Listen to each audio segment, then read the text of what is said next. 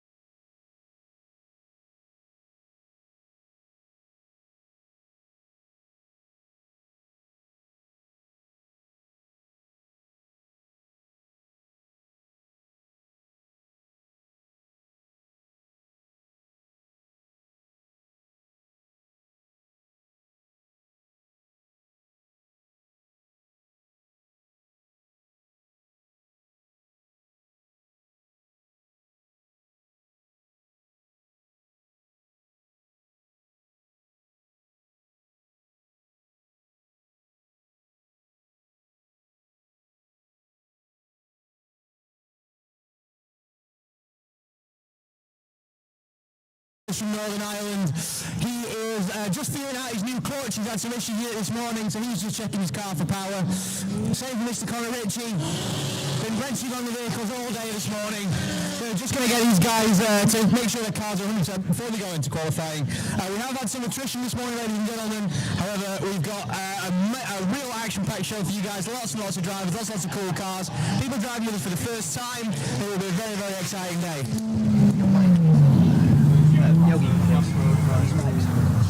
You need to bring them down.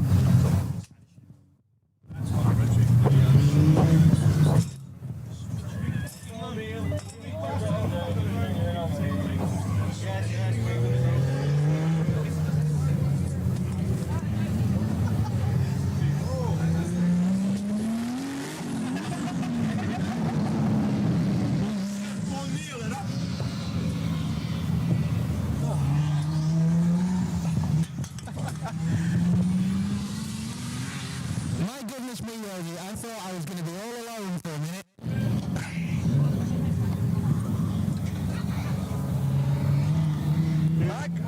Hello. Hello. Yes, there we go. I couldn't leave you alone at Teesside, my home track. Are you kidding me? I am so excited for this. And there's one thing that bothers me is, you asked Teesside Bank to make some noise, and that's just not acceptable. There's one guy cheering and looking at him. Is that dude there? Yeah, he's having fun. So the rest of you guys on the bank, are you guys excited for qualifying Pro 2? No, not enough. Teesside, make some noise for your drivers. That's better. Well, straight from that corner. Yeah, that corner over there is not working out, but that's because they're in the shade. That's okay. We need to make sure that they can hear us. Ladies and gentlemen, the people furthest up on the bank, can you give us a wave if you can hear us? Yeah, they can. It's all working. Fantastic. So Harry, it seems as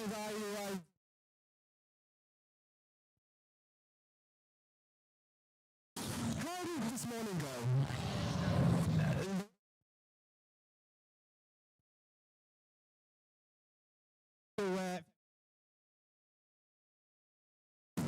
As well, unfortunately.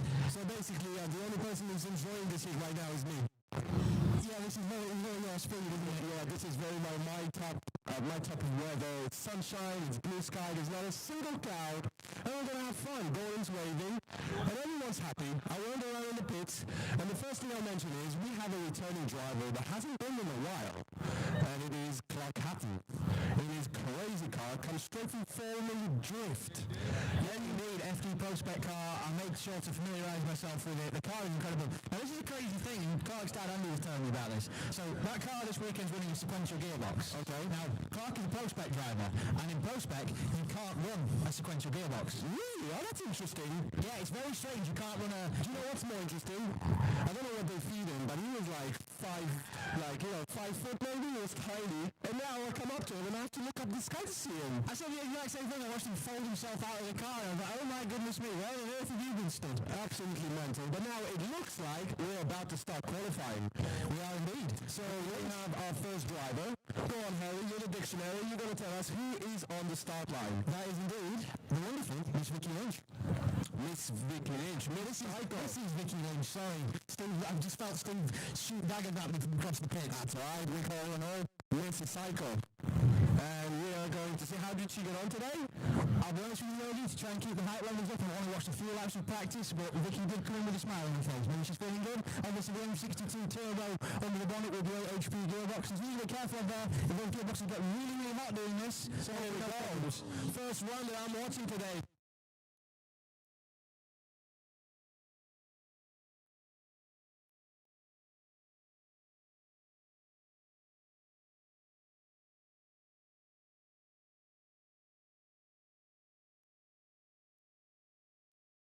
Clip 5, gets into the airpin, goes a bit wide, but makes it work for her on the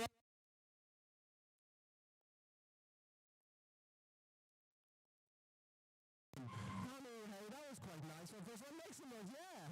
Yeah, Incredible Vicky Owens, sponsored by Steel Seal Head Gasket Fix, Pulsar Turbos, Massimo Tyres, and Reinhold Media. Of course, Reinhold Media, official live stream partner for Drift League GB. I think we'll be happy with that. Once again, the only female competitor this weekend. Doing it for the girls. Do you guys see what I call in the dictionary? Like, he just spotted like all the sponsors, and he doesn't have even a piece of paper. It's crazy. I can just read them. Absolutely. Oh, okay, that's fair enough. Yeah, my eyes are not that great, you know. So we're going on, and are we going to see the second run in a row? We are indeed, yes. Because the car's effective, you've got to travel through the burnout box to get back to the track. We are deciding that we're going to hot lap them. We're going to run them two in. That way, everything's done. They don't have to sit in the good for ages. The car getting hot and everything like that. Very smart for the driver. Yeah, this is for the driver's quality of life and the car's quality of life and everything. A lot of cars are doing a melting thing sat in the grid. If anything, that's going to give us some great runs today because they're going to be super confident. So there you go. She leaves the line for a second run. Hopefully a bit faster in, a bit more consistent. Goes in, shifts all the gears. Nice rate transfer this time. Initiates clip 1. A little bit shy of clip 2, but now she's making it work. Down the bank. Very nice. Can she keep the Manji this time? Yes. Clears clip 4 very nicely. Oh! A bit of a straightening towards clip 5, but she makes it work. She gets the angle on and fulfills the zone. Transition around. Oh, another type of understeer. I'm not sure what's happening, but I think the heat is affecting everything. Something...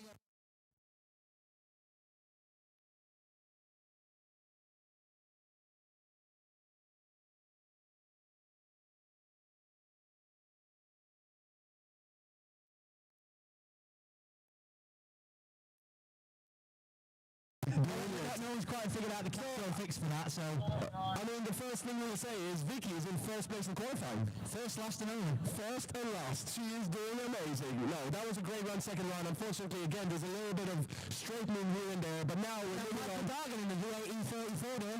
Local driver, he's going much faster. Big flick entry. Clip 1 for Phil. Clip 2, very high on the bank, and unfortunately drops a wheel. But he makes it work. That was one wheel drop that still scored.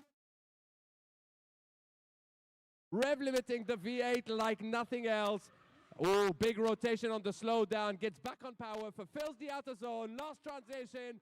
Makes some noise for Michael Dargan. Local hero in his E30 V8. I tell you what, you can't say he wasn't committed. No, very, very committed. That was some good speed, good flick. So there's a lot of clips to cover as well. So one clip missed. That's a big deduction. Indeed, and it's also the biggest clip, obviously, that is actually technically a zone in addition to being a clip because they want the cars to be nice and high on the bank. So we are trying to get people as high up that bank as we can, but obviously, ladies and gentlemen, they've got to keep it on the tarmac. So that's the nub and crux of that matter, unfortunately. So Michael now, I think he's fairly happy with that. Obviously, it wasn't the best run, but equally pretty solid. Very solid. I mean, it gave him the limit, so now we just need to dial it down maybe 1% less. So let's see what happens on initiation. That's the main place. Goes faster and faster. Big clutch kick initiation. Slows down. Clip 1, clip 2. Stays on track this time. Fulfills the outer zone of the bank. Gets it onto clip 3. Shallows the angle. Gets through clip 4. Transitions back. Slows down in the decel zone very nicely. Big angle. Oh, drops a wheel on the outer zone, unfortunately. Transitions around to the last outer zone. Gets back on power, very good control of the wheel speed, makes some noise for Michael Dargan. Holy dirt drop, Batman. I mean, he fixed the mistakes, and then he decided to add another mistake. I mean, that makes sense. I feel bad for our marshal, Jamie there, who was caught up in that sandstorm. Right, another local hero, we have Johnny Crisp. Now, Johnny Crisp, some drivers have been through hell and back to get here. Johnny Crisp been through hell and back 7 times. He's had the steering rack out of that car. He's had the track rods off of it. He's had different racks, wrong racks, been messed around up and down. That car was in bits last night. Well, let's see what happens. This is the wrong side of the bank for him. Nice Volvo 340 with a 1UZ. Nice clutch kick initiation. Clip 1, very low angle. He keeps his speed and momentum through the bank very nicely. Pushes on to clip 3. Transitions on the Manji. Clip 4 fulfilled on B-line. Transition decels really nicely. Gets it on angle. Oh, plays around with the dirt a little bit, but he gets back on track. Fulfills the last outer zone. Onto the finish line with great wheel speed. What a driver. Make some noise. Yeah, that was an incredible swing for under 300 horsepower and not a lot of power steering either. I mean, he's kind of been used to it. He's been trying to put power steering in that car for the last 4 months, but he's just, every time he's just like, nah, just throw it off. We don't need it. So Johnny's dad, Papa C, if you're up on the bank, give us a wave. He was telling me just how terrible it is. There he is with his... He's very excited, isn't he? With his cowboy hat on. He's telling me how hard it is to source a 360 power steering rack. Apparently there's about 3 of them in the world. Well, who needs power steering when you're Johnny, right? He has the manpower of a horse, and he's going to... Big early initiation. Wow! Unfortunately, makes him miss zone 2, and he goes a bit wide on the exit of the bank, but it's still okay. He's on the track, fulfills clip 3, transitions around to clip 4, and now decels a little bit more, drops the wheel in a different place. Wow, people are struggling to keep the car on track. Fulfilling the outer zone. Big smoky skids now. Onto the last corner. He's not on the outside line, but he makes it work. Man, that looks tough for drivers today. Absolutely, and I think it all boils down to the entry. If you get the entry right, I think everything flows a lot more easily for you. I mean, is that not the secret of every layout in the world? I suppose, but if you want to tell people that. That's what we tell, right? Focus on entry. That will work out. Everything else will fall into place. It's like they're playing with dominoes, just very adult dominoes. We put them in a row and flick the first one, and then you're off. Well, talking of adults, like, you know, dads and uncles, Uncle Jim. Jamie Harvey. Uncle Jim is back in his yellow E46. That looks very slow there. What's going on? 5 cylinders by the sounds of it. Oh, wow, what was that? I think he has 1 gear to play around and he's initiating. Now back on the bank, fulfilling clip 3. Transition to clip 4, rev limiting, decelling really nicely into clip 5. Onto the outer zone, very nicely. Gets the con boost, transition around the last corner. Fulfills the outer zone beautifully on the edge and through finish. We've got to know, something was off there. Is he starting in 3rd gear or something? I believe he's having issues with it breaking the spark up a little bit. He was having oil pressure problems earlier. I believe he's got that licked by putting a quart more oil in it, essentially. That fixes the things. Yeah, and that has unfortunately now transitioned to a spark issue. So I imagine Kaylee, his wonderful other half, will be watching this on the bank through the cracks in her fingers. I mean, that wasn't a bad run at all. If that's how he drives when his car is not working right, then am I excited to see what's going to happen next. Yeah, absolutely. He's really having to work that little M52. There we go, a bit slow. Oh, that's better. No, he's got a few gears. There we go. Oh, nice initiation. Unfortunately, a little bit shallow on the bank, misses clip 2, but now he's back on the line, onto clip 3, trying to not rev limit the car. Oh, a bit early there. Oh, he's going to the wrong place. He avoids the wall, but unfortunately, he's not on the track, Harry. Am I doing it or are you? You. Safe. Safe! Is it safe? I don't know. He's not off yet. I'll be honest with you, Yogi. What I'm more scared about is all this dry grass and all these hot engines on top of it. They did cut the grass last week as well. I'll say that. So yeah, we're gonna start the great 2025 Teesside wildfire if we're not careful. I mean, there is a lot of trees around, isn't it? Do you know, fun fact, I'm going to mention, because nobody knows this a lot. Do you know all these trees around the bank? They were planted by Teesside. Oh, that's cute, isn't it, giving back? Well, I mean, it was mainly for noise. It wasn't for environment. But yeah, it's for environment. It's for environment. They're green tire smoke catchers, people. So yeah, it's quite a fun fact. So now on the line, we have a good buddy of mine. I believe I actually put the extinguishers in this car last week, Mr. John Salmon. Oh, John Salmon. He's been driving that car really well in the last practice days I've seen. He has, yeah. Obviously, local track to John. Just the wrong side of the bank. Let's see how he gets on. 3UZ E46. Nice initiation. Gets clip 1. Very nicely on clip 2. Stays high on the bank. Gets to clip 3. Very well. Now onto the Manji. Gets clip 4. Transition back around. Decels very nicely. Man, this is a good lap so far. Gets it on the outer zone. Beeline. Transitions around. Gets on the edge of the track. Gets on high angle. Puts his foot down all the way to the finish line. Now, I'm going to say this. This is the first score I think we're going to see. That's going to be a very good score. Yeah, I'm absolutely made up there for Hammerite John. He's done a fantastic job. That's genuinely really good, both for John and for me, because, like I say, I've wrenched on that car with him to try and get it here for this weekend, to get it up to competition spec. That car did previously compete with us, but it was in 2022. Obviously, the regs have moved on since then. Yeah, no, I'm pretty sure I battled that car. You did? battled that car when I was in the E36 SR that Jay drives, or used to drive. Drove. Now he's grown up in the world. He's got a JZ. He's got a JZ and big muscles. And big muscles. Yeah, big muscles. Yeah. Here we go. We're back. Second run for John Salmon. Let's see what he can do. Can he improve on it? That E46 is going to fly in. Big clutch kick initiation. Less handbrake. Gets zone 2 a little bit better. All the way up the bank. Now gets to clip 3. Transitions around. Onto clip 4. Very well. Big pace in. Drops a wheel a little bit, but that's okay. Still a score. Gets it very wide on zone 6. Transitions around, clutch kick it transition. All the way on the outside line, through the finish line. Yeah. Yeah, I think that's definitely a run that John's going to be happy with for a couple of reasons, mainly because it's his first ever time competing. Now, John is somebody I'm really keen to see get into battles because John is one of the most aggressive and on-it chase drivers you will ever see. Doesn't matter what car it is, he will pin it to you. So, gentlemen, I'll just get some live scores for you as Matt Gell lines up. Matt Gell, obviously the Mac dealer from Hull. John Salmon, who went previous, also a Mac dealer. Matt actually got John into the business, which is pretty cool. So that John and Matt, very good friends. There'll be some bragging rights on the. Well, Matt did tell me in the pits I need to push harder. Can he learn from the qualifying now? Oh, a little bit tentative initiation, but he gets clip 1 very nicely through clip 2. Nice on the bank.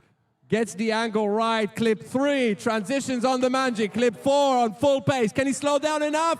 He almost backs it in, but he does not. He over-rotates, unfortunately. Oh, no. Good effort there. Very good effort, but obviously Matt knows what he's done wrong there, and he knows how to improve it, so he'll be coming back round with fury and fire in his eyes, because John Salmon has currently top qualifying with a 79. Wow. He's going to be happy with that first competition. And he's already qualified first. And second place, Uncle Jim, Jamie Harvey, with only 4 gears in his gearbox. Wow. 77. Michael Don currently sitting third, 75.7. Johnny Crisp, fourth, 74. And Vicky in fifth at 57.3. Ooh. I guess the straightening are heavily deducted yes, by... but bear in mind there's some ever-growing attrition in this round, unfortunately. A lot of cars in the pits, a lot of people struggling with temps and things melting. As people that have melted relays and everything. Like, I pushed... Incidentally, Matt Gell goes right now for his second run. Oh, that's faster. That's faster in now this time. Nice initiation. Gets it to clip 2. Oh, that's going to go wide. He understeers a bit because he didn't stay on throttle, but he makes it work. He stays on throttle through clip 3. Transitions to clip 4. Keeps the throttle in. Slows down a bit earlier this time. Doesn't rotate, but he kicks the tires out. He's still on the track. That's going to be a bit deduction, but it's still going to be a run. It's not a full spin. Onto last corner, not on the outside edge, but again, it's a run. I think Matt will be more annoyed about the fact that he's rubbed his new livery rather than the fact that he may have ruined the run. Well, I don't know. I don't see a rear bumper on the car, so he couldn't have scratched anything Yeah, else. he did that earlier, went off into the kitty litter. Oh, well, then it's fine. He's already done it then. Went an unscheduled trip to the beach, and it ruined a brand new Strom wheel as well. Oh. Man, that's hard to break a Strom wheel as well. It isn't broken. The rim doc's probably sorted out, but the lip is very... the lip looks like a walrus has had it. Wow.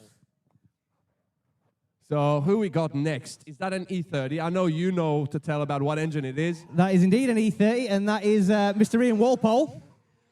M20 turbo under the hood of that thing. There's a setup you don't see anymore. What was that? That was an incredible entry, but it's definitely messed his line up. I mean, that was an incredible aggression. And I think he doesn't, I don't know, something is wrong maybe? Do you know what? Based on the characteristic of what he just done now, I feel like I'm going to say he has a problem with the hydro. Yeah, definitely. There was no break in that whole run, was there? And if there isn't a problem with the hydro, then the squishy bin beyond the steering wheel definitely needs to use the hydro. The problem with the hydro is he's broken one of his arms. Oh, oh no, okay, you're joking, okay. Right, no, so... Yogi were a bit lax, but wouldn't let somebody run with an arm in a sling. Well, I don't know, man. I mean, there's people with no legs, so... Yes, but that's adapted for that. I mean, you can adapt it. Yeah, but not in a weekend. I mean, I've seen Ian do a lot worse than that. Good point. All right, here we go. Ian's back on. Can he fix it now? There, the hydro does work! And he's back a little bit of a better line now. Clutch kicks the car.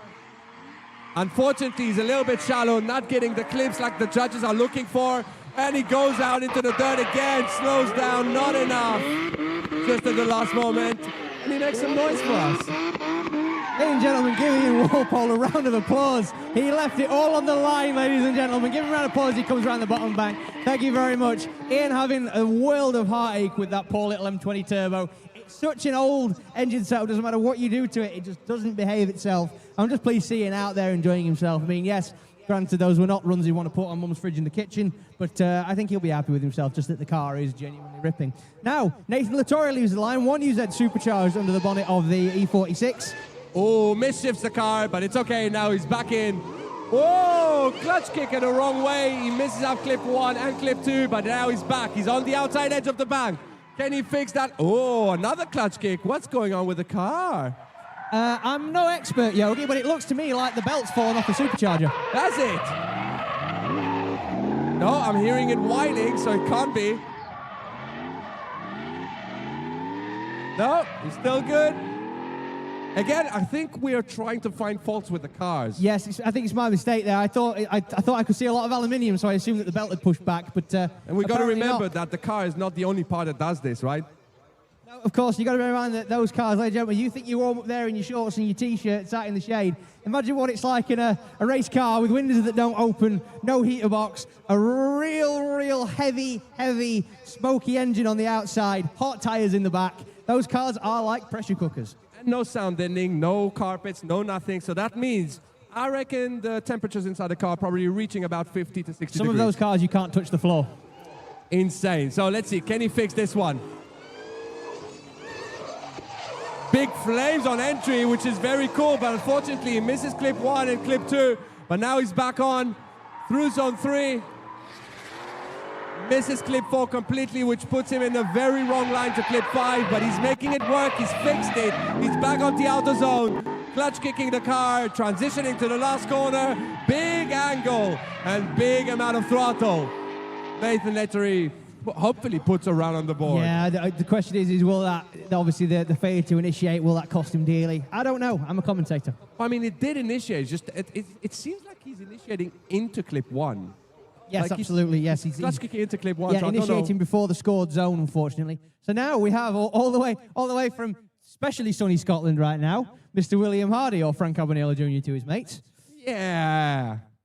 In the 2JZ Peregrine Performance Prepared BMW E46. Try and say that 3 times fast as Willie leaves the line. One of the wild men of drifting, leaves everything on the line. Wow, Way before the scoring zone. That's incredible. But now he misses clip 1 and 2, which unfortunately is going to deduct him a lot of points. But that was very aggressive. Look at the smoke behind him, leaving a trail of smoke through clip 4. He can't see anything. How is he going to even slow down? He doesn't. He goes way past he should have gone. Ladies and gentlemen, I wish I could explain, but the interior of that car was opaque when he came onto Mangiali. Look, it's still opaque. You can't see anything right now. It's like the West Indian dope smoking team are practicing inside it. Wow. I mean, talking about driving blind, right? Yeah, that was unfortunately Willie doing that the second half of the run entirely by feel. And I guess his feeling is not so accurate then. I mean, would you know where you were on the track if you couldn't see? Well, I mean, no. You've done more laps this track than anybody. Well, I did do this track with the bonnet up. Yes. But I couldn't see much. The funny part is I didn't realize it was the bonnet. I was just like, why can't I see? Why can't... Oh, the bonnet's up. That's why you need a vented bonnet, so you've always got a post box to look Yeah, through. well, yeah. Or put the bonnet pins in, right? Well, I mean, that would be in an ideal world, yes, but you're not the only person to make that mistake. Yeah, but I'm probably the only one who's done that mistake in a borrowed car. That adds a whole new level of Michael, difficulty sorry, to it. if you're out there, sorry. Yeah, that's okay. He doesn't have that car anymore. It's fine. It sounds like William Hardy is going to head back to the pits and do his second run at a later time. The drivers do have the option to do that. The question is why? Is it because he can't see and he's going to try and make holes in the car? He's tiger sealing all the seams. Brilliant. Okay, so next up we have Ian Stanley, Team Musweld. Way good work. I was going to say yellow E36 compact because it looks well, really I mean, cool. you're not wrong. I mean, I'm not wrong. And it's a Musweld motorsport team. It is indeed, yeah. Ian, obviously, one of Jamie's assistant in scrutineering for us this year. That car actually started off running a Saab engine, but had loads of problems with it, so he's gone back to the old reliable 2.5. I think he's finally got it lined out. Let's see what he can do. Let's see, Lowest power car on the grid. Oh, something went wrong there.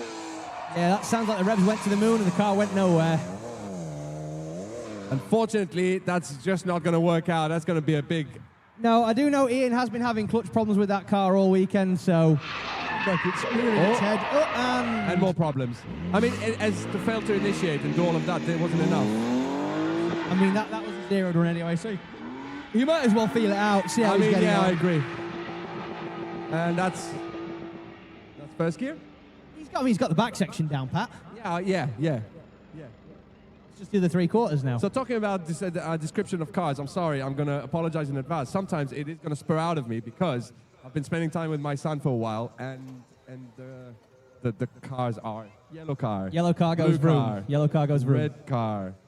So I've got accustomed to it now. See, my granddad taught me to make some models when I was a kid. That's what you're missing here. That's where it all is. Crucial enrichment needs to be going on in Matteo's life, Yogi.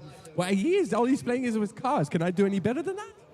You're off to a flying start, let's put it that way. And Jap cars as well, you know, so I can't... No so BMWs Ian Stanley inside. comes off for his second run, Team Musweld. Can he make it work? I believe in you, Ian. Come on, bro. That's better. Oh, clutch kick. Again, the wrong way? Why are people clutch kicking into clip 1? That's not going to work out for them.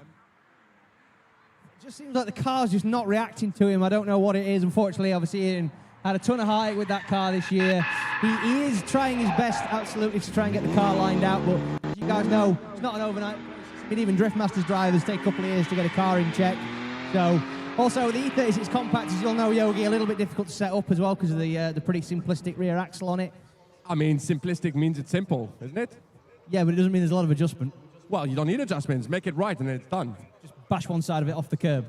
Well, that works. But next up, who we got? We got Mindegas in his V8 E46. I got it right this time. There we go.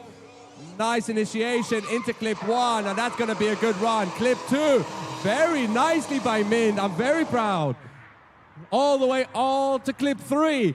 Big smoky clutch kick transition onto clip 4 on the C line. That's okay. He slows it down to clip 5. A bit hesitant, but still makes it work all the way to the outside zone. Pushes to the last outside zone. Is he going to fulfill all the way around? He's a little bit shallow, but that's going to be a very good run. Make some noise for Mindegas. Very well done to Mindegas, of course. And where's the Lithuanian? There you go. Make some noise. Little Lithuania goes wild, ladies and gentlemen. Obviously, Mindegas in what he considered to be his practice car, his simple seat time stallion. His E30 moved on to pastures, and obviously the famous Pascalis car. Not sure I can release who. Disclosed. Yeah, not sure I can release who owned the car, but it rhymes with Nitch Braham. So you know, if any of you code breakers out there can work that out, or just look on Richard's Facebook page. And he's already got one of those chassis. But let's move on. We got Mindegas on a second run. Can he improve on it? Because that was a really good run so far. Nice initiation to clip 1, gets better angle, gets clip 2 on the edge of the scrap. Wow, what a run. Make some noise for Mindegas through clip 3. Clutch kick transition, gets clip 4 even better this time. Transitions around, messes up a bit of the D-cell zone. It puts him in a triangle corner, but he gets it all the way to the outside with massive amount of smoke. Gets it wider into the last corner. That is a better run for the last corner. Make some noise. Yeah, very well done there to Mindy. That was pretty awesome. Obviously, Baby Bull has done him proud this weekend. Obviously, Big Bull is coming out to play soon. He's E92. Now he's had it all back from the new kit, the new livery. As Rocky Pabreza sits on the start line. Wow, that's a cool car from Isn't here. it? I believe, I don't know the kit, but it's very, very cool. And it's the only one I've seen with it on. Whether it's from somewhere in Eastern Europe, I don't know. But Rocky obviously had to put a whole front end on it after his little incident against Molly Kerr at Three Sisters, if you remember correctly. Oh, yeah. Well, one thing I'll say, usually BMWs don't go with the big wing. They don't, but I think it looks damn cool. That looks damn cool. Still has a license plate on it as well, still a street legal car. There we go. Fast in. Good aggression. Oh, drops a wheel onto clip 1. Gets a little bit on the left foot braking to settle it, but unfortunately misses clip 2. Now on the zone, he's on clip 3. What is he going to do on the Manji? Early transition puts him away from clip 4. Gets him very, very narrow into clip 5, but he somehow makes it work.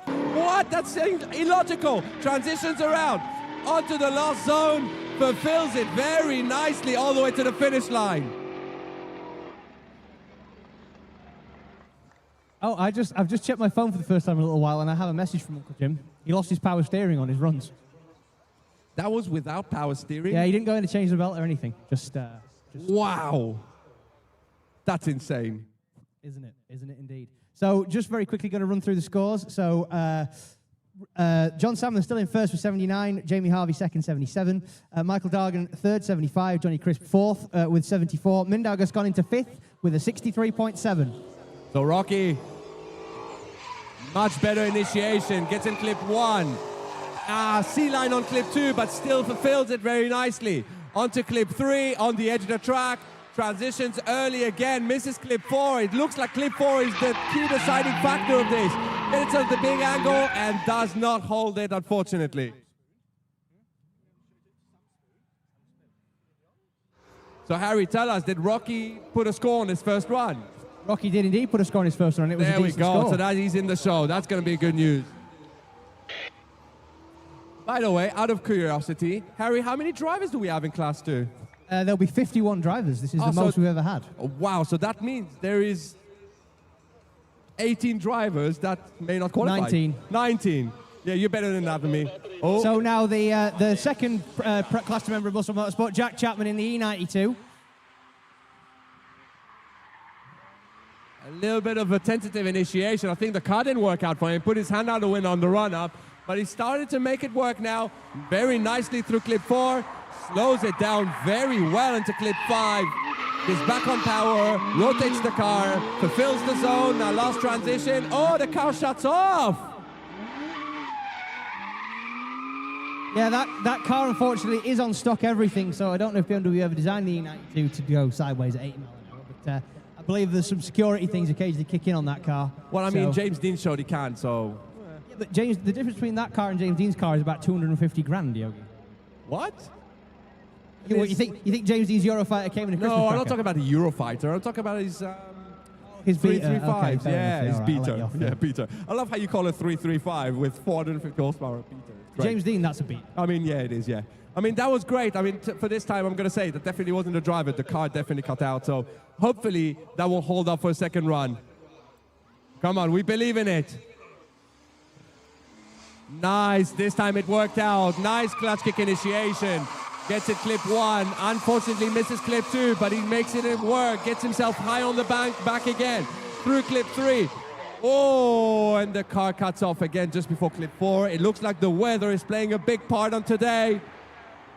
Yeah, that's such an unfortunate shame for Jack there, because obviously Jack is a very, very talented driver. He's really well at Three Sisters, bless him. Still a new chassis for him, and I think he was looking forward to this round, but it wasn't to be, unfortunately. With Jack, we love you, buddy. We'll see you next round, my man. I mean, the cars are not working out. They don't like the heat, but you guys on the bank, are you guys loving the sunshine? Wow, not about 3 of them are. About 3 of them. All of them are scorching hot. Everybody in a vest is liking the sunshine. Here we go. We got Nereus in his very cool LS-powered E36. Loads of power, very good driver, past student of mine. Let's see what he can do. Nice initiation to clip 1, gets clip 2 very well. Stays high on the bank, all the way to clip 3. Transitions around, can he get clip 4 on big angle? Transitions early, slows it down, he's making it work. Oh, just a bit, not enough. Safe. Amazingly, didn't touch any of the 3 tyre walls that were within his immediate vicinity there. Yeah, quite, well, we say immediate vicinity, we're talking about inches, right? I was talking millimetres. Yeah, that was very, very close. Yes, obviously, never just very, very, very good start to the run there. Obviously, the best angle we've seen on the Manji so far. So we have, I think he's got a good start there, a lot to improve on. As the drone camera comes and gets a wonderful shot of me looking handsome. Well, maybe my mum would think I looked handsome, but I don't know. So Nera just comes back around for his second run. Obviously, he'll be kicking himself there because he was onto a flyer, but unfortunately just couldn't gather it up. Did you say Nereus is kicking himself? Nah, man, come on, it's Nereus. He's always happy. He's the most cheerful guy, and he doesn't actually care. He's here for fun. So let's see if he can improve, though, because we do want to see him improve. Absolutely. Come on, Nereus. Come on. As little Lithuania goes wild. Come on, make some noise. A bit tentative initiation, which the initiation is what worked out well for him on the last run. Gets it better on the bank. Now puts his foot down, uses the V8 through clip 4 very nicely. Slows it down, big angle. Can he hold it? Can he hold it? Oh! All going so But well. he's making donuts. Make some noise. Look at the smoke level that he's doing. I need little Lithuania's cheering section. Come on, let's have it. Yes, now I'm going to agree. That is him kicking himself. There's a great turn of phrase by an IndyCar driver called Eddie Sachs who used to say, if you can't win, be spectacular. I mean, was that spectacular, guys? Little Lithuania, did you enjoy that? Yeah, they did. They did. I like the cheerleaders with the flags looking the matching outfits. Give me an L. Oh my God, Harry. Okay, and next up we have Aristas in his very cool S14. That kit is beautiful. Oh, nice clutch kick initiation. Oh, misses up clip 2 a little bit. He was struggling this morning and he's saying it's very hard to get that zone. Clip 3, transition, clutch kick, transition onto clip 4. That car does not sound like it should. But he's back on it now, not fulfilling the zone like the judges are wanting. And all the way to the finish line. It could be tidier. Yeah, absolutely. Arresta's telling me that the heat's really taking its toll on his car there. He's having tons of overheating issues. Obviously, bear in mind that car was a street car before Arresta bought it, so it's a front radiator, the intercooler's at the front, everything's, there's a lot of heat in that bay. And that's a M54 turbo engine. M54 turbo S14, So for yes. you guys don't know, it's an S14 with a BMW engine. And you might think, oh my God, that sounds horrible. But actually, I rate those engines, man. They are amazing. Is now a good time to insert an SR in the bin joke? You can, but unfortunately, they're not better. Anyway, let's go. Oh, he's faster. He's more aggressive. Nice clutch kick initiation through clip 1. Clutch kick again. He didn't fulfill the clip 2. Again, he's missing out. But on to clip 3 now. It's still going to be a good score if he gets the rest done. Nice decel onto the outside. Stalls it up a bit, but he makes it work. Puts his foot down onto the last outer zone. Transitions around all the way to the finish. Make some noise for Aristas. He's fixed the problem. Absolutely, yeah. And obviously that S14, absolutely incredible looking car, sponsored by the great guys at Kudos Kits. Obviously Spider Estes with all the kit for that car. Looks amazing. Next up, Harry. Superstar. We got Harry. The young gun. The young gun. And tell you what, I drove with him last weekend. Oh my God, what a driver. Yeah, so I've heard. Wow, man. He was rubbing my door, like genuinely rubbing to the point that I was hearing the squeal of the tire the whole way around. No marks, just the whole way. The best that ever did it and got away with it, Mr. Harry Cunliffe. What an absolute legend. And he's 14 years of age, people. Is he 14 now? I believe it was his birthday recently. I could be wrong. Might he still be 13? Tony, please message me and correct me. We'll know later. But now he's in his proper comp car and he's got a cool flag on the back. I like that. Here we go. Keep it welded. Nice clutch kick initiation. Gets it very well, very wide. What a run so far. Gets it super high on the bank. On to clip 3, fulfills it like a boss. Transition to clip 4, the widest we've seen so far. Slows it down absolutely beautifully into zone 6. Fulfills it around. Now on to the last transition. He makes it around. Big snap to angle. Fulfills the outer zone. Makes some smoke. Makes some noise for Harry Cunliffe. And the crowd goes wild. What a run. What a run.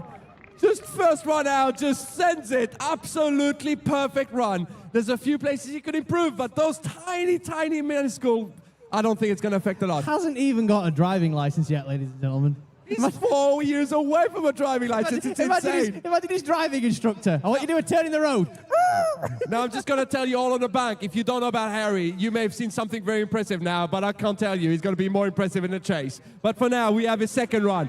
Can he do it better? His tires are warmer. Nice clutch kick initiation into clip 1. Left foot brakes, gets himself onto clip 2. Stays high on the bank, doesn't drop a wheel, fulfills it all the way around. Onto clip 3, now onto clip 4, he fulfills it on A-line. Transitions back, decels it very nicely again. Fulfills the outer zone with the flag fully sideways. Transitions around and fulfills it even better this time. Ladies and gentlemen, make some noise for Harry Cunliffe. Well, he definitely kept it welded.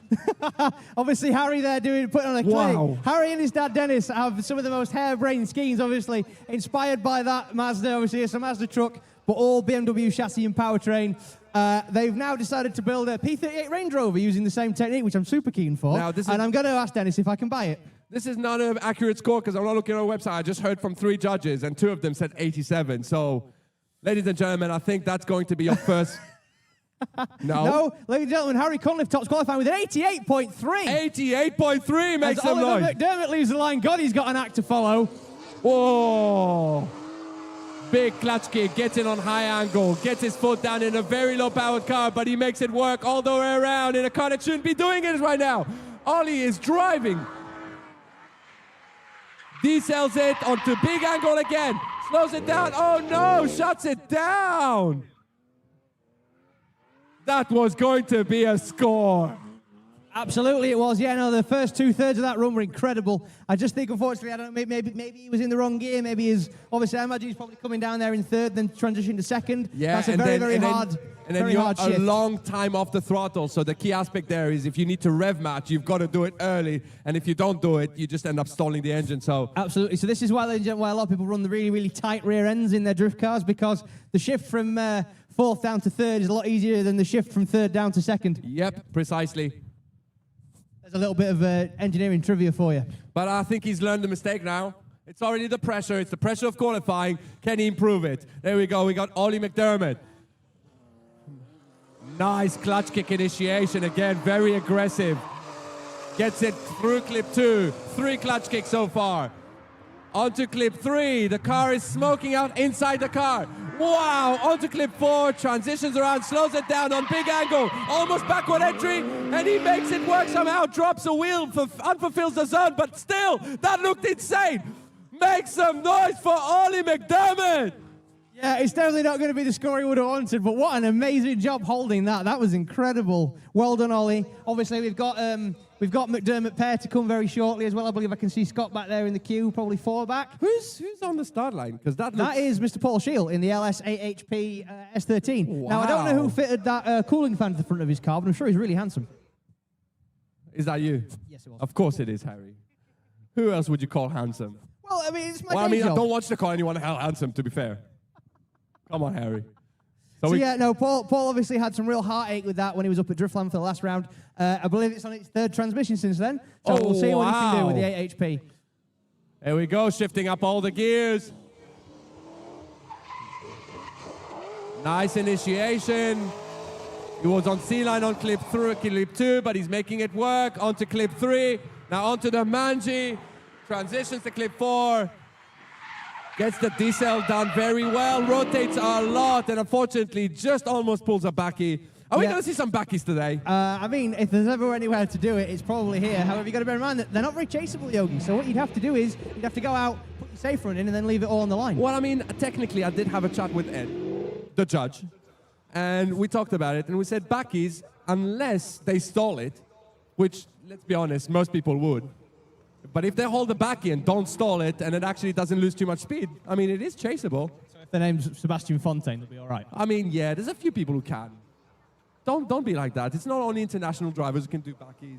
There's some people here. I'm fairly certain Harry Conliffe could probably do them all day. That's the kind of kid that he is, isn't it? But now, obviously, Paul obviously fighting all weekend the dreaded AHP trans-temperature safety mode upshift. That is the Achilles heel of these gearboxes. So we're trying to keep it as cool as we possibly can. I think it's all just down to Paul feeling confident in the car now, but it's very difficult when you've had mechanical problems all weekend. I genuinely thought Matt Denham just dropped the Class 2, man. Could you imagine Matt Denham on road tyres? I mean, yeah, that would be pretty insane, that would. It'd be ridiculous. Yeah, ridiculous. But it looks the same, so I just thought, but now it's not. It's Paul Shield. There we go. Nice initiation. Unfortunately, misses clip 2. It looks like clip 2 is the Achilles of all these drivers today. They're not finding it. Now onto clip 3, transitions around, gets into clip 4, slows it down enough, just enough in time, gets back on power, and not fulfilling zone 5, transitioning to zone 6 on the inside. That's going to deduct a lot of noise, but still a very good run. Just found out that Paul only has 4th and 5th gear in that transmission.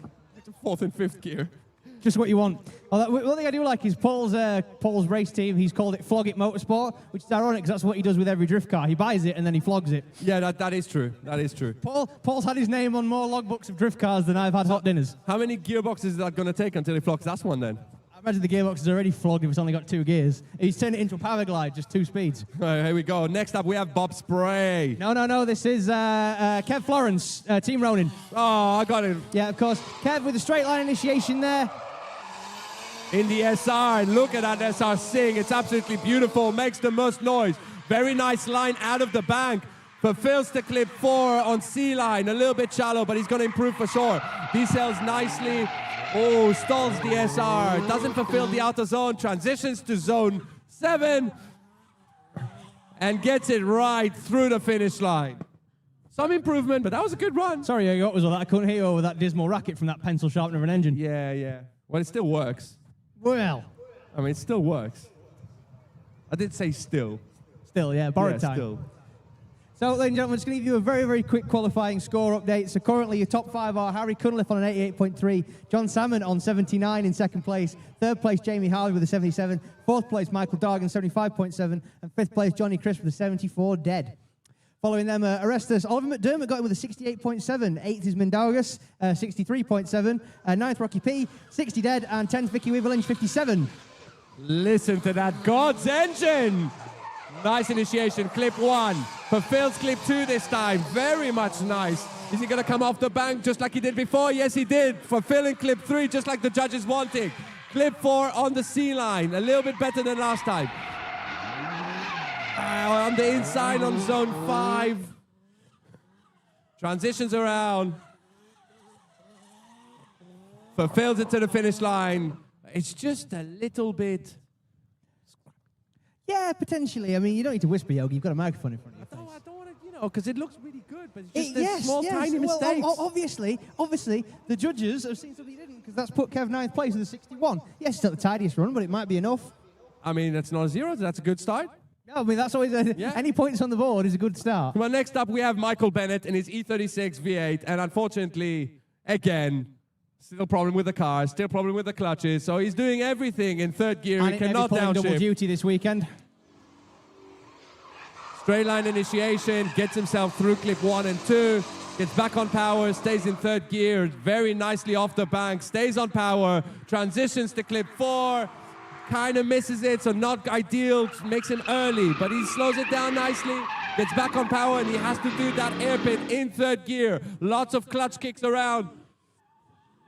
Gets himself around through the finish line. That was a decent run for 1 gear. Incredible run, I think. Well, that being said, I do know with those BMV8s, you've got the right gearbox. You can kind of leave them in third and just work the engine a bit harder. It's not as doable as obviously if you had the advantage of a clutch, but at the same time, his clutch isn't working that much that on the start line. He has to put it in second gear, and the car still rolls forward. So he's holding the handbrake while revving the engine so it doesn't die.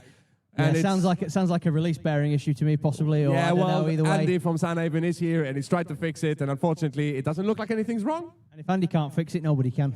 Well, I mean, yeah, pretty much. I agree on that. Shout out to Andy's lying under the car. But now, Michael's on his second run. Can it hold it better? I think he can do better than before. Nice weight transfer onto clip 1. Clip 2, very well so far. Gets it back on power, off the bank. Clip 3 for Phil, transitions to 4, pushes wider this time. Puts himself in the perfect line. Decels it very nicely. Slows it down, gets himself on the outer zone. Very good line so far. Gets the transition onto the last corner. Gets himself the rev, stays in third. Clutch kicks the car all the way to the finish line. He made it work. Make some noise for Michael Bennett. Yeah, well done there, Michael. Obviously, the hometown hero came up drifting here, came up under the tutelage of a certain Mr. Yogi Kaziz, I seem to recall. Yeah, a long, long time ago. Long time ago. Michael and Jack are one of your great success stories, I suppose, aren't they? Yeah, they are the best stories. We had the best times for the last 6 years. We've been doing a lot, and he's had a huge part in building PH Drift. So now, somebody who took second step on the podium at round 1, then missed round 2 with clutch failure. Callum Allenby. It's Callum Allenby in his very cool livery. Wow, what a clutch kick initiation. Through clip 1, clip 2. That JZ is singing. A lot of left foot braking on the bank to get himself right. Through clip 3, transitions to clip 4. Slows it down to clip 5. Very well, very wide. Oh, drops a wheel. A bit too wide through zone 6. Transitions to the last zone. Gets himself very wide on the edge of the track. All the way to the finish line. with a bit of a clutch kick to finish. Why not? Of course, yeah. No, Callum, of course, one of the young guns of the sport. Has been doing really well. Got a fair few podiums to his credit now. Callum, I think, is genuinely one of those people where when he's on it, he's unstoppable. Absolutely, unless somebody just rams him up, because that's what happened here last year, right? Oh yeah, that was bad. That was quite a decent wallop. Yeah, that was very bad. That was. Was that William Hardy? It was William Hardy. It was William Hardy. I was stood right there when it happened. Oh yeah, because you were a marshal back then, weren't you? I was, yes, before I got my promotion or demotion, depending how you look at it. Okay, so next up we have a very cool purple E36, a very, very good friend of mine, one of my students who's absolutely learned the quickest. It is Jay. And my tattoo artist. And your tattoo, well, and my tattoo artist, like, you know. I got this one done by him just last week. Oh, that's obviously nice. Jay, obviously his dog, bless his heart, needed a bit of surgery. So Jay did a bit of a flash day for everybody. So we all came down. Michael Henderson was there. We all got tattoos, hung out. It was a good time. Really enjoyed it. Well, now we're back. Here we go. Through the start line in his JZ powered E36. Very aggressive clutch kick initiation.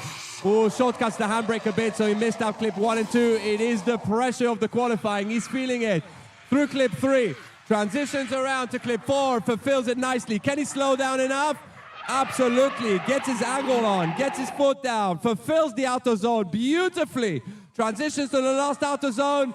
Big swing of the back end, gets his back on power, loads of clutch kick, and gets him around. Make some noise for James Bousfield. Yeah, amazing. Obviously, bear in mind that car was in bits 24 hours ago. Him and Callum were thrashing on it all yesterday morning, replacing a turbo. So Jay's had a few teething issues with that car since it's gone for the 1J power plant. However, I think he'll be pretty happy with that run.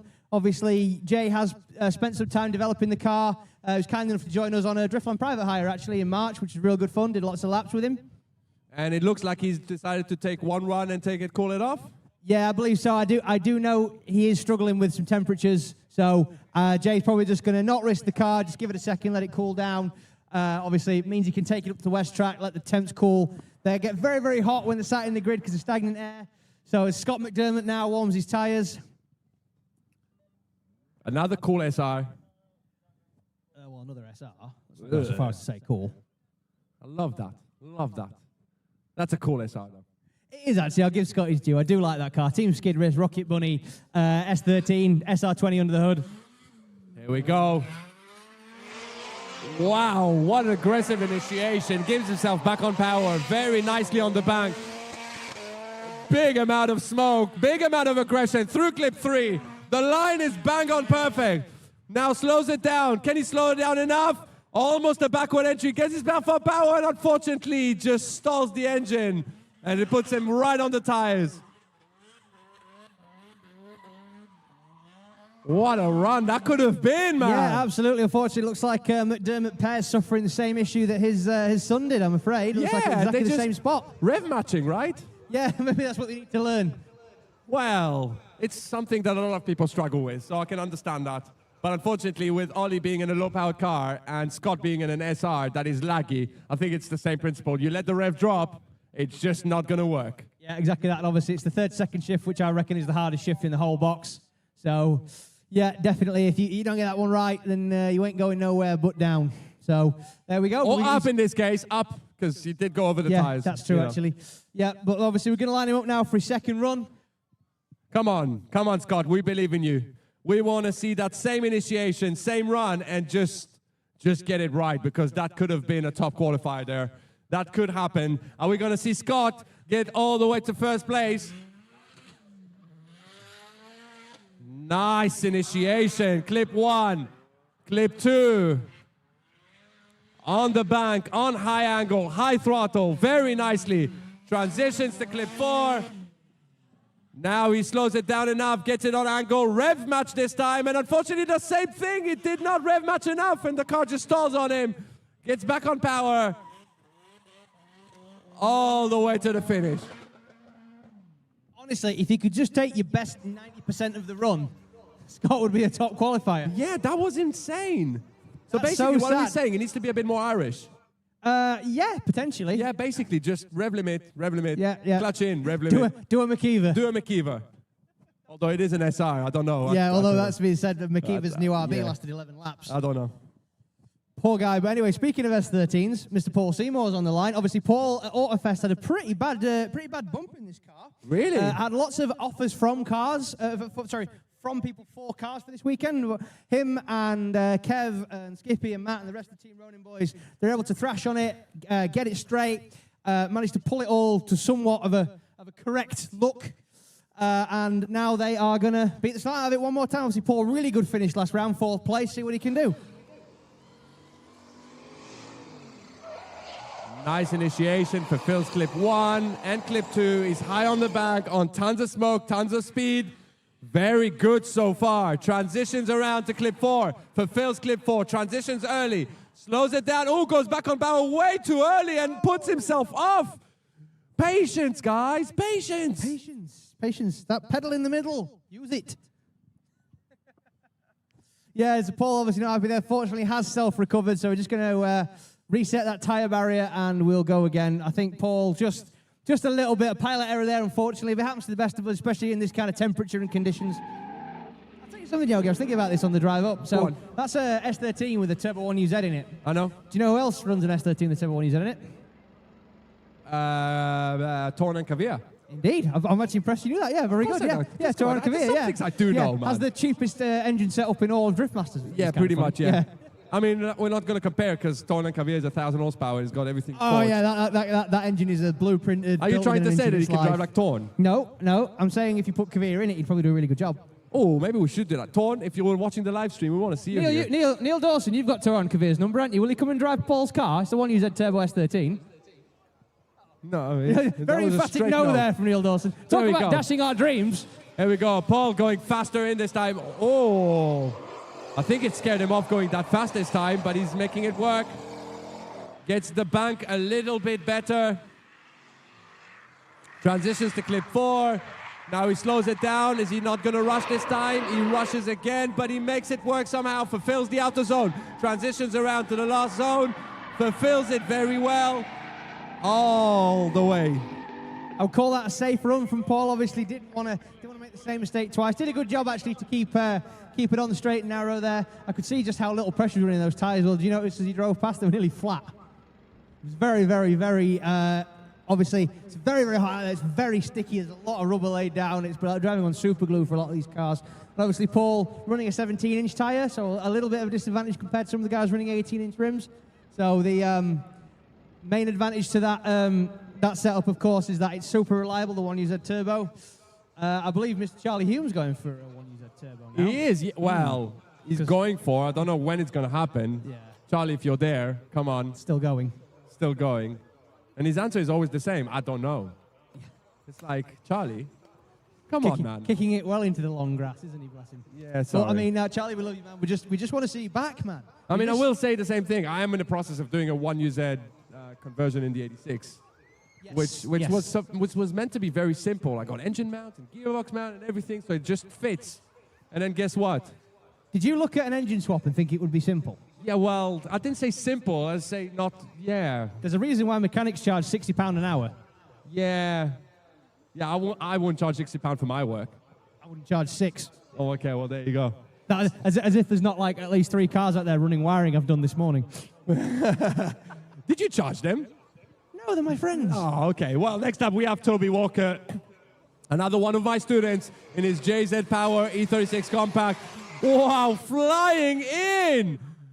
Clip 1, clip 2, fulfilled very nicely. Stays high on the bank, puts his foot down, gets the throttle on through clip 3, transitions to clip 4, the nicest we've done. Now slows it down into clip 5. Very well so far, fulfills it the outer zone on big amount of smoke, big amount of angle. Transitions around again, clutch kicks, backs on power, all the way to the finish line. What a run by Toby Walker. Yeah, great there from one of the local boys, Toby, obviously.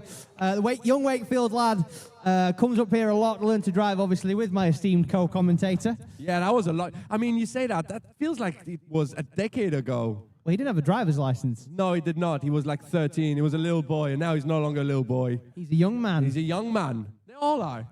He is indeed. So real quick, while I've got some interesting scores here, it does appear that Callum Allenby's dropped into 6th place with 70.7.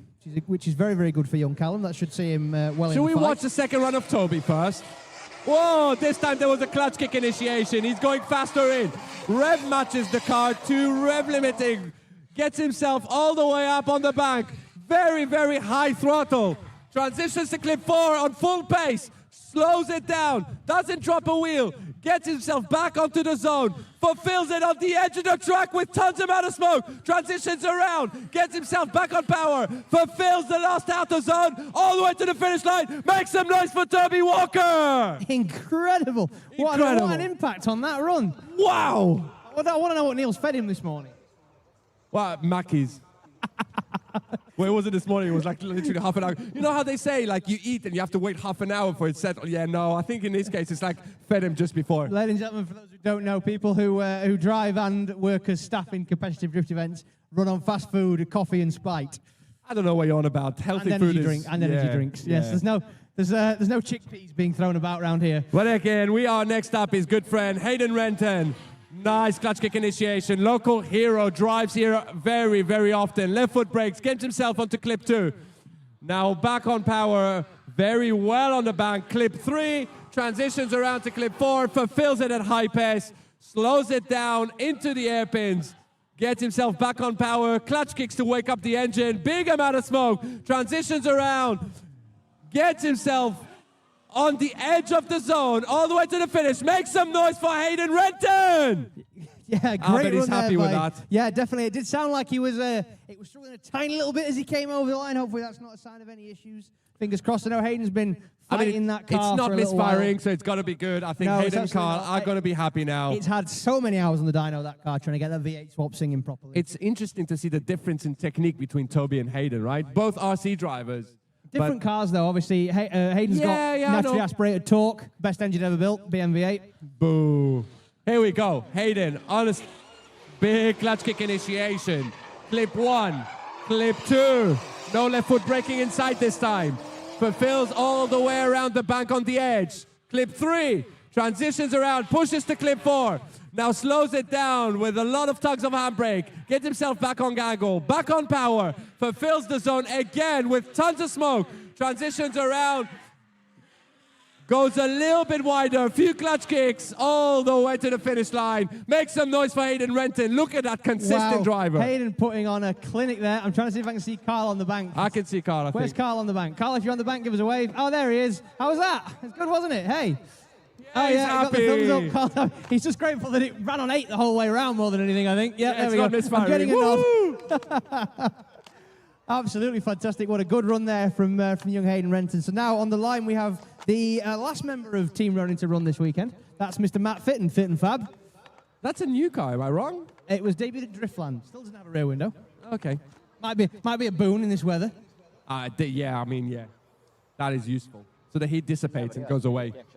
Away from the driver, that's the main thing. So Matt sets off now. Just a 3-litre under the hood of this little E46. Rev limits on entry. Rev limits around the bank. Unfortunately, a little bit shallow on the bank, but he makes it work. Gets himself out wide onto clip 3. Transitions around through clip 4. Very shallow, but he makes himself work. Transitions him. Oh, drops a wheel. Wow, look at that smoke show at the last hairpin. Transitions around with no adjustment on the handbrake. Gets himself wide and back. Wow, I've got to say, the last section of that run, that was pulling some incredible smoke for a 3-litre. So that's just a standard 3 liters. Standard M54, yeah, but you know what's crazy is 2 days before a week before Driftland, sorry, that car was on and still on a rollover spit. Didn't have anything bolted to it. Wow, man. That looks great. I love their livery. Yeah, me too. It looks fantastic. It's a super cool Japanese style livery. Cool thing is now as well is all 4 of the team members who drift currently have all got the same livery now, which is really cool. So them at Auto Fest. All 4 of the liveried cars. It's a new thing for some people, but actually people need to remember that's how it used to be, Oh, right? absolutely, yeah. There's been so many great teams have risen and fallen in UK drifting. Obviously, all cars match liveried, lovely. So here we go. Unfortunately, the gearing must not be right because it's initiating and just not getting high on the bank. But it's still going to be a good score if he pulls himself away from the rest of the lap. Nice decel into clip 5. Gets back on power. Ooh, drops 2 wheels. So he's still wide. Has somehow managed to make smoke even on the dirt. Transitions around. Wow, very wide in the last corner. Yeah, definitely a wheel drop there at the last corner, hence the cloud of dust. People, just by the race control, I'm very sorry. That's nothing we can do about that, I'm afraid. It's very, very dry out here. But no, good run there from Matt. I'm sure he'll be happy. Obviously, he was having a lot of problems with the car at Driftland, still dialing it in. So I think Matt will be pretty happy there. I think he's going to take that one to the bank. And now on the line, we have Yanis. Now, I actually pushed this car off the grid this morning with a clutch problem. Sorry, a fuel pump problem, pardon me. So it looks like he's got it all back together and lined out. Don't know how many practice runs he got in, but we'll see what he can do. Let's see what happens. Oh, very, very exciting initiation. Goes very shallow, makes a triangle of the corner. So he misses out clip 2, but now he's back on point. Big angle, big smoke. Transitions around to clip 4, gets C-line. Onto the transitions, drops a wheel. Managed to slow it down, drops 2 wheels off the track, back on power, transitions around on the concrete, gets himself back on track all the way to the finish line. So, Harry, what judges think about the concrete? Let's talk to the people, because I'm not entirely sure if they counted that as a wheel drop. Or I will check that, but obviously I think Yanis is happy to be back out. Obviously, the big Latvian bear. He's had some problems with that car, like I say, this morning, but he's obviously got it lined out now. It seems like it's singing the M50 Turbo under the hood of that E46. Both of the drivers from Team Drop Drift running M50 Turbo setups, which is, I personally think, is actually a pretty cool and pretty sweet engine for this. So here we go, Yanis on his second run. Oh, he's going faster. Big aggression. Doesn't settle the car that much, so he misses clip 2 completely. Back on clip 3, now he makes it better. Can he keep it on the track this time? Transitions a bit early, so he misses the clip 4. Slows it down, and unfortunately goes even wider. Misses the turn. Maybe he needs a GPS. Yeah, maybe. I mean, at least he's got his banker in. I think he did a pretty good run on the first. I mean, obviously, barring the first 2 clips. But what's the score? Because he did drop wheels on the concrete, and I have confirmed that it is a wheel off. Yeah, so Yanis has got a score on the board. It's a 54.3, which makes him the 3rd lowest scoring driver currently. We've had 28 drivers run. Still top of qualifying, Harry Cunliffe. Toby Walker came into 2nd with an 87.7. I mean, that was a good run, wasn't it? That bumps John Salmon out to 3rd with a 79 flat. 4th still clinging on, Jamie Harvey, 77 dead. And 5th, Hayden Renson's got in at 76. Local heroes are nailing it. I'm loving it. Indeed, yes. I believe the three of the top 5 are what I would term to be local heroes. So now we've got Jarvis Williams sat on the line. He's freshly liveried MX-5. I don't know if you can tell, but it's supercharged. It is supercharged, and there was a wheel pull this morning as well. There was indeed, yeah. Unfortunately, Jarvis bent his hub, so he's straightened the hub back out. Very nice line between clip 1 and 2. Makes some adjustment, and he puts himself in the right place. Gets himself onto clip 3. Very well so far. Clip 4. Now onto the decel. Didn't straighten too much. Dropped the wheel a bit. But now he's fulfilling the auto zone very nicely in that MX-5. Transitions to last corner. I don't think he can see anything from inside the car. No, they're quite small cabins, those MX-5s. They do fill up pretty fast. But I think a cheer's gone up from Jarvis's boys there, which is always good to see. I think he's done a really good job there, bless him, for a pretty short, snappy chassis. It's a long old pull around that corner. Absolutely, but I love that adjustment he did in first corner. He realized he wasn't going to be in the right place, and he made himself in the right place. That's some great driver's control. I mean, what can you expect from an MX-5 driver, right? If you're not driving well in an MX-5, you're not going to do well. Just had a message off of Mr. Carl Farrar saying, God, it looks hot up there. And the answer to that, Carl, is yes, I am boiling. We're missing you, Carl. Yeah, Carl, hope you get well soon, buddy. Obviously, you guys who don't know, Carl, bless him, had a bit of an accident a couple of weeks ago. But he's on the mend, thank God. And good to see you soon, man. Jarvis initiates again, gets himself much better without an adjustment. Gets himself high on the line, fulfill clip 1 and clip 2. Onto clip 3. Very well so far. Clip 4. Into the decel. A lot of wheel drop, a lot of dust kicking off, but he's still in the right place. Now transition to the last corner. Much better line through the last corner than his first run. He's fixed that problem. Unfortunately, Harry, there was a lot of wheel drops there. Yeah, Make some noise for Jarvis! Jarvis's first run put him in 17th place with a 60.7, and I do believe that might be where he stayed. Yeah, I don't think that's going to be an improvement. There was a lot of wheel drops No, there. but I mean, to be fair, to say that he's straightened his rear hub by eye with a blowtorch and a hammer. Yeah, I mean, that is some impressive. Oh, aye. No. I think you missed a big part of a car pulling it. Oh, really? I did miss that bit. Yeah, definitely, yeah. Last I heard, he was heating up with a map gas torch. No, they pulled it with a car and it's just like, dong. Goodness me. So sitting on the line now, Nathan Rudd, V8 and 8, but in the not V8, Not V8. the 3-litre compact. In his 3-litre compact, and he's going to drive very hard.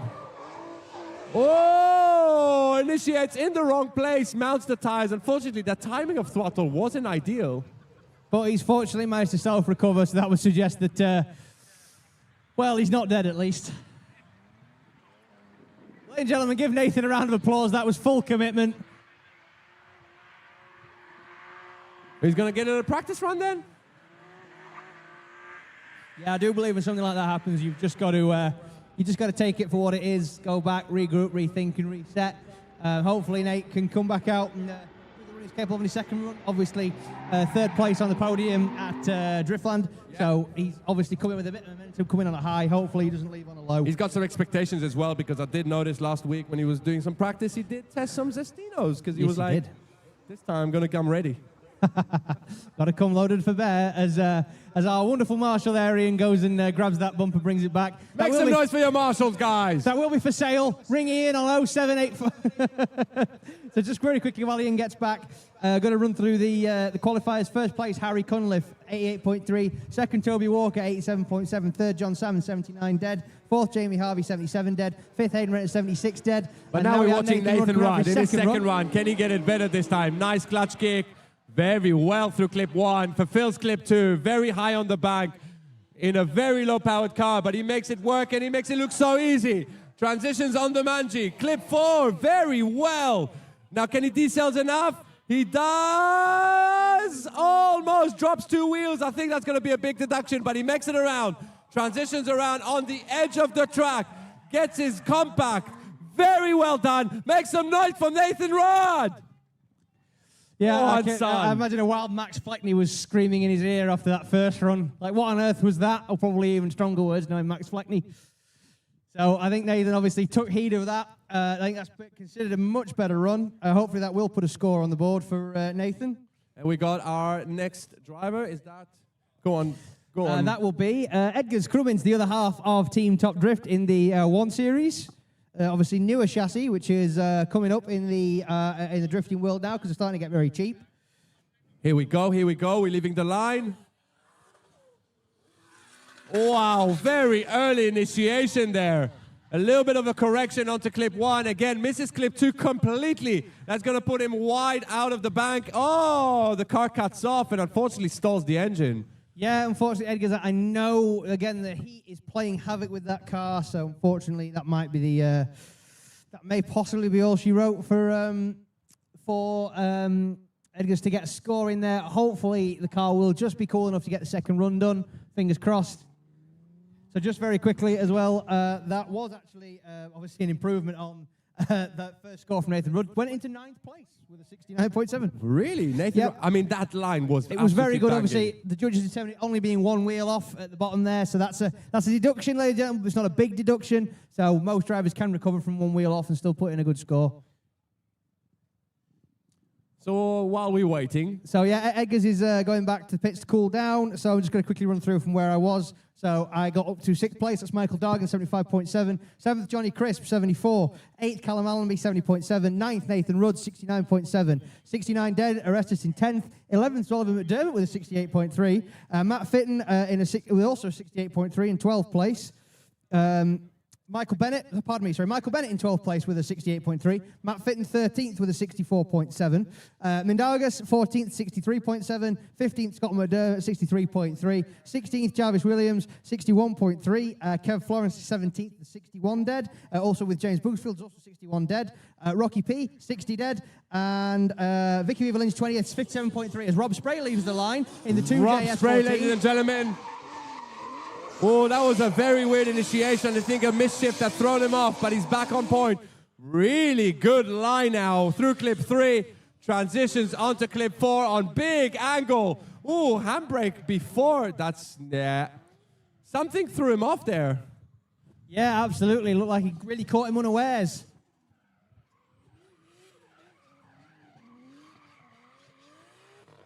So I can tell you one thing, Danny Grandi out there, who is competing in Class 1, is probably in his ear saying, what was that? Absolutely, and of course, Rob Spray with a totally self-built car, that S14 2J under the bonnet. has a bit of an up and down season, unfortunately. Came out swinging on his competition debut, finished in 3rd place in the podium.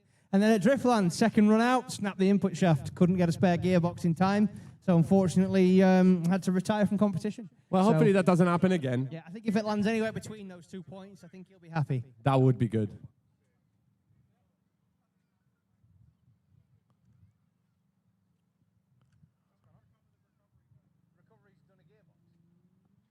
Here we go. We got a 2nd run. Rob Spray. Not misshifting this time.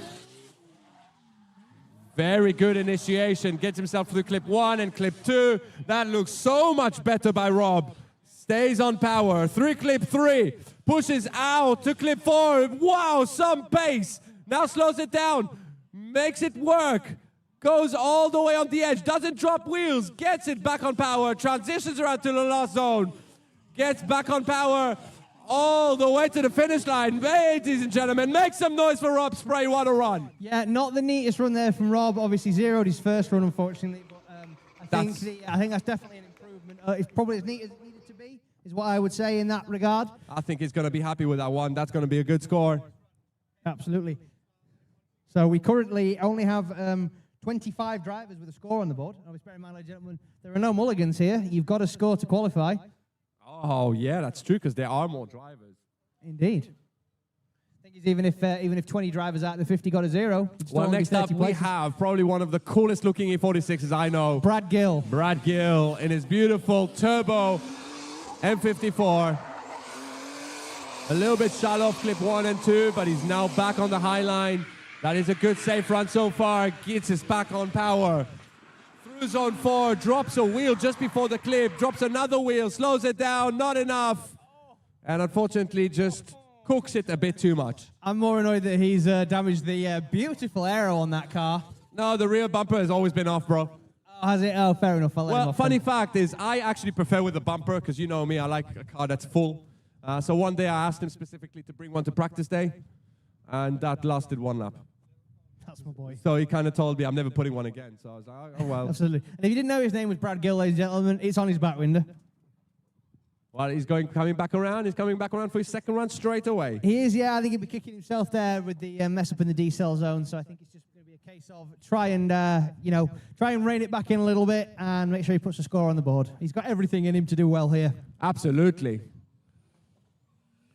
Here we go, through the run-up, through the gears. Nice clutch kick initiation. Clip 1. Unfortunately, misses clip 2. He's a little bit shallow on the bank. Onto clip 3. Very well. Transitions around. Gets to clip 4 on A-line. Oh, drops a wheel again, but he makes it work. He's not going off the track completely. Just 1 wheel drop. Transitions back around. Swings that back on power, and all the way to the finish line. What do you think, Harry? Go on. What do you think about that? I don't know. run? I think it'll come down to whether the judges penalise the wheel drops enough. However, like I say, currently only 25 drivers scored. It So was this only may- 1 wheel drop, but it was a problem. There was 4 of them. It was 1 wheel dropped a few times. That was more of the issue, I think. As a wild V12 appeared. A wild V12 appeared with a wild Callum, who has, well, last time he's driven in competition was not the result we wanted to see, right? No, I believe it ended upside down, unfortunately. But here we go. And not in Australia. He ended up upside down. Let's see what he does in that crazy V12. Wow, some aggression through corner 1 and 2. Stays on the bank very well. Uses all that power. Transitions around to clip 4. A little bit early, so he misses clip 4. Transition, slows it down. Just enough, but drops a wheel regardless. Transitions around through clip 6. Wow. I tell you what, you can't knock him for impact, can you? Bro, that initiation, he was like, he didn't care whatsoever what could happen. And I think that's pretty much what happened. Absolutely. last And time. also, I don't know if you know, but it's E85 fuel in that as well. So I can imagine, smell it. I imagine Dale has currently got tears streaming from his eyes on the start line. Can you guys smell it? I feel like you can smell it as well, if we can smell it. The spicy fuel, when he fired it Spicy up fuel. in the pits, it was my eyes started streaming. It's very, very strong stuff. We've never smelled ethanol. So obviously, the main advantage to ethanol is it runs a lot cooler because it has the equivalent octane of 107. Did you know that? Yes, I did. And it's very, very useful. It is indeed, yeah, because obviously the alcohol in the fuel has cooling properties. Well, most people don't know this, but fuel is actually meant to cool the engine as well, not just to ignite. Yes, multiple things. Same as oil, it's supposed to cool and lubricate. Yes. So here we go, second run. Can he fix all the problems that he had? Can he keep the aggression? Absolutely. Flat out in. Through clip 1 and clip 2. A bit of left foot braking to settle himself. Another little bit of left foot braking. He gets himself absolutely banging. Transitions around through clip 4. D-cells very well this time. Gets himself out on the outer zone. Doesn't drop the wheel. On the edge of the track. Transitions around to the last corner. Fulfills the outer zone. All the way to the finish line. Makes a noise for Callum Turpey. Wow, what a run count there. Obviously, that car spent a lot of time with Ross at Levels Racing, so it can do noises like that. Wow. In addition to things like it's had a fly-by-wire throttle conversion. So it's actually on twin throttle bodies, that car, which is pretty cool. Twin throttle bodies? Yeah, because it's got a throttle body per bank. Oh, wow. Yeah, a lot of V12s do, actually. So Who do is that Jaguars. making? That's Callum Turpey. That's the over on the ethanol fuel. It's pretty spicy. Well then, okay. Next up, we have a very cool S15. Who are we talking? Is that Paddy Byrne? That's indeed Paddy Byrne. Paddy Byrne, the legend himself, wheelchair-bound, driving an LS-powered S15. That car is flying. He is a mental driver. I haven't seen a lap. Let's see what happens. Nice initiation. Unfortunately, misses clip 1 and 2. Now still on the bank. Clip 3. Clip 4 fulfills it, but transitions it a bit early. Makes him drop a wheel. He slows it down now. Transitions to the outer zone. Gets back on power. Transitions to the last corner. Gets it better, but unfortunately, just not where the judges wanted. But what a run. Make some noise for Paddy Byrne. Yeah, absolutely well done there, Paddy. Obviously, got to bear in mind, Paddy doesn't have the benefit of the clutch to initiate. No, he does not. He pulls the handbrake with an autobox. And I actually had a chat with him earlier, and he said it just doesn't get to clip 2 because it doesn't lock enough. And unfortunately, it's exactly what happened there. Yeah, absolutely. And of course, in running the Turbo 400, he has to pick a gear and stay in it for the whole run. I mean, that's pretty much what he wanted anyway. Of course. Well, I mean, it's a drag racing transmission in that car. So... Well, let's see what happens. Can he fix it on the second run? I know he can. He's a mental driver. Nice flick. Gets back on power. No handbrake whatsoever on initiation. Gets it closer to clip 1 and 2. Now onto clip 3. Transitions onto clip 4. A little bit shallow of it, but he still makes it work. Drops a wheel on the dirt. But it's okay. He slows it down. Absolutely perfect. Gets himself on the outer zone. Can he fulfill the last outer zone? Yes, he can. Very wide. Nicely all the way to the finish line. Make some noise for Paddy Byrne. Great run from Paddy there. Obviously, Paddy saying the demon tweak to that car was to stick an all-power steering pump on it. Because he can't brace himself in the seat, the Astra pump made the steering too heavy. Yeah, absolutely. So, obviously now, I think Paddy was pretty happy with that. I'm sure Maxwell told him he did well. Well, next up, we have Molly Kerr. Which I'm super excited for. Obviously, Very excited. Mol actually said to me this morning that she really wasn't feeling this layout. She was really struggling with the initiation. So hopefully she's got her jitters out of the way. Everyone is. It seems like this... struggling because it is the fastest initiation of the season. Absolutely, yeah. And we obviously, I mean, we all know Mo. We've all seen her drive. She's an incredible driver, incredible young lady. Obviously, one of the 2 female drivers we've got this Well, let's see what weekend. happens. I feel like we're going to hear a lot of clutch usage. Nice through clip 1. She gets close enough to clip 2. Rev limits all the way around the bank, but still works. Through clip 3. Transitions around. Oh, a little bit shallow. That's going to be a big deduction, but she's still out. She's still making it work. What a driver, driving a standard engine 350Z that's not meant to do this. All the way to the outside zone.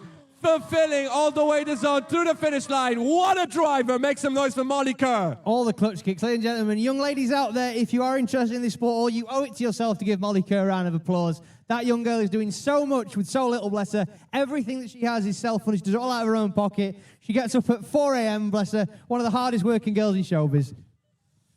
So obviously, Mol, a few little tweaks there. I think we'll see her absolutely right. Maybe she just needs a little bit more commitment. I would say more clutch kicks, but I'm not sure if that's possible. Well, as you say that, I was expecting a lot more clutch kick, but I've seen something before initiation. She pulled the handbrake the wrong way, which was very uncharacteristic of her.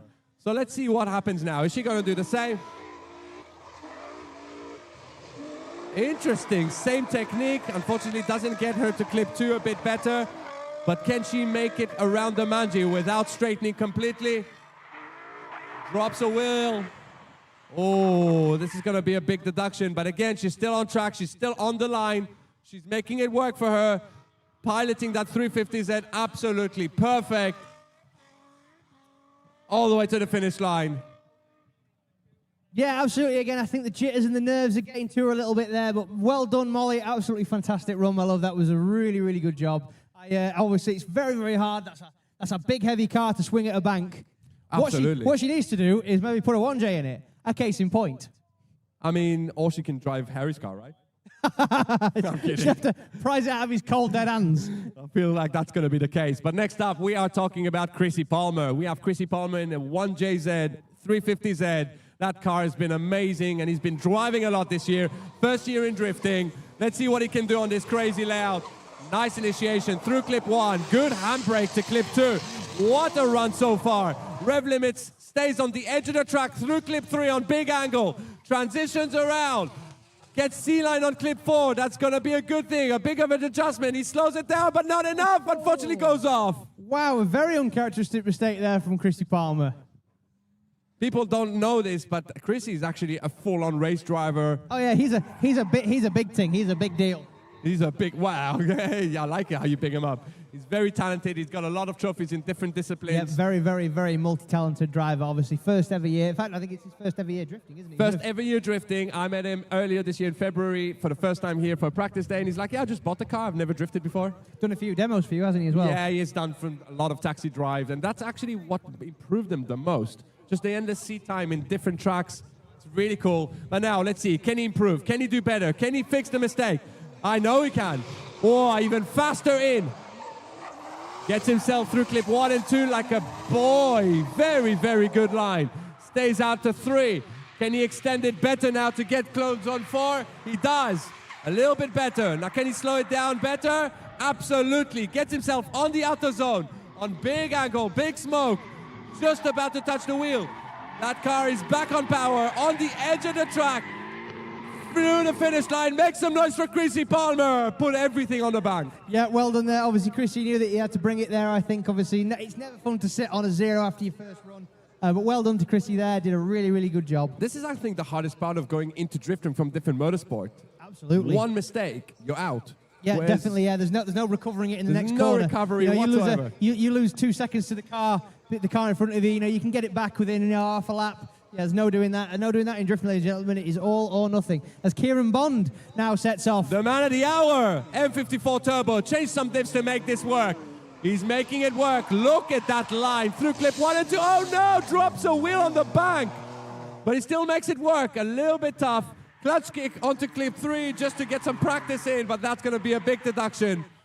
Slows it down very nicely into the airpins. Gets back on power, fulfills the outer zone. Transitions to airpin 1. Gets back on power.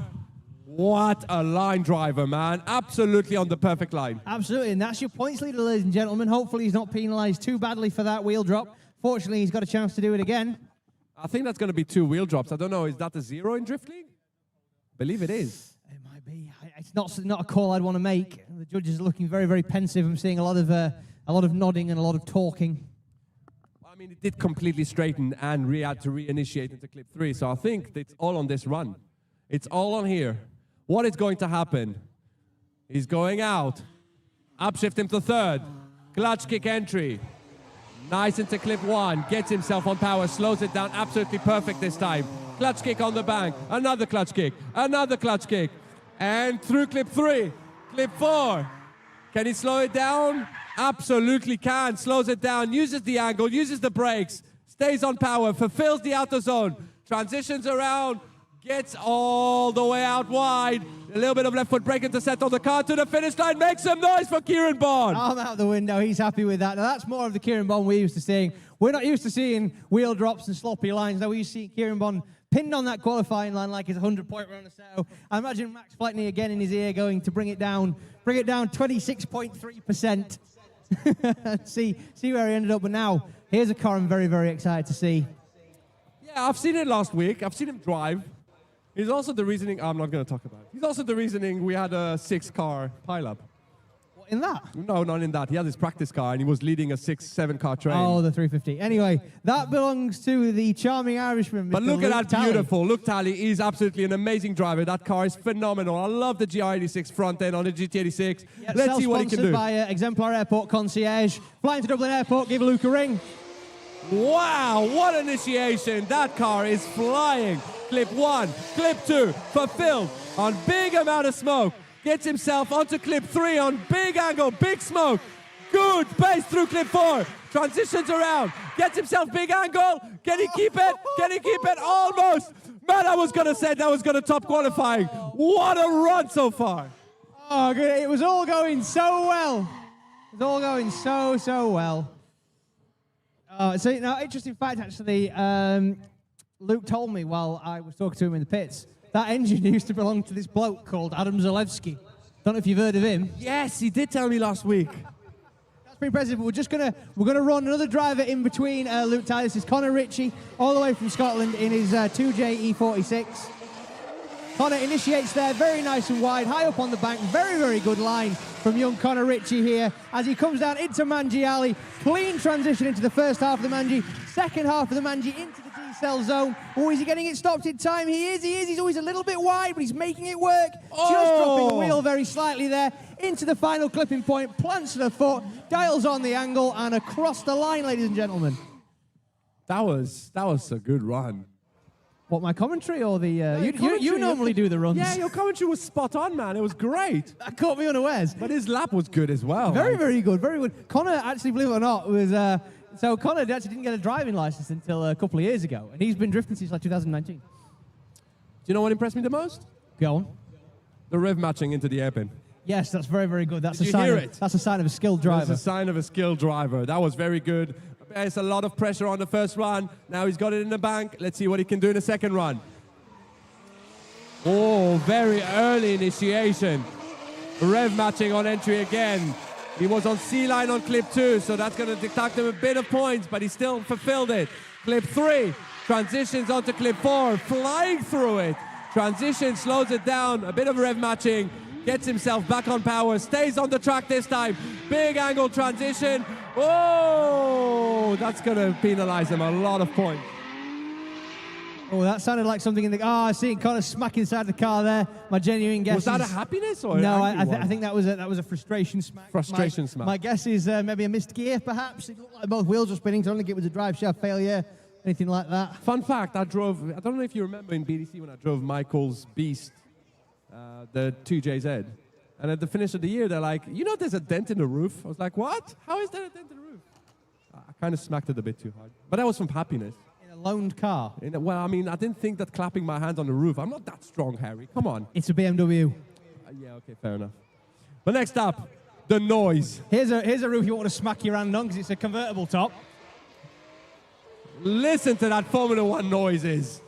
Oh, a bit Damon of a having some tentative problems with the entry car. there. He's really struggling with it, unfortunately, today. Yeah, the car's not behaving itself. Unfortunately, it didn't work out as he expected there. It did not, unfortunately. Obviously, still running the BMW V12 under the bonnet of that Mercedes. Damon, I think, just catching himself unawares a little bit. The car's, unfortunately, still well in development, I'm afraid, for him. So he is trying to work a very unconventional chassis there. It's a very weird profile, very weird geometry. But So- listen to that, man. Listen to that. You'd have it just for the noise, wouldn't you? Just the noise, man. I'll have it in my sitting room so I can have it all day. So yeah, I've just been told apparently after practice he's had to do a hell of a lot of alignment changes to it. Yeah, I did see that. Yeah, possibly too far in one direction.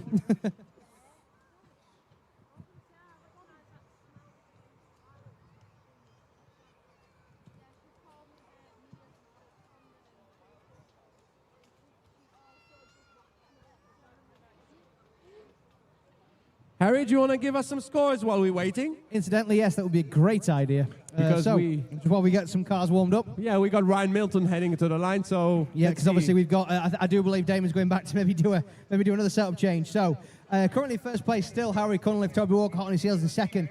Third, Kieran Bond is going to third place with an 83. Well done to Kieran Bond. Chrissy Palmer drops in fourth with an 82, moving John Salmon down to fifth. Sixth place, Jamie Harvey with a 77. Seventh, Hayden Renton, 76. Michael Dargan, 75.7, puts him in eighth place. Ninth is Johnny Crisp with a 74 dead. And Robert Spray has dropped into 10th with a 72. We have 11th, Callum Allenby, 12th, Nathan Rudd, 13th is Orestes, Oliver McDermott, 14th, Michael Bennett, 15th, Molly Kerr, 16th with 68, Conor Ritchie going to 17th, also with a 68, Callum Turpey in 18th with 67.3, 19th is Paddy Byrne with a 65.3, and 20th still Matt Fitton, 64.7, as Ryan Milton leaves the line. Well, let's see what Ryan Milton does in his crazy MX-5. Wow, big, nice initiation. Barely any handbrake tag, and unfortunately... Oh no! That looks there's a steering failure there. That looks like it's done a ball joint, a lower arm, something. Well, Look I think that he decided that he doesn't want to slow down with the brakes. He wanted to slow down with tires. That worked out. Yeah, I mean, I don't think anybody would realistically do that or throw him back. I mean, where did you find a pick through front end for an MX-5? Yeah, that's going to be a problem, wasn't it? Yeah, just a little bit. It looks like potentially. No, it's cool. It's maybe cool. Okay. Maybe No, okay. no, it's cool. It's a very strong MX-5. Is that more passenger laps than any other car in the UK? That speaks to the quality of the Firefly Speed Shop kits there, doesn't it? You could roll it straight off. Brilliant. Absolutely, but if I know Yeah, Ryan... look, the front end is still intact. If I know Ryan, though, he'll be wanting to check that. That is really, really sad because I watched precisely 4 runs of practice this morning so I could save my enthusiasm, and Ryan Milton was doing the best runs out of anybody. What, this morning? Yes, absolutely. He went out on his first run, hit every clipping point. Good driver. Very good driver. Looks like maybe the car is still straight. Whether he wants to go in and check it, I don't know. Obviously, I'm not in the car with him, so we'll see what happens. Is he going to turn around and go for another run and just pretend Straight that first into one it, bro. Straight in. Oh, hang on. No, he's going to just collar our marshal there. He's going to go and speak to Ed, one of our marshals, and see if he can... I think Ed's just going to look under his car, check it over, see if he can see if anything's amiss. So, I mean, the car looked like it was behaving normally, so... Fingers crossed he can just go straight round to the line. As he comes around with a bit of gusto in his step, start line most Dale's there to receive him. Okay, we're ready. We're ready. The track is clear. The marshal has fixed the tires. Let's see what Ryan can do. Now all pressure's on. Here we go. Leaving the line. Ryan Milton is his crazy MX-5. Gets in. Nice clutch kick initiation. Uses the handbrake this time, but unfortunately gets himself very shallow on the bank. Gets himself out. Getting into clip 3. Very nice. Oh, 2 clutch kick transitions there. Slows it down very well. Into the airpin 2. Gets himself on the outside line very well. Transitions around. On the concrete, all the way to the last corner, through the finish line. Great run, Harry. Yeah, that's more of the Ryan Milton you've seen. I think it was a bit of once bitten, twice shy up there on that bank. You know, I went off there, so I'm going to stay well away from it this time. Yeah. I don't know how much is going to be deducted, but hopefully he gets a score on the board because we do want to see him at McDonald's, right? Absolutely. And obviously, Ryan in a pretty commanding position points-wise as well. So he's definitely going to want to keep himself in the fight. I believe he's top 5 in points, actually. So he's definitely got it all to play for still. Does appear that might just be enough. Fingers crossed for him. Go on, Harry. Make us happy. I'm trying. I'm trying, man. This isn't updating fast enough. Well, we're moving on. We got Patrick in the Born to Drift E46. Nice initiation. Slows it down very well. Unfortunately, misses clip 2. Onto clip 3. Fulfills it very well. Onto the Manji. Clip 4. Pushes hard. Now, is he going to slow down enough? He drops a wheel, but he does slow down enough. Gets himself back on power. Fulfills the outer zone. Transitions around to the lost zone. Gets himself on the outer edge. Stays on power. All the way to the finish line. I mean, that's a good safe run there. Absolutely, yeah. No, so Ryan Milton just very, very quickly did get it. I think he might have got himself in the show. 66.719. What space is he on? 19, 66.7. Oh, that's not too bad. So Still has a chance. No, absolutely. But yeah, good run by Patrick there. Obviously, I think he's really starting to get to grips with that car, the Border Drift E46. I think it did fight him a bit last year, but I feel like he's got it lined out now.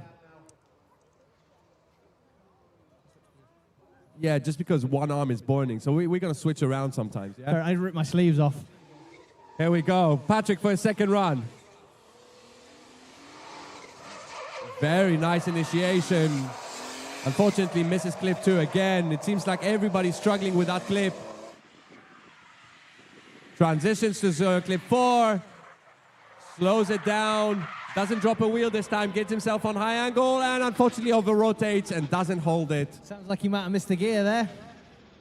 Or, unfortunately, the luck of Patrick, which is gearboxes. Yeah, that might be. He still is using a get rack box. Is he? A petrol gearbox? A petrol get rag box. It's not even a ZF box. It's a get rag. No, he's got it rolling. I think it may just be a case of, I mean, I don't know about you, but I find petrol BM boxes like stirring a bag of warm gravel. I don't know. ZFs are quite good. But not with the power level he's running. Oh, yeah, absolutely. Those gearboxes are on incredibly, I mean, I'd say they were on borrowed time, but that would be putting it mildly. So. But yeah, the main thing is I believe Patrick's first run may have put him safe for battles at 67.3, 19th place. Just bumped the previous run, Ryan Milton. As Tom Morris leaves the line now in the 1JZ powered E46. Tom, big initiation. Oh, Doctor! Saves it. Wow. Just about. That was, I saw at least 3 wheels leave terra firma then. Yeah, and I was kind of worried that he's going to go all the way to the wall because unfortunately, so for you guys watching on the back, if you don't know, this is actually the track is run reverse, which means the runoff are not in the right places. So absolutely not, no. Literally, if you go off in first corner, there is grass, and grass doesn't actually stop you going straight into the wall. Luckily, he saved it. Yeah, absolutely. Do believe he may have done a side skirt delete at some point on that run, but it's obviously well clear of the track. See it. He may not have been running with it. I just noticed the car had an odd side skirt. So obviously, you got to remember that we've only seen the passenger side of the car from where we're stood. So let's see his second run. Well, I mean, it's got to be an improvement on his first. Well, I mean, it doesn't have to be, but hopefully it is. Well, yeah. it's got to be if he wants to play the game this afternoon.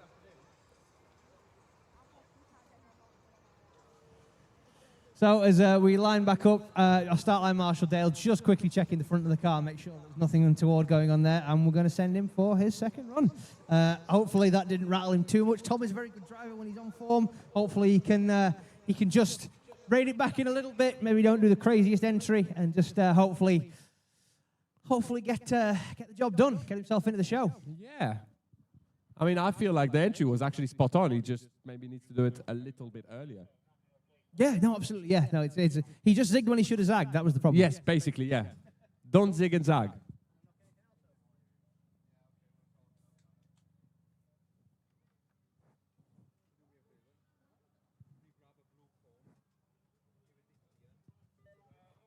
So, ladies and gentlemen, we're just going to have a brief interlude while we reset a clipping point. Obviously, drivers do require the clipping points to be reset. Oh, tell a lie. We're going to send. We're going to do it after this run, ladies and gentlemen. Oh, very gets it wrong again. Goes worse and goes in the wrong place. And into the wall. Ladies and gentlemen, make some noise for your driver. He pushed very hard there. Yogi, let's let somebody move in that car first before we do anything else. I really hope I see someone move in that car. No, I'm sure he's fine. That wall is meant for it. There, it is a tie wall, which means the driver should be fine. I can see some movement of hands, but I think he's probably stuck in there now. Yeah, I would say so. My biggest concern is that it's such a brutal bounce. Obviously, if your head hits the door, hits the screen bar or something with you, even with a helmet on, luckily, we are very, very safe, and they have harnesses on which are super tight. So technically, you shouldn't have moved at all. But that was a big jump. Hopefully, but obviously, it's on the driver to make sure their harnesses are secure. So, fingers crossed for Tom. Ladies and gentlemen, once Tom's out of the car, I'd like you to give him a round of applause. You can't knock the man for his commitment. That was quite some ride. That was a roller coaster ride, man. Up, down, side, into a wall. Where does it stop? Nobody knows.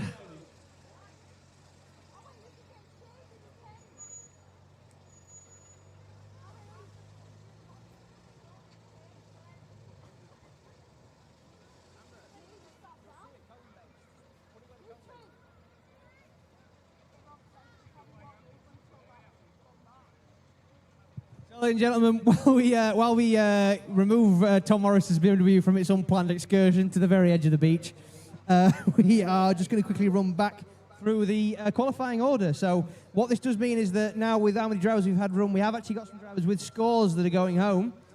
Ooh, so really? currently, as it sits, we have 44 drivers out of the 50 have done at least one run. This isn't to say everybody's done both runs. Obviously, William Hardy, Luke Talley. Unfortunately, I've just had word that Damon Haskett out of competition in the V12 SLK. Appears that he's not happy with something on the car. So that will be his weekend over, unfortunately. So, starting from the top, Harry Cunliffe still out in front, 88.3. Hot on his heels, Toby Walker, 87.7. Kieran Bond with an 83 in third place. Chrissy Palmer gone into fourth, 82.7. John Salmon currently hanging on to fifth with a 79 dead. Jamie Harvey running sixth in a 77. That is then Hayden Renton running seventh with a 76. Michael Dargan is currently sitting in 8th position, 75.7. Johnny Crisp running 9th with 74. Rob Spray rounding out the top 10 on a 72. Callum Allenby in 11th place, 70.7. 12th, Nathan Rudd with a 69.7. Obviously, Nathan, another driver who took a bit of a trip to the kitty litter and then gathered it back up. Aresta's currently taking in 13th with a 69 dead. Oliver McDermott in 14th with a 68.7 in the little 328. Michael Bennett in the clutchless V8. Running 68.3, putting him into 15th position. Molly Kerr sitting 16th with a 68 dead. Connor Ritchie also on a 68 dead, but 17th due to a lesser score on the second run. Callum Turpey sitting 18th, 67.3. Patrick also on a 67.3, sitting 19th. Ryan Milton is in 20th, running a 66.7.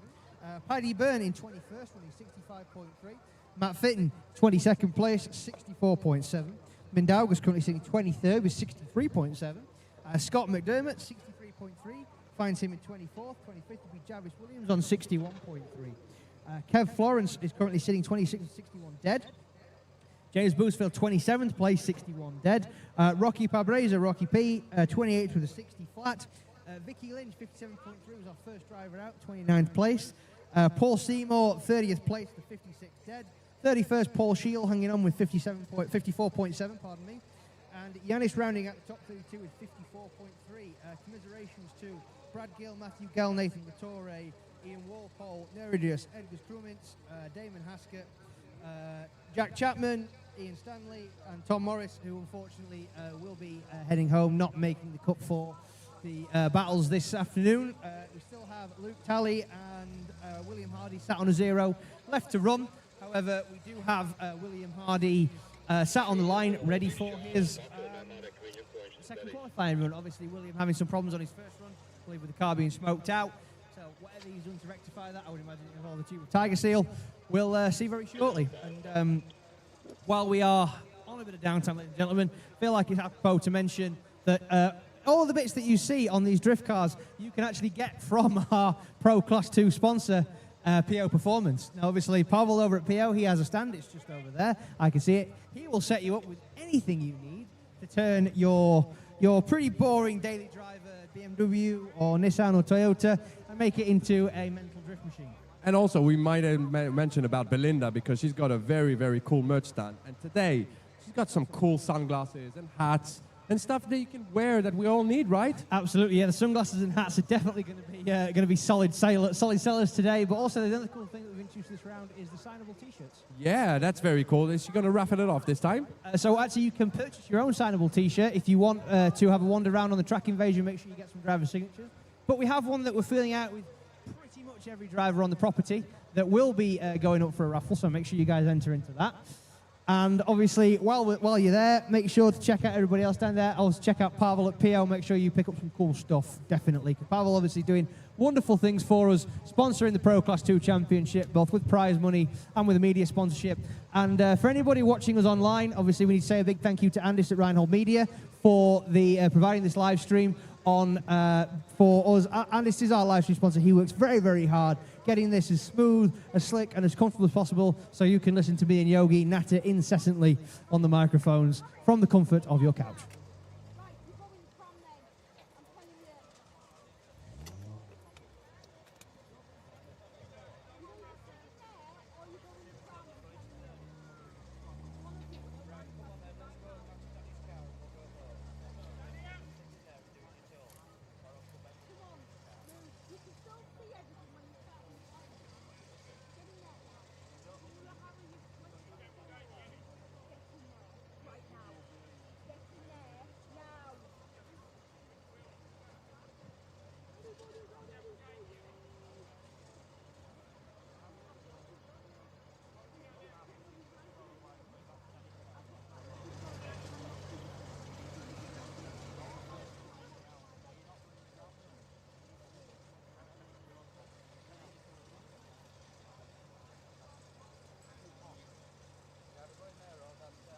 go.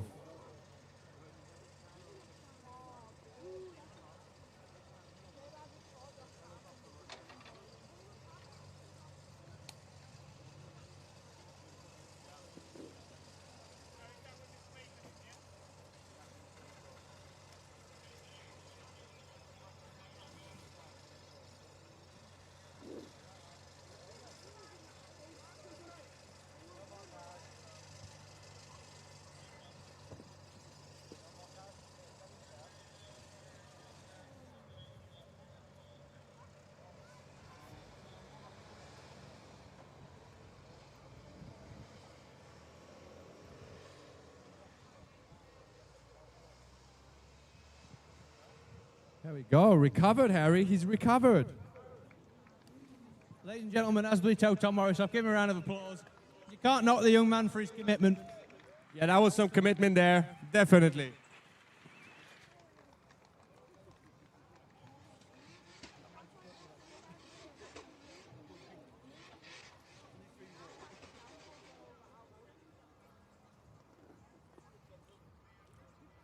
As William Hardy walls his tyres. Yeah, William Hardy obviously running out from his, exiting his qualifying session without doing his second run earlier. He does have the option to do that. I believe it was entirely down to the fact that he was being smoked out inside his own car. So here we go. Let's see what happens now. Woo! Big bang.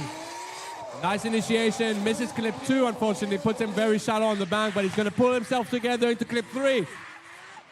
Transitions to clip 4. Whoa, big pace. Can he slow it down? Absolutely not. That was some speed on the Manji, Harry. Wow. I don't know what to say. I mean, you can't knock the man for his commitment. I'll tell you what, I've noticed what they did to get the smoke out of the car. Did you notice? No. There's no glass in it other than the windscreen. What front windscreen? That's all that was in it. There was the front windscreen, nothing else. No side doors, no side windows, no quarter windows, no back glass. They've obviously gone around, drilled all the rivets out, and be like, right, just take it out. Yeah, take everything out. It's a dune buggy now. Well, fortunately, that will zero his run. It was an incomplete run, I'm afraid, so that will zero out William Hardy, unfortunately. Does have the award currently for bollards for distance. So yeah, that went far.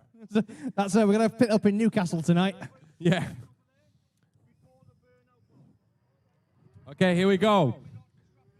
We've got Callum for his second run in his beautiful S14. Nice clutch kick initiation through clip 1. Clip 2, very well so far. Uses JZ like he should. Onto clip 3. Transitions around to clip 4. A bit on the C line, so he was a bit shallow, but he makes it work. Into the airpin. Oh, goes a bit wide, stalls the engine, unfortunately. Wakes it up, back onto the outside zone. Gets himself out and around. Yeah, Callum, I believe already in the show, fortunately for Callum, obviously that was probably not the run he was after for his second run, but I do believe that he's done enough on his first run to get himself set up properly, get himself out there. So the main thing for Callum, obviously, he's got the safe run in the bag. Whether that one went better or worse, who knows, but who cares? It doesn't matter, he's in the show. Exactly, he's in the show. Next up, who we have?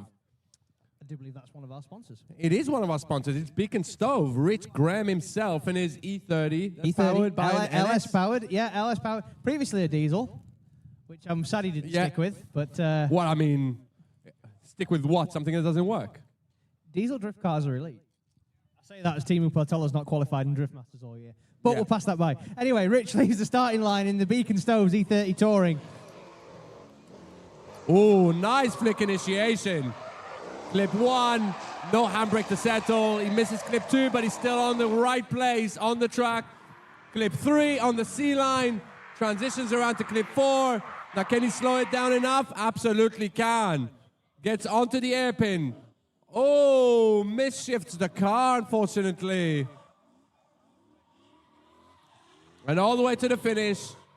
That's going to be a big deduction. That was fully straight, wasn't it? Yeah, that will hurt his score, unfortunately. Obviously, bear in mind that car was hit quite badly at Driftland. Obviously, required a bit of time with the old heavy bits and the ratchet straps to get it all straight again. Surprisingly, straight. It is straight. No, they spent a lot of time with the ratchet straps and the sledgehammers getting that car knocked out to where it was supposed to be. The main thing for Rich, obviously, is that the car is driving straight and he's out here having fun. But I'm sure he'd certainly like to qualify as he turns out for his second run. Here we go, here we go. Better flick initiation, gets himself clip 1. Closer to clip 2, that's gonna be a better score if he keeps at it this time. Clip 3, transition around to clip 4, gets it very well, transitions back, oh, messes the timing, a bit of opposite drift. Gets himself again in the dirt, but he makes it work, didn't miss shift this time.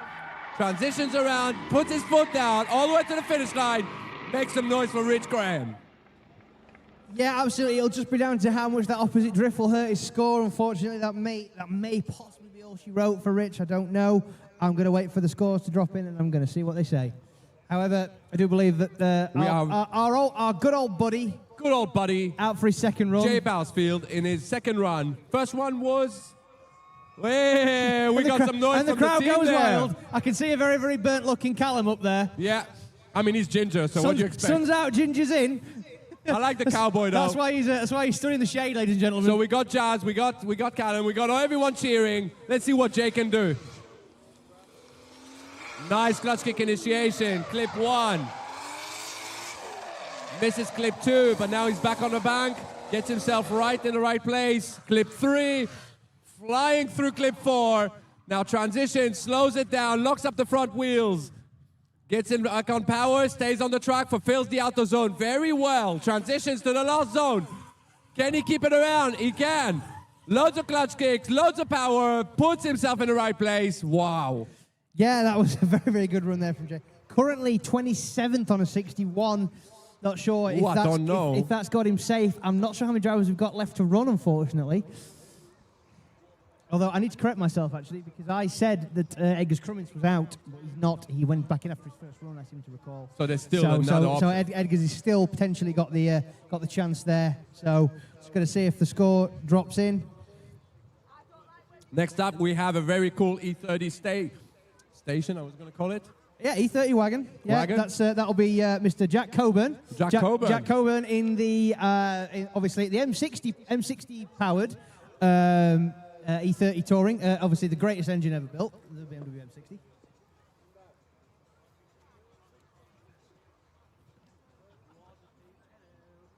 Yeah, so obviously now Jack telling me problems with the rev limiter on this car, so he's having to keep it very, very sedate. Look at that sedation, what you're talking about. Brilliant run so far. Gets it on the high zone, stalls it up the power a little bit to not go off track, so he fixed the problem. Onto clip 4, flying through it. Can he slow it down enough?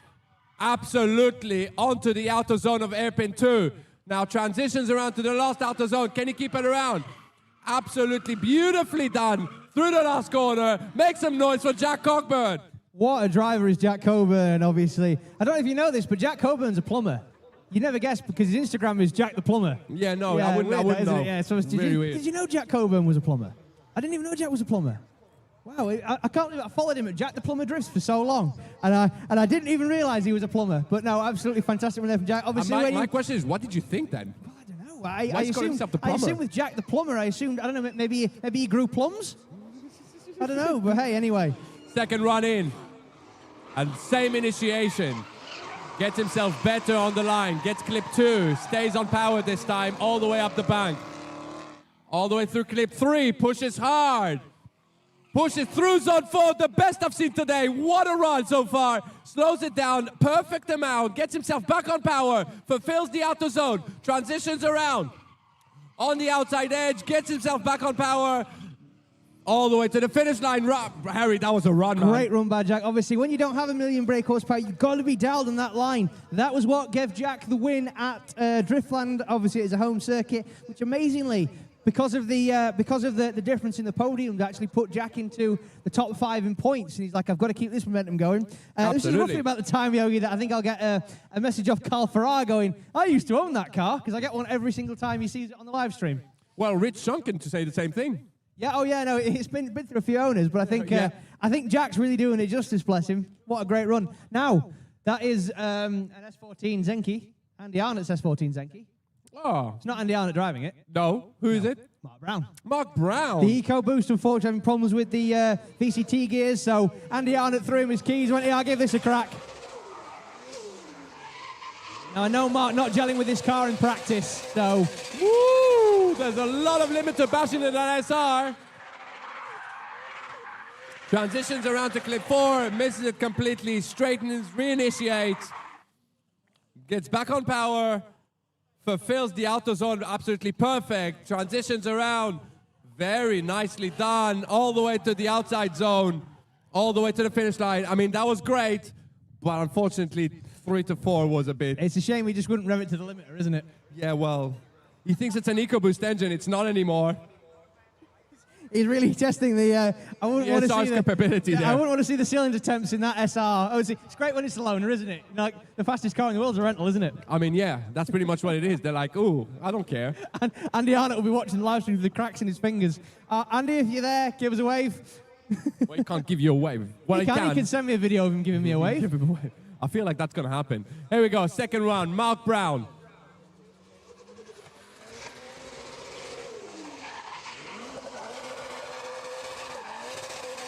A lot of limiter bashing again. Keeps it back, keeps it right. He's in the right place. Onto clip 3. Transitions to clip 4, completely misses it. A bit of a straight line there. Gets it back on power. Oh, and it shuts off. I think the SR... How much limiter bashing can it take, you know? both the cam lobes will be flat. You say, you're blaming the SR. I feel like I'm going to blame rev limiting. Yogi, it's not running. What else can I do but blame the SR? Well, blame the rev limiter, no? What's the rev limiter attached to, Mr. Kaziz? The foot of the driver. And the engine. Well, I mean, yeah. Yeah, so unfortunately, I do believe that may possibly be SR-ant for... He's been SR'd. This is Mark got out of one. Mark's like, blew one car up with an unreliable 4-cylinder in it, then built another car with a unreliable 4-cylinder in it, then blew that up. Now he's... He's going to be in a V8 next, isn't he? he's going to be flying over to America, coming back with a billet Summit Racing LS at this rate. Although that being said, ladies and gentlemen, there is no such thing as a reliable drifting engine. They've all got their own faults and foibles. It's a question of how well you can work with them, other than a BMW, yep. of course.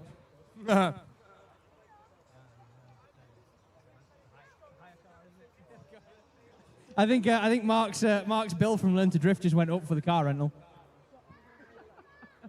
At some point in the clause, it probably said, if it gets dragged back into the pits on a rope, I'm doubling my money.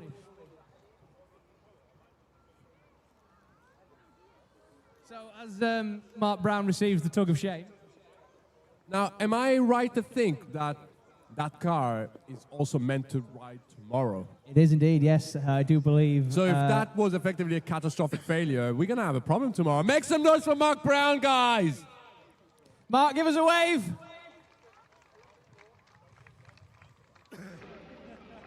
Yeah, I mean, if you're going to go big. So yeah, absolutely well done. Absolutely flogging that SR, bless him. But yeah, that car is supposed to be pulling double duty. As Paul Howell's supposed to be driving it tomorrow. So there's a possibility that Mark might have just ruined 2 people's weekends. Fingers crossed it isn't that, but you never know, do you?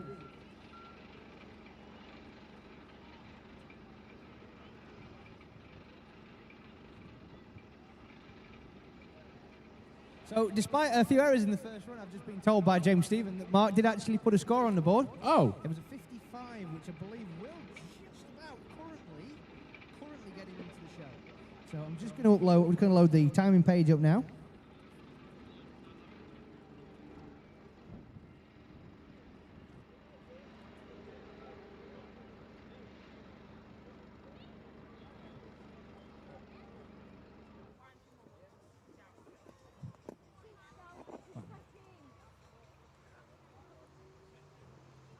Here we go, we're sending. Edgar's Crummins for his second run obviously went back in to check over his car after the first run when it cut out on him. I mean, he's done more than checking his car. Look at him flying through clip 1 and 2. Clip 3. Flying through clip 4. Now transitions, can he slow it down? He just about does it. He gets back on power, drops a wheel. A lot of clutch kick into the finish line, but he makes it work. So yeah, that will be Edgar's second run. I imagine it will be an improvement on a 0. The question is by how much. So Mark Brown is currently just dangling on the drop zone. 32nd place of the 55. Wow. So if he can get Sylvia to cough and fire up, then he will be in with a shout. But it looks like we're seeing Class 1 drivers yes, on the road. So I believe this is the last car to qualify for us. And it's amazing Irish driver. Luke Talley in his beautiful GT86. He is a driver in that car and in his practice car. He can push hard. So let's see. Currently on a 0 outside of the show. Can he make it work? Nice initiation. Clip 1. Clip 2. Stays high on the bank. Really well. Tons of smoke. Tons of angle. Stays onto clip 3. Through clip 4. Drops a wheel. Flicks some dirt in the air. But he makes it work. Slows it down. Gets himself in the right place. Gets back on power. Fulfills zone 6. Onto zone 7. And he absolutely smashes the car up. Makes some noise for Luke Talley, Irish driver. Now that's one hell of a way to close out qualifying. Obviously, Luke Talley there. Now that's more on form for him. That's more of the IDS round winner that we've seen of Luke Talley previously in that Exemplar Airport Concierge GTR 86, as he so wittily calls it. Beautiful car. We're going to say driver. that was a safe run, right? Because he was nervous. It was indeed. I mean, amazing how it's going to be in battles. Absolutely. So that will do it for us for qualifying, ladies and gentlemen. That is everybody that is to run, has to run. That was 47 drivers in total, which means we've got 15 going home. So I'll run down from top to bottom. First place will be Harry Cunliffe in first with 88.3. Toby Walker second, 87.7. Kieran Bond third, 83 dead. Fourth, Chrissy Palmer, 82.7. Fifth, Jack Coburn, 81.3. Sixth is John Salmon with a 79. Seventh, Jamie Harvey, 77. Eighth, Hayden Renton, 76. Ninth, Michael Dargan, 75. 10th, Johnny Crisp, 74. 11th, Robert Spray, 72. 12th, Callum Allenby, 70.7. 13th is Nathan Rudd with a 69.7. 14th, Arresta, 69 dead. 15th, Oliver McDermott, 68.7. 16th, Michael Bennett, 68.3. 17th is Molly Kerr, 68 dead. 18th, Connor Ritchie, 68 dead. 19th, Luke Talley just drops in at 19th with 68 dead. He's actually got a bit of improvement there, I'm surprised. Callum Turpey, 67.3. 21st, Patrick Rakovic, 67.3. 22nd is Ryan Milton, 66.7, finding himself well down in the qualifying order. 23rd, James Boosfield, 66.3. 24th, Paddy Burns, 65.2.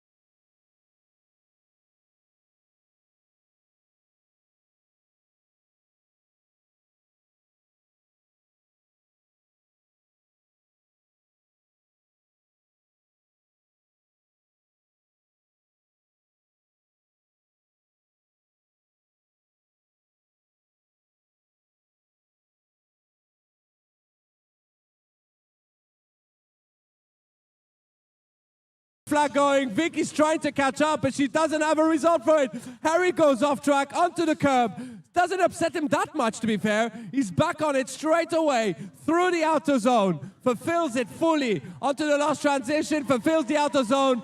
Vicky is trying to catch on, but I don't think that was a good answer there. No, but that was an incredible run from the maddest kid on the property there. Good chase by Vicky, to be fair, but she was shallow in a few places.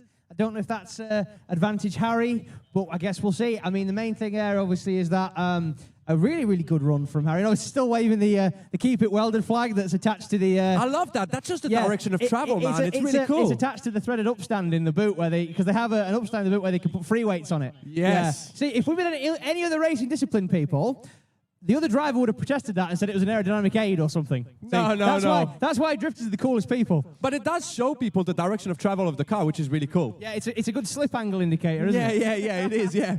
So here we go. I like the words you used there, slip angle. Very race driver of you. So here you go. We're switching them around. We got Vicky Lynch in the lead, Harry in the chase. What are we going to see now?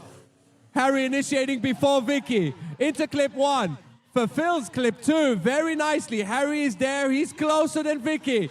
Keeps it around. Now Vicky starts to build up a bit of pace. Harry loses a bit of angle and he catches on now. Vicky drops a wheel into the decel zone. Harry keeps his composure. Keeps it around. Now he's going to make a dive into last corner and he's going to put it on the door. Rub some marks on Vicky's door. Make some noise for your drivers, Teesside. What an amazing run there from Vicky. I think that's the best run she's done all weekend. And Harry's swinging that big pickup truck onto her door. It's crazy how much it swings, doesn't it? There's a lot of overhang on it, so we're gonna hand them over to the Princess of Drift League there. That's Amber, the daughter of the championship owner. So she's going to wave the flag. It'll be waving it to her left for Harry and right for remember she's got a she's facing us. Yeah, we'll tell you who wins. We'll tell you who wins. It's to us, for us on the bank and everyone. It's going to be left for Vicky, right for Harry. Who is it going to be? I feel like it could be a one more time. No, it's Harry Cunliffe takes the win! Well done to you, Harry. Vicky, can't take that away from you. What an amazing lead run you did there. I think that all came down to the chase there. Obviously, Vicky got a bit of a gap, but Harry, in a much lower powered car, was able to make it work. Yeah, Absolute credit to the young man. And now we're moving on to the next one. We got Michael Bennett in the slipping catch and Molly Kerr in the stock 350. What is going to happen next? They're leaving the line on the run up. Michael has a bit more power. Nice initiation. Onto clip 1, clip 2 fulfills it. Molly's in the completely wrong place of the track, but she's getting closer and closer and closer. Onto clip 3. Now transitions around through clip 4. Oh, Molly straightens out completely, drops a wheel. Michael slows it down, gets himself to the outer zone. Very nice line by Michael. Molly's trying to catch on, puts it onto the door to the last corner, and makes it around to the finish line. Make some noise, your drivers. Wow! Yeah, the hometown hero there, Michael Bennett versus the Irish maiden, Molly Kerr. Amazing run there. Molly obviously cutting the track a little bit, but good proximity from Moll. Obviously similar kind of power in these cars, but that E36 has got to be getting on for a quarter of a ton lighter, I would say, you think? Yeah, pretty much, yeah. What's an E36 coupe, about 1350? Yeah, well, 350s are 1400, aren't they? No, they're a lot more than that. Are they? I've had one land on me. It's a lot more than that. It's quite heavy when it falls off a ramp. Are you trying to do a Carl Farrar there? Quite heavy when it... No, that rolled onto him. That was mine. Mine was when I was taking the engine out of it, and one of the ramp arms wasn't secure. Less said about that, the better. Well, here we go. We're sending him off the line. We got Michael in the chase, Molly in the lead. What is going to happen now? Nice initiation. Molly's not fulfilling the perfect qualifying line, but Michael is trying to make it work. Gets himself in the right qualifying line. Keeps a bit of distance. Now transition around to clip 4. Gets a bit of pace. Molly drops a wheel again. Michael slows it down absolutely perfectly. Gets himself in the pocket, through the outer zone. Lost transition. Gets himself right in the right place. Gets back on power, all the way to the finish line. Make some noise for Molly and Michael. Yeah, amazing there. One of the youngest drivers versus one of the oldest as well. I didn't really think about I wouldn't say one the oldest. No. Oh, am I going to get in trouble now? You're going to get in trouble now. I can already feel Laura shooting daggers at me from up on the bank. Yeah. I mean, not far from that number. Not far from 45. But don't call him old, man. Okay. Come on, He's still a young man. He's still a young man. He feels young at heart, and that's all that matters. So we're going to just get the decision. And who's going to be the winner? Is it going to be Molly? Is it going to be Michael? It's Michael Bennett takes the win at his local track. He's going to be happy with that. Yeah, obviously just the benefit of possibly a few more laps around this circuit. Obviously, Molly doing this run for the first time. Michael did actually do this last year when we ran this layout, which was probably a bit of a help for him there, but absolutely well done to you, Mol. Michael just had a little bit more in the tank, unfortunately, but very, very good showing there from the young Irish maiden, Molly Kerr. So now we move it on to Hayden Renton versus Matt Fitton, Team Ronin. Hayden Renton, finally the car working, finally the car on song, and Matt running down. Nice initiation. Hayden really well got himself into clip 1 and 2. Very well, good line between 2 and 3. Fulfills all the clipping points. Snaps around on the Manji, picks up a big gap from the chase car, slows it down, gets himself back on power, fulfills the outer zone. A bit of a stall by the chase car, but now transitioning around through the smoke, onto the door, get himself in the pocket, and all the way to the finish line. Wow. Yeah, no, a really good chase from there from Matt. I think he sacrificed the fluidity in a few spots. Yeah, absolutely, but it still worked. He kind of kept up. And he was close. Obviously, bear in mind, not a huge power difference between these cars, maybe 50 horsepower. So that does help massively when you're trying to get close to somebody. Obviously, it's very easy for someone with a lot of power to stand on it and drive away from you. That was a good transition through the smoke, though. I like that. Absolutely, yeah. You've got to be very brave to dive through the smoke, ladies and gentlemen. Make no mistake. Okay, then. So we are running a second run. We've got Matt in the lead, Hayden in the chase. Local driver, but has not done this layout many times, so this is going to be interesting seeing the chase. Nice initiation. Oh, Matt goes very, very shallow. Completely unfulfilled clip 1 and 2. Straightens into clip 3. Hayden tries to catch on, but he's just going to stick to the qualifying line because that's going to be a big deduction by Matt, dropping wheels on the way to clip 4. Zone 5, transitioning around. Hayden may not be close, but I think it's going to be a big advantage there and through the finish line. I don't know. I think that'll come down to who had the better lead there.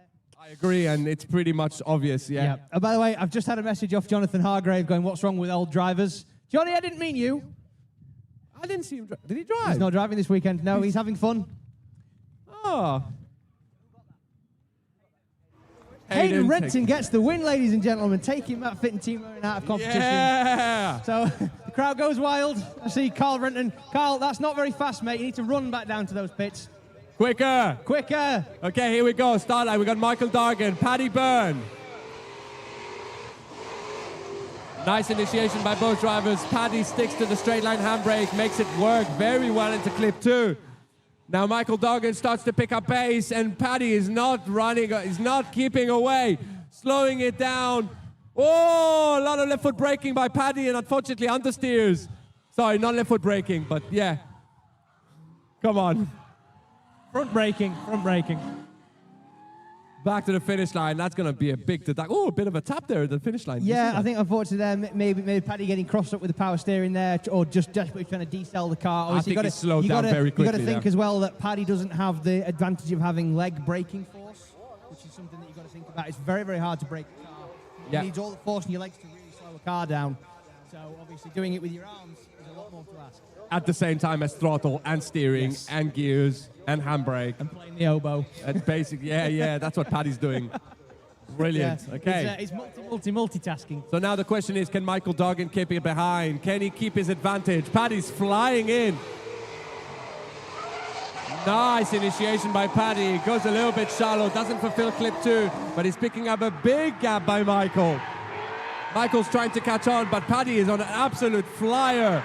Slows it down absolutely perfectly this time, gets back on power, fulfills the outer zone of airpin 2, transitions around. Oh, Michael Dargan drops wheels, which is going to be a big deduction all the way to the finish line. Wow, that's going to be a tough one to judge, Harry.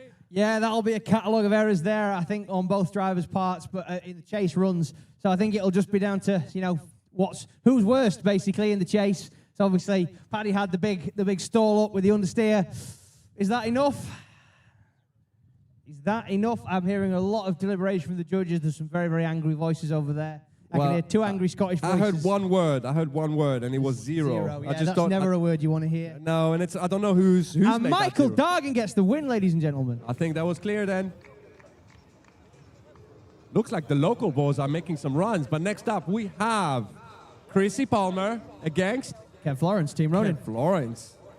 This is going to be very interesting. Yeah, Kev, now believe it or not, Kev had his work cut out for him with Martin Wannacott's damage, because obviously Kev is dragging up bodies, and Kev paints all of Martin. Kev paints all the Team Ronin cars, Martin and Matt's cars, and he had to do all the damage from Martin's at Driftland. Well, there we go, all the fixing, but now Chrissy Palmer, very fast initiation. Gets himself between clip 1 and 2. Kev, unfortunately, didn't miss clip 1 and 2. But now he's starting to reel into the pocket. Transitions to clip 4. Chris is doing a sterling job as the lead line. But unfortunately, Kev is not using it to his advantage. He's making a lot of mistakes, but he's now back on the door, onto the last corner, drops a wheel, and Chris is absolutely flying.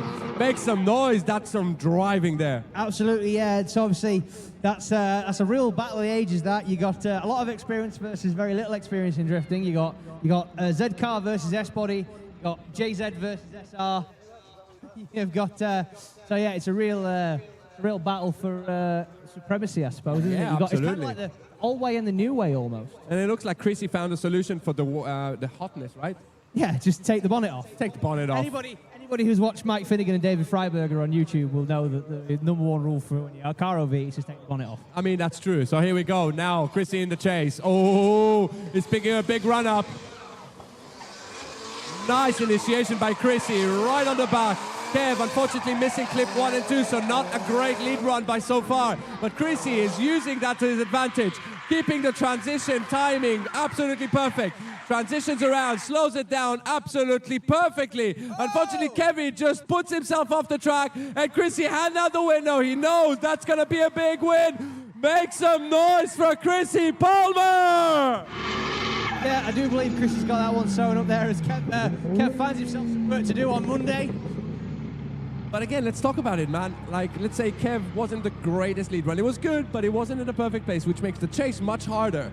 And yet Chrissy just kept his composure, was absolutely flying. It was everywhere he needed to be. He must be happy. Yeah, I think that's the ultimate advantage of just the sheer level of experience that Chrissy Palmer's actually got. Because bear in mind, we are focused on drifting with one car next to us, right? Of course. Whereas he's been racing with 20 cars around him. So it's amazing. Absolutely, you've got to really know where to put your car in that situation. And yes, Chrissy Palmer gets the win, ladies and gentlemen. Yeah, unfortunately, the off for Kev was enough to seal his fate, unfortunately, but at least he's got some work to do on Monday. Well, now we got compact versus compact, but very, very different ones. We got Nathan Rudd in a standard M54 3-liter 3-liter NA, so stock car, versus Callum Turpey in his V12 turbo. David and Goliath. It was like insane. Same chassis, very different setup. Let's see what happened. Oh, Nathan initiates twice. Now Callum is reeling it in, trying to stay a bit of distance because he thought that Nathan's going to be slow, but it looks like Nathan has used that to his advantage. Gets himself in, builds a bit of a gap, goes back on power. I'm not sure who dropped the wheel there, but one of them did. Now Callum is reeling it in, getting himself in the pocket, and going back onto the door through the finish line. That was good. That was very good, yeah. Obviously, these guys, Nathan and Callum, are friends off the track. They move in the same circles. Obviously, I'm sure Neil Dawson doesn't have a clue who to root for in that particular battle. Obviously, Neil, of course, impartial as a judge, but obviously, everybody here, you know, there's a beautiful thing about drifting is the camaraderie, but obviously you will get people who pit together, they're good mates, they drink together on the night, and obviously Callum and Nathan move in the same circles, so we're going to spin them round, and we're going to see if Nathan can keep up with the 6 billion horsepower that V12 turbo's got. And hopefully nobody's dead of ethanol fumes. There we go. So we're sending them off. Callum in the lead, Nathan in the chase. Oh, Nathan's keeping up. Right there. Clip 1 and 2 very well. Nathan's keeping his composure, keeping the distance. Oh, Callum make a bit of adjustment in clip 4. Nathan straightening a little bit, but he gets it right. Oh, slows it down just right. But unfortunately spins himself out while Callum gets himself right. I mean, let's give Nathan the credit he's due. Not a single mark on that door. No, he had to do a big dive there, and he did a big dive, and unfortunately it just didn't quite pay off. Obviously, Callum, fortunately, unflapped, able to finish his run. So we'll just get them over to Amber, and we'll get the confirmation.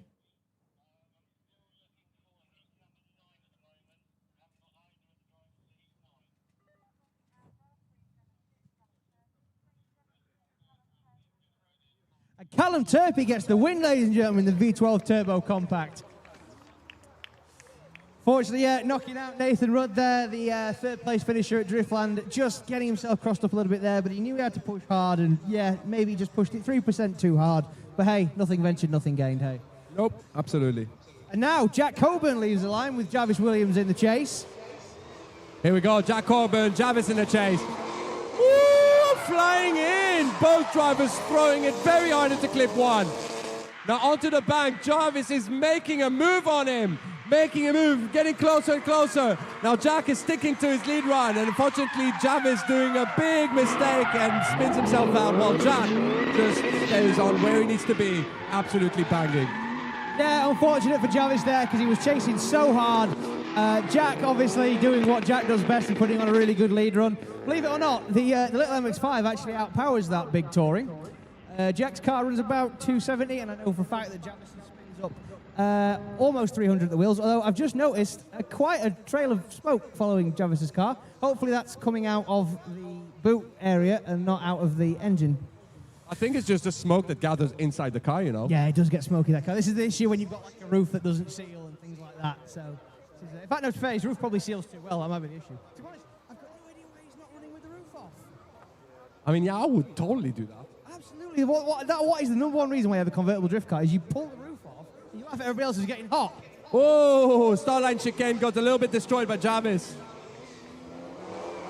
That smoke is keeping going so far. There we go, Jarvis is stalling the engine, I think. I think he's starting to have problems. He's in the completely wrong place on the track. Adding an extra manji, dropping a wheel, and Jack is just keeping his composure. He's saying he's making a lot of mistakes. I'm just gonna stick to my qualifying line. Yeah, no. And I think he's just done a drive shaft as well by the looks of it. Definitely only one wheel spinning as he came around that back corner. And that's a lot of smoke. I think that's been a pretty heavy loss for Jarvis in addition to the battle. That is also, I think he's going to need a drive shaft and possibly some piston rings. And Jack Coburn gets the win, ladies and gentlemen, very well deserved. Commiserations to Jarvis. Hopefully that engine's not hurt as badly as it looks, but based on the smoke it's currently letting out, I'm not so sure. I guess, if it's already blocked, we'll finish it off. So yeah, that's Jack Coburn through to the top 16. Very, very well deserved. Obviously, Jack currently fifth in the points, so we're very happy about that. And now we have the second place finisher of round one, Callum Allenby, going against Patrick in the Born to Drift car. Let's see what happened. This is going to be all or nothing. Patrick keeping up. Nice initiation by both drivers. Fulfilling clip 1, Callum doing a sterling lead line. And Patrick is keeping up. Losing a bit of pace on the back, but now he's starting to reel it in. Getting closer and closer to clip 4. Now Callum slowing it down into clip 5. Patrick does the same, but he doesn't get closer. Stays where he is. Callum smokes the tires into JZ. Now Patrick's making a move, getting himself in the pocket, and staying on the power all the way to the finish line. Great run there. Good run by both drivers. Callum, exceptionally fast, fluid lead run there, putting on a very fluid. I think obviously Callum's a little bit miffed that he's lost a round where he could have carried on, adding to his points lead, or adding to his points total, should I say. So I think he's out to take a few scalps this weekend. Yeah, I think he's going to have to basically do what he does best. Drive well, kick some doors in, have fun. Wear a pearl necklace. Wear a pearl necklace. He's not even wearing it now because I bullied him that much about it. Did you bully? Yeah, I keep calling him Pearl though. I kind of bully about his earpieces. Oh, his earrings. Yeah, earrings. Yeah. He's a rapper. He's a real rapper. There we go. Patrick in the lead. Callum in the chase. MC Callum absolutely initiating really well on the bank. Doing everything he should. All the way to clip 3, keeping the distance. He knows Patrick makes mistakes. Oh, big angle by Patrick. That's going to impede a little bit of Callum, but he uses it. Gets himself closer to the door of Patrick. Stays there until the transition. Bumper to bumper. Big angle. Stays on the door. Kick an adjustment and goes all the way to the finish. Bro, that was insane. Absolutely great chase run there. Good lead from Patrick. Great chase run by Callum. Callum really getting himself in the pocket there, working hard to keep on Patrick's door, not sacrificing too much liner angle, which is the main thing. And Callum Allenby gets the win, ladies and gentlemen. Very, very well deserved, Patrick. Well done to you, my man. That definitely put up a fight. Absolutely congratulations to Callum, moving on to top 16.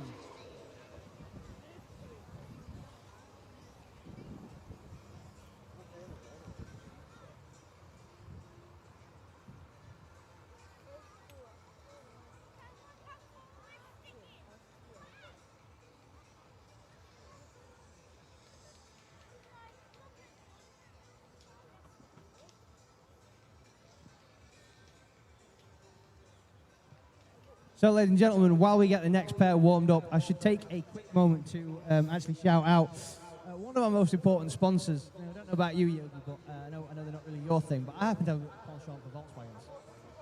I'd almost call it a self-destructive habit at this point. Right.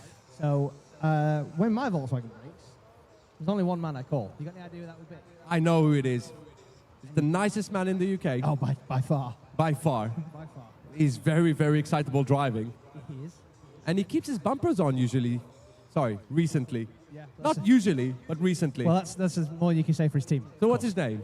Matt Smith. It's Matt Smith What's from his company? Come on, you can do this now. Volkscraft. Volkscraft Exeter, ladies and I've gentlemen. learned now. That is, if you are anywhere in the south of England, John, even if you live in the Hebrides, right, go down to Tiverton and get Matt to look over your Volkswagen, because what that man doesn't know about Volkswagens is not worth knowing, ladies and gentlemen. I honestly, Matt is the person to me that I am to the people in my family who know nothing about cars. Right? Matt is the guy I go to when I need help, right? And that says a lot about Matt's ability as a Volkswagen technician. He's forgotten more about those cars than anybody could ever wish to know. And we're super happy to have him on board as a sponsor. Please, please, please make sure you take your cars to Volkswagen Exeter if you ever need any work done on any of your Volkswagen Audi Group products. As Connor Ritchie and Oliver McDermott leave the line and the chicane cones go everywhere. Nice initiation. Ollie's big snap to angle. Connor Ritchie handles it, keeps himself composed. Wow, big surge forward into Ollie's door. Now transitions onto clip 4. Ollie, a bit of a straight line. Connor uses it. Oh! Big over rotation by Ollie. I think the nerves of the top 32 battle got to him. Connor Ritchie nails his line all the way to the finish line like there was no bother. I had real flashbacks of the Callum Allenby, William Hardy incident. That was exactly what I thought. The same thing played out. I didn't want it to happen, but it felt like it was about to.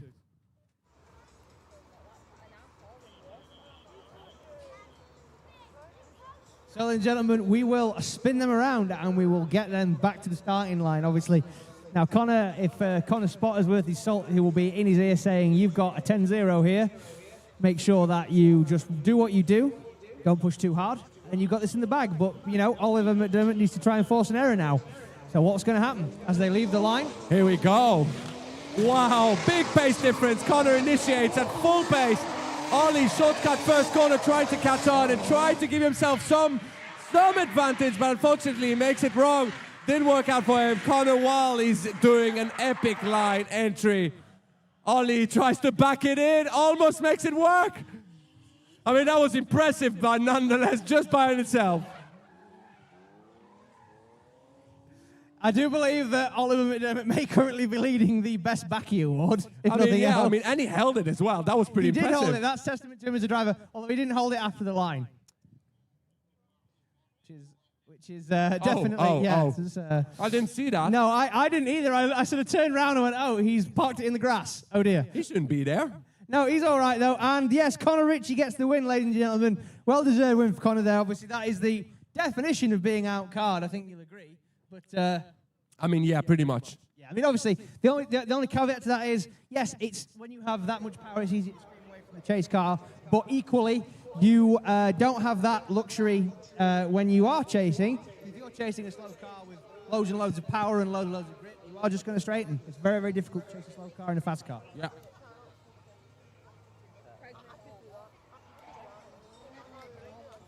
As opposed to next, we have two very fast cars. Two very different ways to do a BMW. Two very different ways, yeah. Two very driving experience. So we got Toby Walker in the lead. It is E36 1JZ Compact. Edgar Scrummins from Team Top Drift in the chase. Obviously, Edgar's getting it done on his second run, getting himself to the top 32. So now he has a second place qualifier to take out. Oh, sorry, fourth place qualifier. Is it fourth? I think it was fourth in the end, wasn't it? I will have to refer to the... It doesn't matter. It was in the top 5. He's a good driver. Let's see what happens in the lead. Toby Walker in the lead. Nice initiation. Oh, wow! That would have been so good if it didn't bail, man. Through clip 3, Toby Walker doesn't even know what happened. Now into the decel zone. Slows down absolutely perfect. So far, no big zero. Ooh, big problem in the chase now. Woo! Another dive onto Dobby Walker's door. I mean, Yeah, what you were seeing there was Edgar's being determined to chase in the pocket so he didn't get smoked out. But it coming back to bite him, unfortunately. With big dives like that, you was I mean, who thought he was going to go into him? Oh, apparently everybody's got loads of faith in Edgar's loads of faith in him. No, he totally... I definitely thought he was going to collect him on the way out. I thought that we were going to go and have to fish Toby out of South Bank barriers there, but fortunately that didn't happen. And now we're going to flip him around and we're going to go again, and we'll see. So now the question is, does Toby have a spotter to tell him, chill out? Or is he just going to go full beans? I think he's going to go full beans. Whoa! Edgar goes a little bit shallow, misses clip 2, but Toby kind of got surprised by it, but now he's back on it. Whoa! Edgar drops a wheel just before clip 4. Onto the D-cell zone, now Edgar drops 2 wheels in zone 5. And completely straightens. Unfortunately, I don't think that's going to be a lead run that the judges will want to see, right, Harry? No, unfortunately, scrappy is the word he's there. Obviously, Edgar knew he had to try and force an error there, tried to try and run away from Toby, but Toby's as cool as a cucumber, so that was never going to happen in a vacuum, was it? Nope. In the vacuum, he said. Think a gap. He knows Luke is fast. Wow, what a run-up. Initiating. Aristas makes a big dive between 1 and 2. And he stays on the door with Luke. Luke now puts his foot down, uses all the power through clip 4. Transitions around onto the D-cell zone, slows it down, absolutely perfect. But no, actually drops a wheel. And Aristas follows him in onto the last transition. And Luke is alone. Unfortunately, I think that's going to be all this road for Aristas. Yes, possibly there. It's just a question about why the judges will deem that contact. Arestas, Well, the first one was a 0 by Aristas. Yeah. So. Okay, well, Arestas undressed the car there as well a little bit. So who's going to be the winner and moves on to the top 16? It is Luke Talley. Yeah, making Luke a Talley, huge the debut. Exemplar Airport Concierge GTR 86, as Arestas smokes the tyres. It's a GT86. Come on, bro. What did I say? It's a. You said GR86. I mean, the front end is a. It's a GTR 86. If you want to, Oh, if you want to see what you split did hairs, there. Yogi. GTR86. I like that.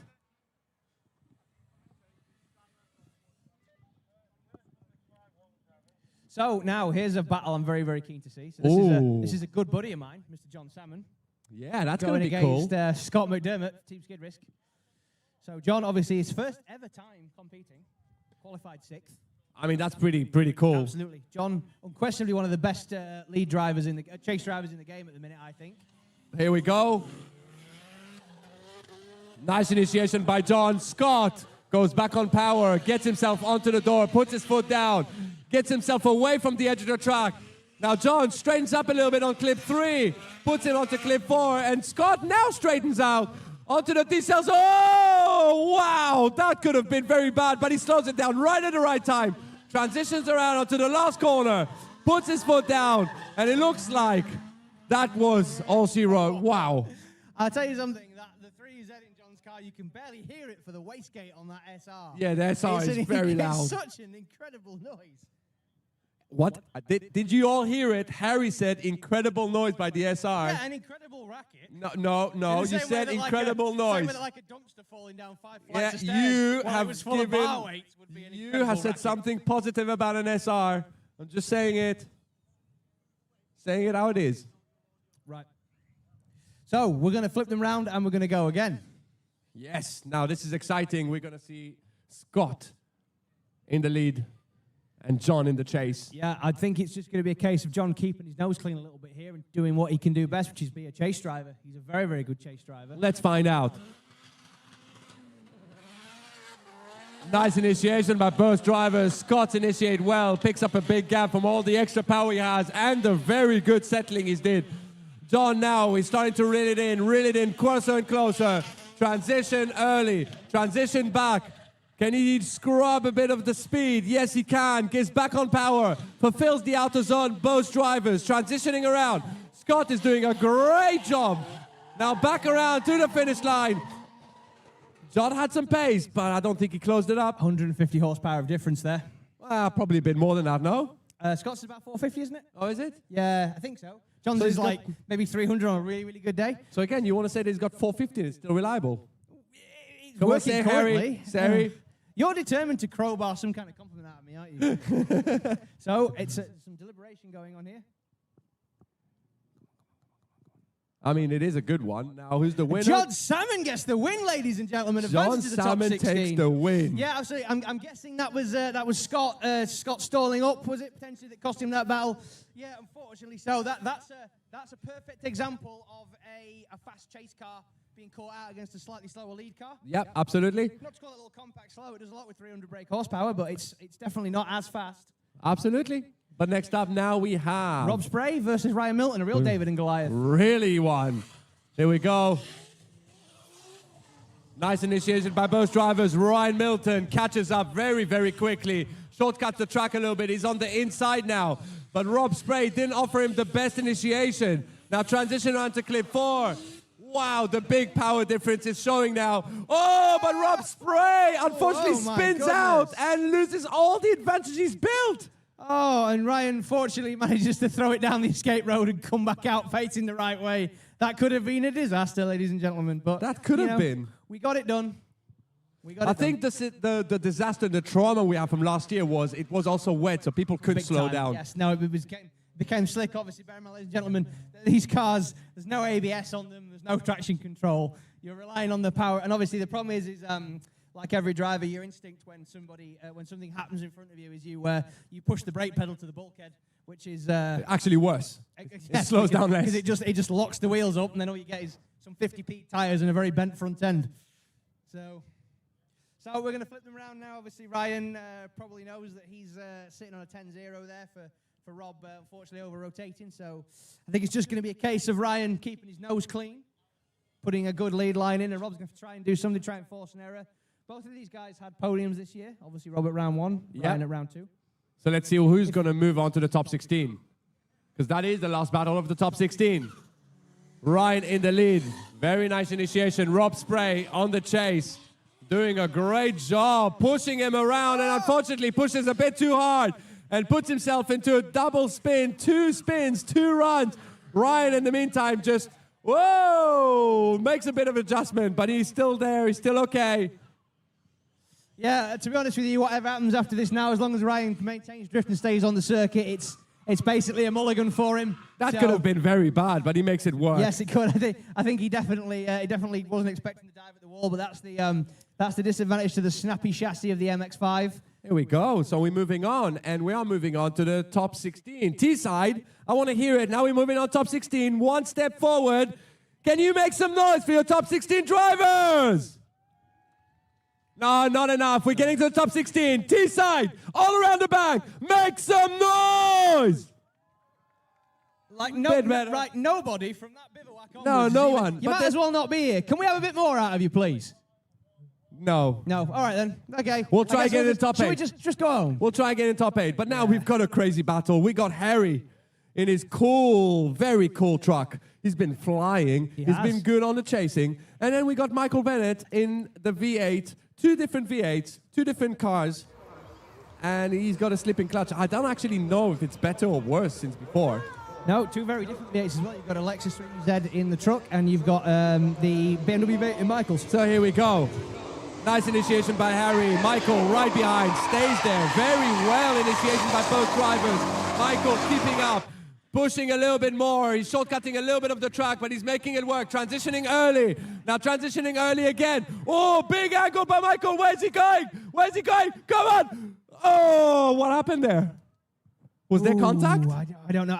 Or did both stall? I'm not seeing any shades of blue being traded, so hopefully it's just a case of. I don't actually know. I think all it was obviously Harry seen Michael coming in really fast, and maybe just He may have tensed. Yeah, he's a young kid. It only takes you to lose focus for a 1/10 of a second. You know, it's a real gone. cutthroat business. This. So I don't know because technically if there's no tap, that's a 0-0. Absolutely. There was a tap. The drone, we're so lucky to have the drone. There was a tap. So Michael just watching the instant replay just to work out if there was Go a tap. on. Can confirm contact made. Contact made, so that yeah. means that Harry, I can see now Harry's car is being checked over, so Michael was pushing hard on the decel zone. He did almost pull off a backy, but unfortunately had nowhere to go, so that's going to be a big disadvantage by Michael. Now the question is, what's going to happen when we reverse them? Because I know Harry's not going to take it easy. Definitely not.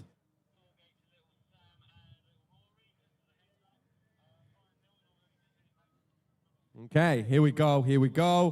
We're getting ready, sending them off. Through the start line, we've got Michael in the lead, Harry in the chase. Let's see what happens. Michael's got a little bit of a faster car. Nice initiation. Harry slows it down very well. Gets him straight into the pocket on the bank. Through zone 3. Very good, zone 4. Now transitions into the decel zone. Harry slows it down, absolutely perfect. Gets it onto the door, stays on, absolutely fine. Now big transition by Harry onto Michael's door, through the last corner. Make some noise for your drivers. What a chase run by Harry. Great lead by Michael, but man, Harry's possessed in the chase. Absolutely. I don't really know what to say to that. Other than I don't know, man. I'm like turning into Owen Wilson. 13, 14, we don't know. 13, we'll find 13, out. 13, he is 13. 13-year-old and driving like this. My God, how good is he going to be in the future? So we're going to get the decision here. Bear in mind, we are looking for the flag Amber's holding, not for the keep it welded flag. I mean, yeah, it's going to be a tough one. That's about right.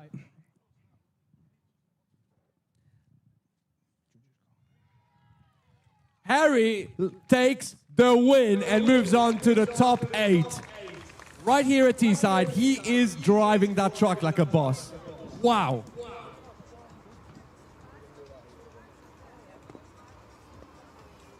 So you may see Michael now drive out. He is out of the weekend. But that car, it will be back. It will be back. Confirming that Jack's going to use it tomorrow? Yeah? Well, yeah, I mean, that's the only option there is. So the E46 Oh, the is not E46 is salvageable. definitely not coming.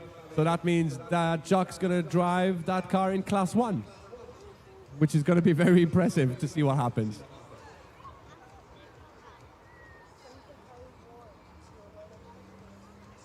So while we're waiting, I think the drivers on the start line are ready. We got Hayden Renton, Michael Dargan, 2 local drivers. Let's see what happens next. Nice flick entry, great clutch kick by both drivers. Michael Dargan losing a lot of pace through the left foot braking, but now he's starting to reel it in. Gets himself in the pocket through clip 3. Transition rounds to clip 4. Hayden's picking up big pace. Both of them slowing down very well. Dargan dropping a bit of a wheel on the decel zone, but now Hayden is using all the throttle. He's putting his foot down, staying and smoking out. Michael was there, but I don't know. That could have been closer.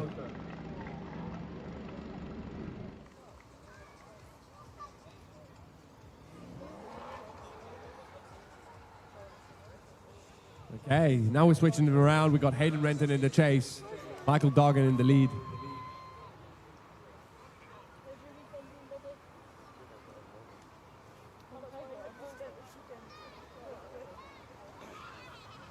We got the drone in the chase. Toby on the case. He's going to give us a great view of what is going to happen next. Here we go. We're leaving them. We got Michael Dargan, Hayden, leaving the line. Good pace. Hayden is right in the right place, initiating both at the same time. Not as close as Michael was, but Hayden is in a better line. Keeps the composure, keeps the pace. Transitions onto clip 4. Transitions around. Decel zone. Ooh, Hayden drops a wheel. Almost stalls it. Almost piles up onto Michael, but he keeps it. Now Michael drops a wheel. Transition around to the last corner. Hayden keeps it onto the door. Puts his foot down. All the way to the finish. Make some noise for your local drivers. 2 local boys there. Two local. Two M60 V8s under the bonnet as well. Great engine. Good engines, them. Great engines. Good engines. Very good engines. Clutch is not great on him. No, that's very true. But I think Hayden's just super happy that his car's now fighting fit again, which he's been chasing issues in that car for the past 2 years almost. So I think he's super happy that everything's behaving itself. Obviously, Michael Dargan in the E30 has changed hands a few times, but Michael's really doing it justice, I think, don't you? Absolutely. He's giving it very good justice. So the judges are deliberating on this one a little bit. I mean, it is a tough one. It is a tough one. Very tough. Absolutely. And the winner is Hayden Renton takes the win and moves on to the top 8.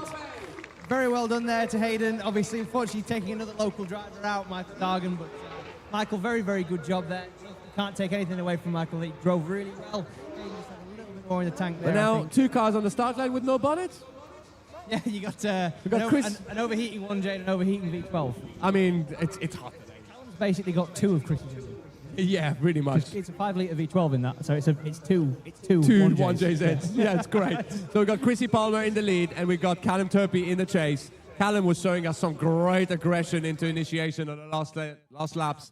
So I'm very interested to see what's going to happen, Harry, now. Absolutely. I'm definitely reckoning that the car with no bonnet, the blue car with no bonnet, is going to win. The blue car with no bonnet is going to win. Well, I know we're going to send them now. Thumbs up from the marshal. Here we go. Chrissy Palmer through the chicane. Callum Turpey starts accelerating now. Onto the initiation by both drivers. Jesus Christ, where's Callum going? How is he making it work? That was insane. Chrissy Palmer, meanwhile, not being faced at all, doing a perfect lead run. Transitions to clip 4. Now into clip 5. Callum Turpey is shortcutting the track, making it work. But now, through the hairpin 2, fulfilling the outer zone by both drivers. Chrissy Palmer absolutely nailing the run. Dude, how is Callum holding it on? I've got no idea. What is he? He's like sending it in first corner with no regards of safety whatsoever. If the lead car even fluffed or had a misfire, then they'd be taking them both out. Yeah, absolutely. Into a wall. Literally, it would no fear. It would be chaos. And you would have thought that Callum, after his last time that he, went on the roof at the track, that it's also an option to go on the roof. He would be like, no, let's chill. No. Well, I mean, he didn't kill the car, did it? It's still here. I mean, that's true, yeah. It is still here. It is still competing. Mm-hmm. Been through a few owners since then, but absolutely. Here. So we'll spin him around. We'll go again. See if Chrissy can match the energy on that initiation. Okay, here we go. We got Chrissy Palmer in the chase. Nice initiation. Onto first corner. Oh! Callum Turpey didn't make it work. Chrissy Palmer does not care whatsoever. He's taking on the door. He's going to take that to the win. Transition runs to clip 4. Now into the decel zone. Callum slows down, but 2, not enough. He's going off the track. Chrissy Palmer overtakes him and goes on to the last corner. And he puts his hand out the window and makes some noise for your driver. Wow. Come on, Teesside, I want to hear it. Make some noise. For the sake of Yogi's voice, make some noise, people. Yeah, I'm starting to lose it. How is he doing it, man? I don't know. I'll tell you another thing. I was so impressed at how that little opposite drift as he came in, but he reacted to it instantly and put it back on angle. That was so crazy. That is a sign of a skilled driver right there. Very skilled driver. Hopefully we can see Callum drive more this year, because that's been so exciting. I'd love to see that, absolutely. So here we go. We got left for Chrissy Palmer, right for Callum Turpey. Who is going to win and move on to the next stage? It is Chrissy Palmer takes the win. Yeah, I'm fairly certain that was all down to the slightly weird initiation spin from Callum. Sorry, should I say the over-rotation and the stop. Absolutely, and we really hope to see Callum again. We really want to see him drive back. That was absolutely epic and exciting to watch. But now, we're moving on. Just getting confirmation. We thought so too. He had that in the bag. If he'd just be able to control his inner chimp a little bit. But now we're moving on. We got Jack Colburn and we got Callum in the chase. Wow! Callum initiates straight up to the door. Jack is doing an absolutely sterling lead line through clip 1, 2, and 3. Now Callum is building the 1JZ. He's going faster. Jack goes all the way to clip 4 into the decel zone. Callum slows it down absolutely perfect. Jack stays on the outside side. Absolutely amazing lead run by Jack. Keeps the car floating, keeps the car on angle, and Callum is on the door on the finish line. Jack the plumber putting on an absolute clinic, ladies and Wait, gentlemen. are you sure he's a plumber? I think so. I did Okay. check. Let's check. Apparently he's the kind of plumber that tightens pipes. So, yeah, cool. So, yeah, no, absolutely. No, Jack really put it all out there. I mean, honestly, I haven't seen a single run off of Jack that I would say was a bad run so far. No, literally, lap after lap, the most consistent driver. It's been absolutely amazing. And it's not an easy car to swing about that big touring either. No, not at all. And it's not like he has a crazy amount of power. It's only 320 horsepower, so If that. That's so impressive. But now, we're moving on. We are changing around, and we're going to see Callum in the lead and Jack in the chase. This is going to be very, very interesting. What is going to happen next? Here we go. We're sending them. Callum leaving the line through the chicane. Jack keeping up. Oh, Callum with a faster car initiates much earlier than Jack. Now Jack shortcuts a little bit of the track, not too much, but he made him absolutely closer to Callum. Through clip 3, transition onto clip 4, transition back around into the decel zone, no problem whatsoever. Jack sticks it to the door. Callum does a brilliant lead run, allowing Jack to get it onto the door through the last corner. He's closer than Callum. This is a close one. Teesside, make some noise!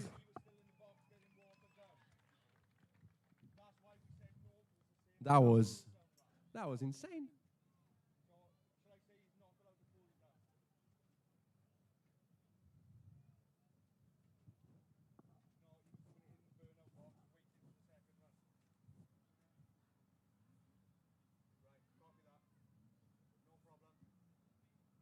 Look at that, Harry. I am actually spotting my parents here.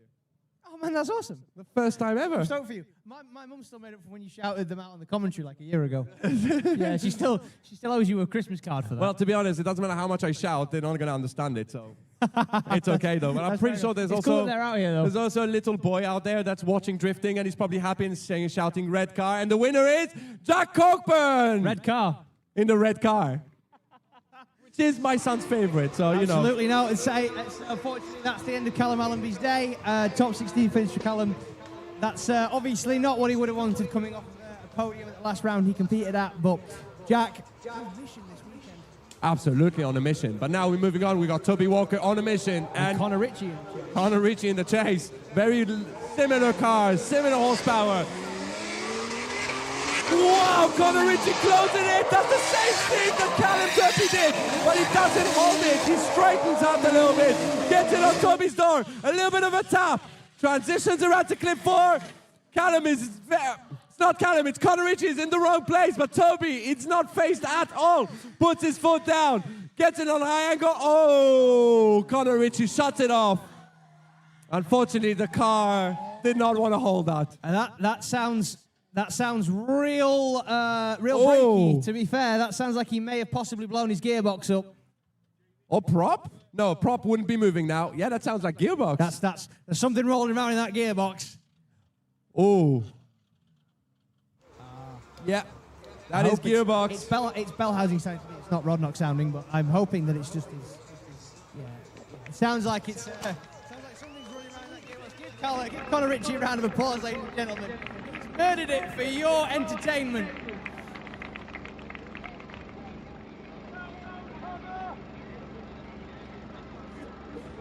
Ladies and gentlemen, you have to understand the stresses on these cars at this current moment.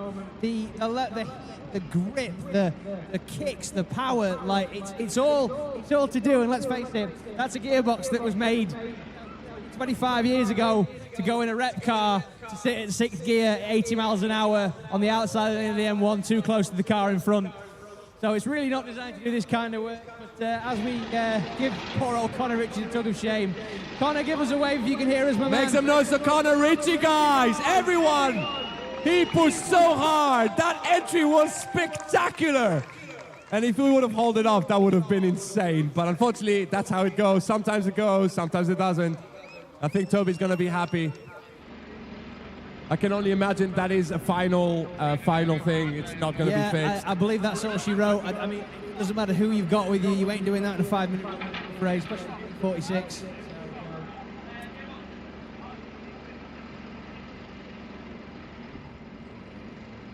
see them.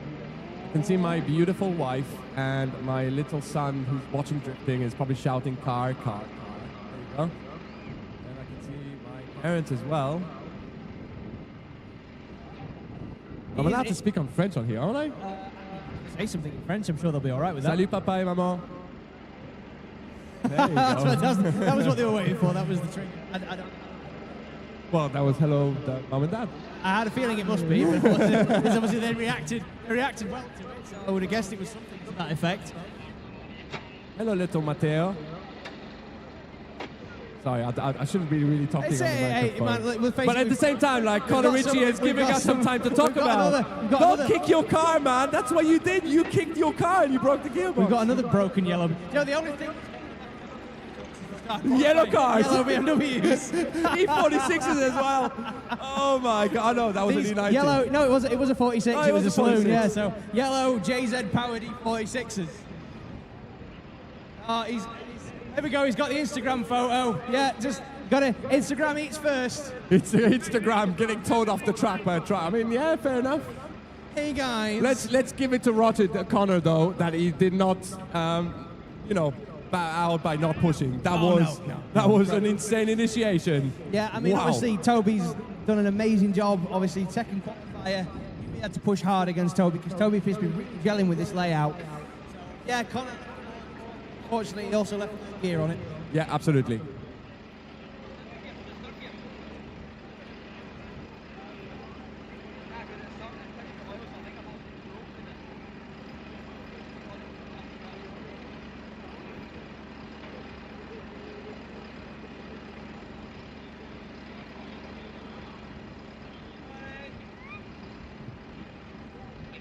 So, ladies and gentlemen, just while I've got an off moment to talk to you, I should probably also shout out another one of the sponsors for this weekend.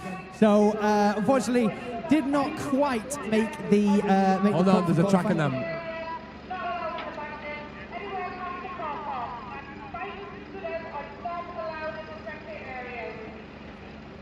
There is an announcement for the track, which is probably more important. Now you can carry on, Harry. So who was the sponsor you wanted to mention? Go on. I was going to talk about Beacon Stoves, but I feel like someone's let the wind out of my sails now. I'll have to start again. Sorry, so go on. Beacon Stove, who are they, bro? Rich has been a supporter of the championship for a couple of years now. Very happy to have Rich back on board for the 2025 season. Obviously, Rich, now, I don't know if you know this about England, but it's not always like this, is it? What? I don't know what I'm talking about. I'm here local from Teesside. It's always like this. Yeah, well, the old joke is, how do you know it's summer in the north? It rains warm. Yes. So that's normally how it is. But I've been in plenty of freezing cold pit areas in my life, and then there's always one bloke who brings a giant stove, and everyone huddles around it like Eskimos. And then he just brought 3. Yes, so his name is Rich Graham, and he makes the best outdoor stoves. I can see Rich up there. He is, yeah, make some noise for Rich Graham.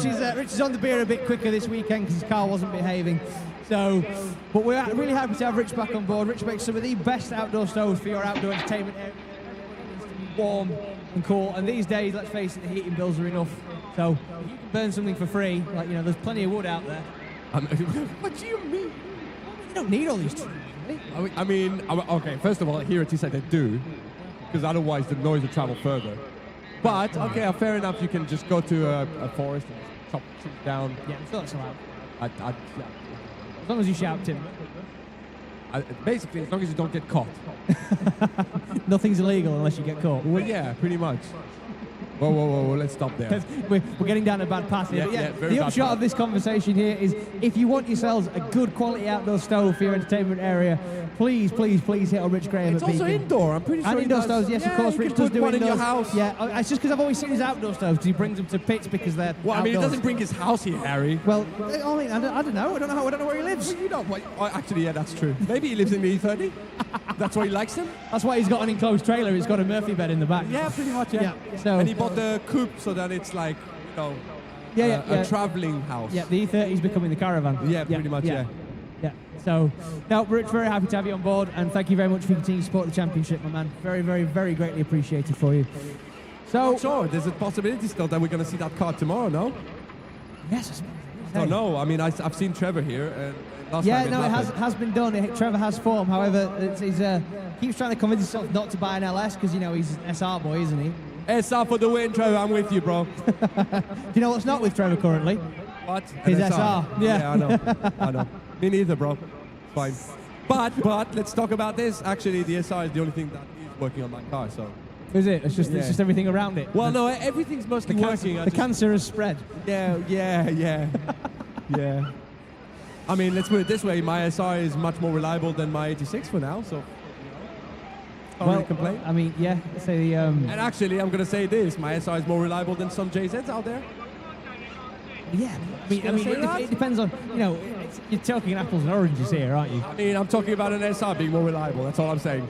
And it works. I can just go right now and just start it up and then go drive, Yeah? Can you? Go do it now. I mean, right, I can't now. I can do it tomorrow. Okay, good. What, should I bring it tomorrow? Is that what you're saying? Yeah, bring it tomorrow. So I drive and commentate at the same time? Yeah. Well, you've done it before. I have done that before. What happened the last time you did that? I did blow the SR.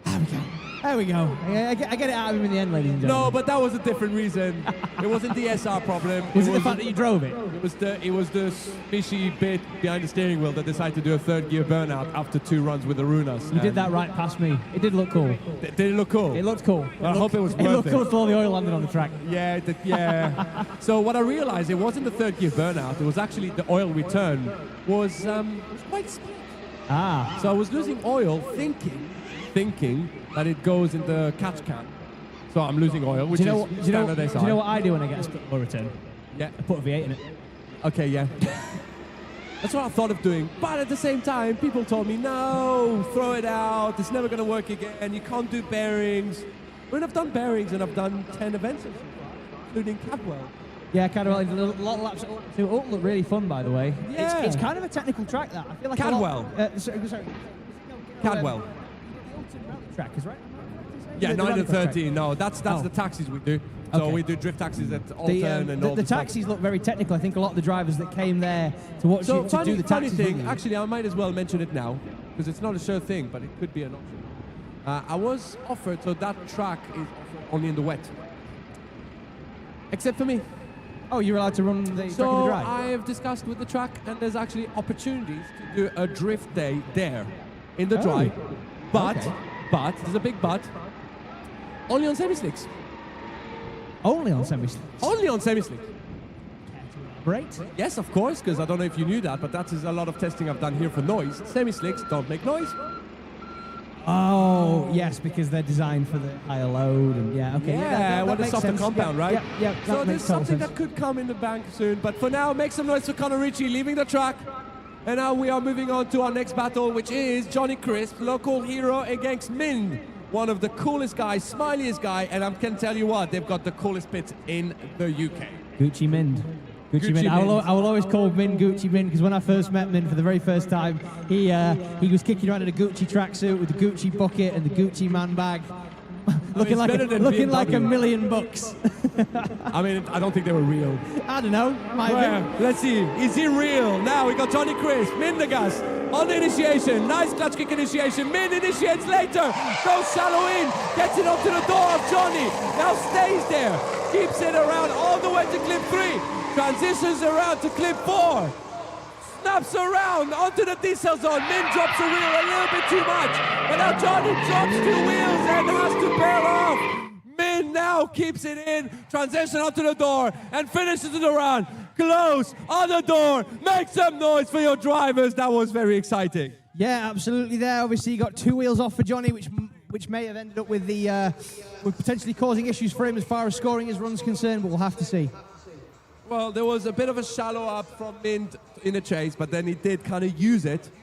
So I guess that was worth it. And then, yeah, I think 1 wheel drop from Min, 2 wheel drops from Johnny. I'm pretty sure that's going to be decided. But now there is 1 more run. Still more to decide. So what's going to happen next? What is going to happen? Bum, bum. I think the judges are just deliberating on the last run. Can I just make a quick announcement, ladies and gentlemen, please? If you have children here with you, we need to make sure that we keep them off the tyre wall. The tyre wall is the start of the racing area. Only people who signed a waiver can go behind that. Please, if you can, make sure you keep them behind the tyre wall for us. It's just so everybody's safe. Everybody goes home at the end of the day. Nobody ends up with a conrod lodged in the side of their head. Absolutely. Here we go. Min in the lead now. Johnny in the chase. Nice initiation by both drivers. Johnny gets it onto the door. gets close and stays there. Look at that proximity by Johnny Chris behind Min. Transition runs to clip 4. Min gets clip 4 really nicely. D-cells into zone 5.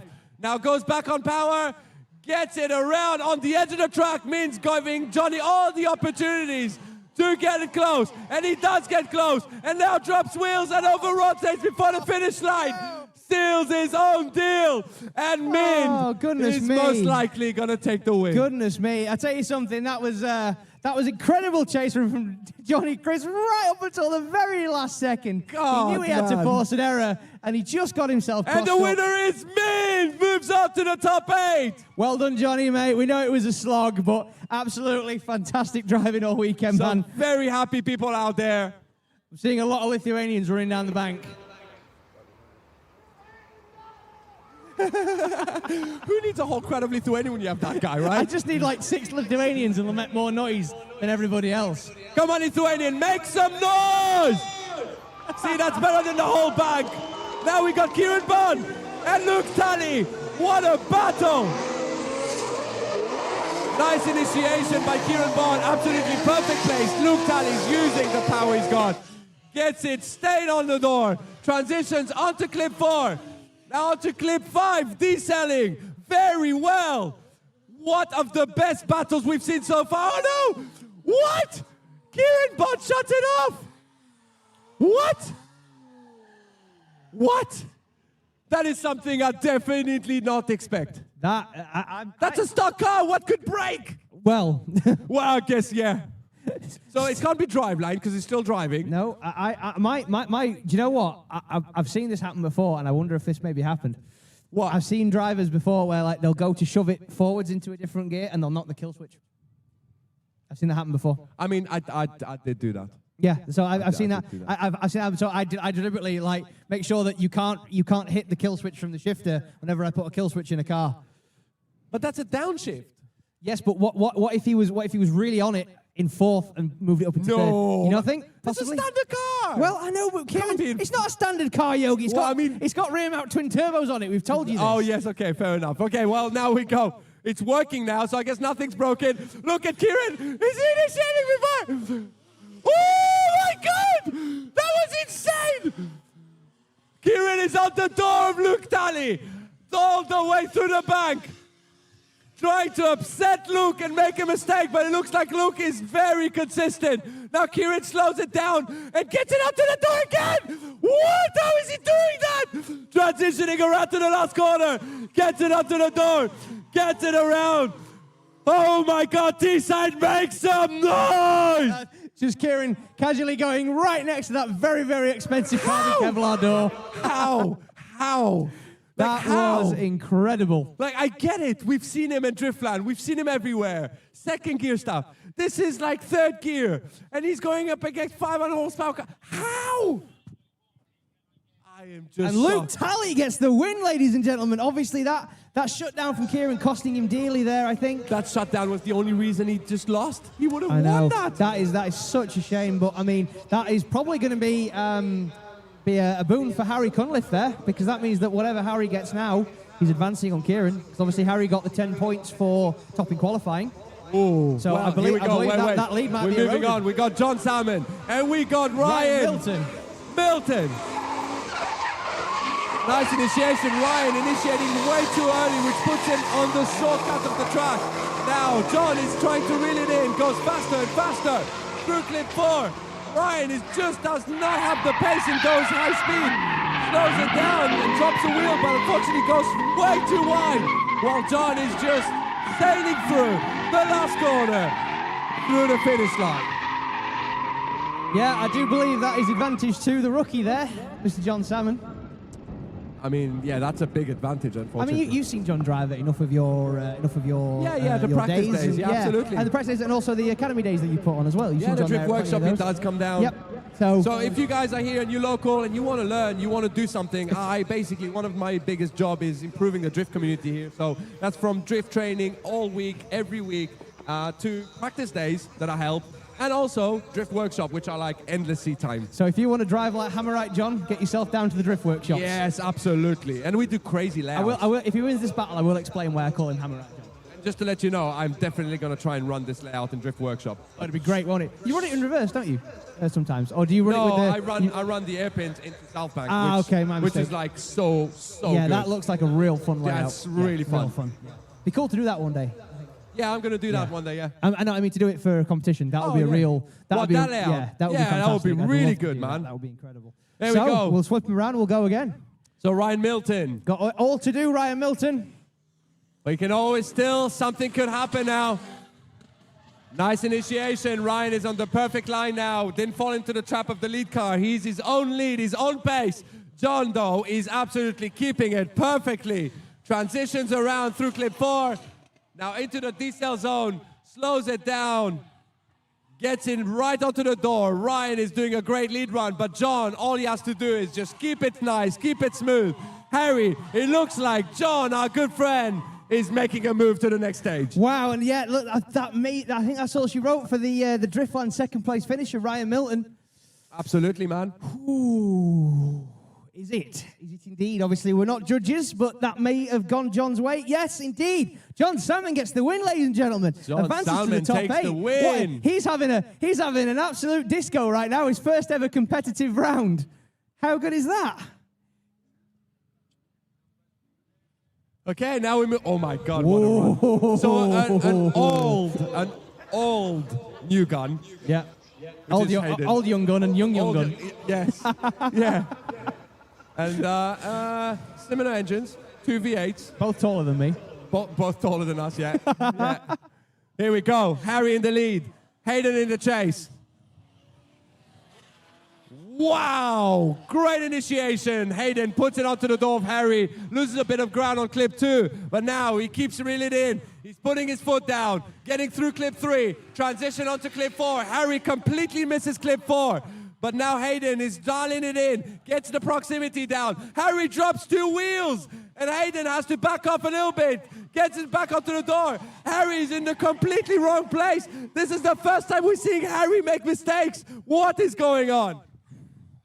Very, very uncharacteristic for Harry. Hopefully, it's not enough to cost him, because obviously this is obviously his chance to run away with it now. His chance to run away, his chance to gather points. His main competition, Kieran Bond, is unfortunately on his trailer. So, well, I don't think he's on his trailer, man. Come on. Well, he's out of competition. Well, he's out, yeah. So that's all You're that not matters. Chelsea Denofa, man. Come on. And someone's rev limiting on the start line because they want to show some noise, so that makes sense. I would genuinely guess that might be Hayden trying to cool his engine down, because the M60's run 2 bar of water pressure, but only at above idle. Here we go. Here we go. Hayden in the lead. Harry in the chase. What is going to happen now? Nice initiation by Hayden. He's on the right line. Harry had the shortcut clip 1, but he's making it work because right now he's straight onto the door. Transitions around through clip 4. Hayden's doing a better job onto clip 4. Now slowing down into the decel zone. Hayden goes back on power, stays on track. Harry's right onto the door. Transition through the smoke. Gets it onto the door. Hayden puts his foot down all the way to the finish line. Makes some noise for these young drivers. Whoa, I think Harry knew maybe Hayden had just pulled a little bit of an advantage on him there, so he was pushing hard. Very hard. Hopefully Harry can break his grade 8 curse here, but I guess we'll see. I mean, Hayden may damn well have just taken a big scalp there. Chase to chase, Harry was better. Yes. Obviously. But lead to it's lead. not all about chase to chase. I think there was more mistakes by Harry in the lead, and Hayden got clip 4 where Harry did it. What I do know is there's serious deliberation going on. I can imagine it's going to be very, very serious there. This is our first battle of the grade 8. Absolutely. So is it? Oh, yeah, it is. For all the marbles. One more. We do want it one more time, to be fair. Who here wants Harry to win?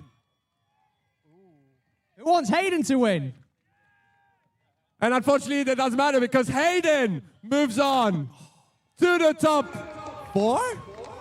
To the top 4! And unfortunately, that is the loss for Harry. But man, what a driver. What a crazy driver. I do believe that will put him 1 above Kieran Bond in the final scores. 1 point. Not 1 point, but one bracket. Anyway, well, there we go. Now we got Chrissy Palmer and Jack Colburn. Nice initiation by Chrissy. Jack gets the initiation absolutely spot on. Gets it on right on the rear corner of Chrissy. Absolutely perfect run so far. Transition to clip 4.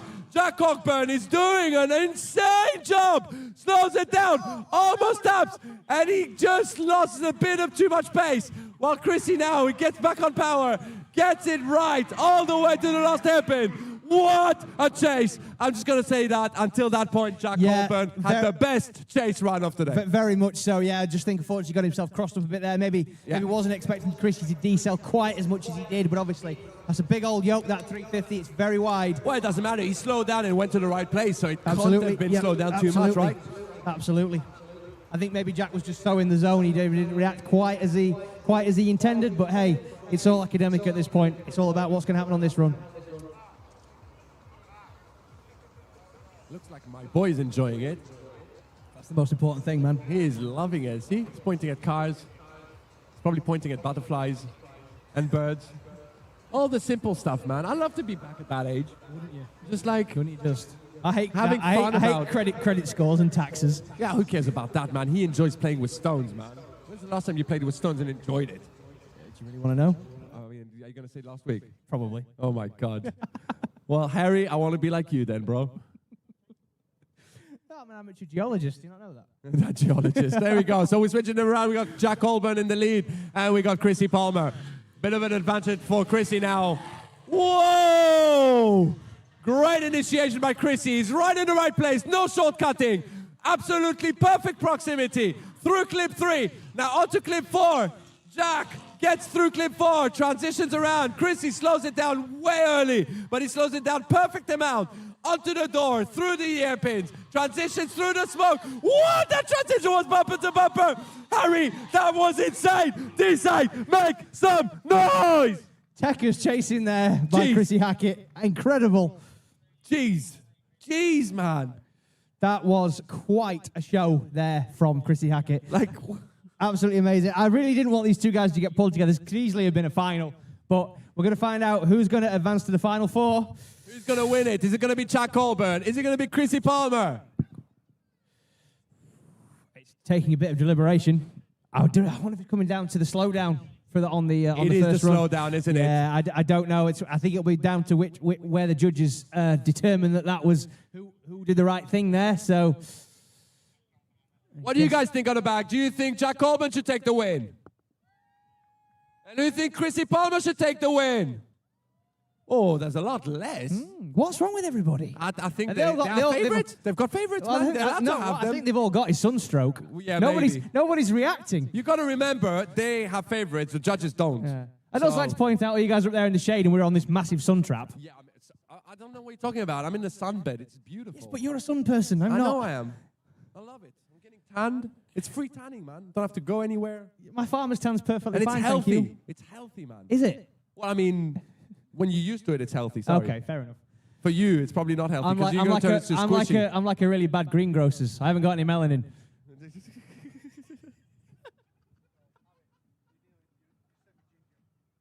Semi-ginger. I heard you semi-ginger, Harry. Ouch. Ouch. Ouch. Wow, there's a lot of deliberation on that. This is becoming a Spanish Inquisition. Inquisition. Split decision there. That's interesting. It is a one more time. I want to know. I want to know. Hold on a second. This is Neil. The lads have decided a one more time. I put Chrissy, but they think Chrissy double jabbed on the handbrake and stalled up a lot when he was in the lead, hence why Jack kind of went in for him. Okay. Well, I'm not the judge. Luckily, I'm not, because I would have been with Neil on that. But it is a one more time, which means we're going to see them again, which is also better, because we're going to see them again. But So basically, there was a double jab by Chrissy Palmer in the lead.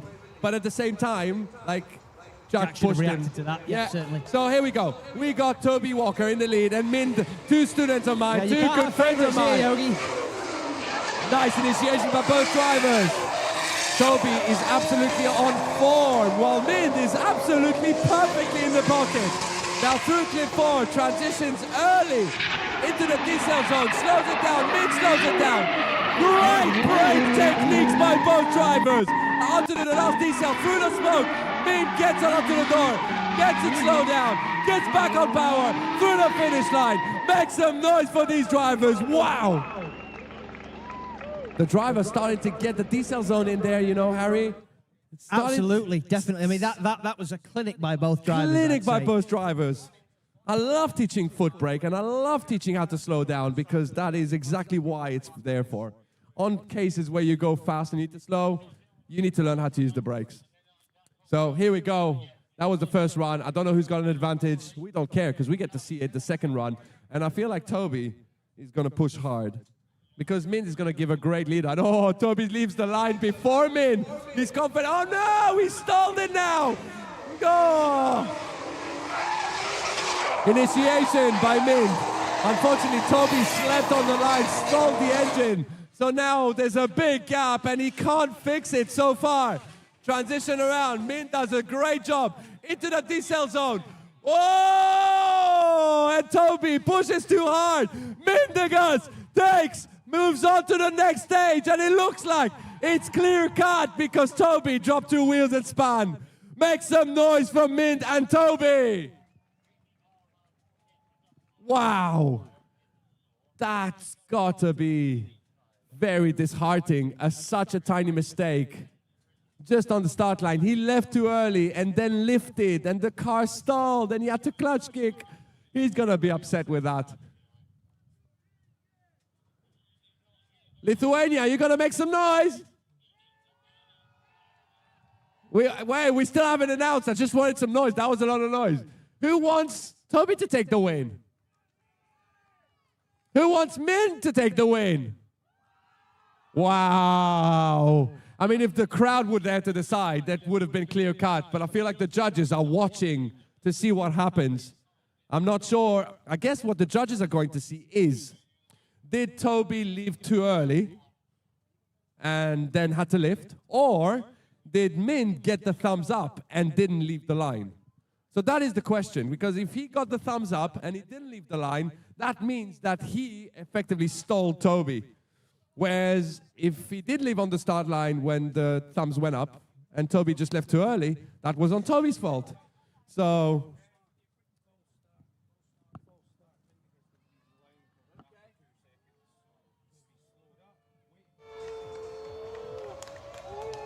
okay, so one more time. Whoa, whoa, whoa. Before you boo Lithuania, you guys chillax because Min did not leave the line. Now, I love Min, and you guys know this, but he did not leave the line when the thumbs went up. So that means he stalled Toby. So that was basically not Toby's fault. So now we're going to see it again. What's worse than that? Do you guys want to see it again? I'll tell you something, they must have built some reliable cars as well because they're coming straight back round. Straight back around, no cool down. It's great. And no tire changes too. Absolutely. Well, I mean, that's the beauty of the road tyres, I suppose, isn't it? But here we go. We leave the line. We got Toby in the lead and Min to the chase. We watch it one more time. Nice initiation. Oh, Mintz makes a big dive. Gets up to go over Toby. Gets closer than before. It was worth to watch it again just for that. Transition onto clip 4. Toby slows it down. Decels it very well. Mint keeps it around. Toby pushes all the way around to the outside zone. Mint gets on the door. Stays on the door. All the way to the finish line. Makes some noise. What a run. That was even better than before. Wow, what a chase. I've got nothing to say to that.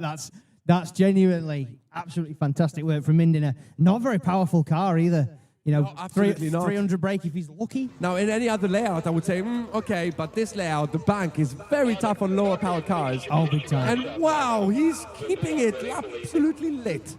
Yeah, most definitely. And it's definitely, I mean, yeah, he's working that car down. Here we go. We're switching them around. This time, they both leave the line at the right time. Let's see what Toby does. Toby's got hotter tires. He's trying to gain grip. Right initiation by both drivers. Min goes out really well.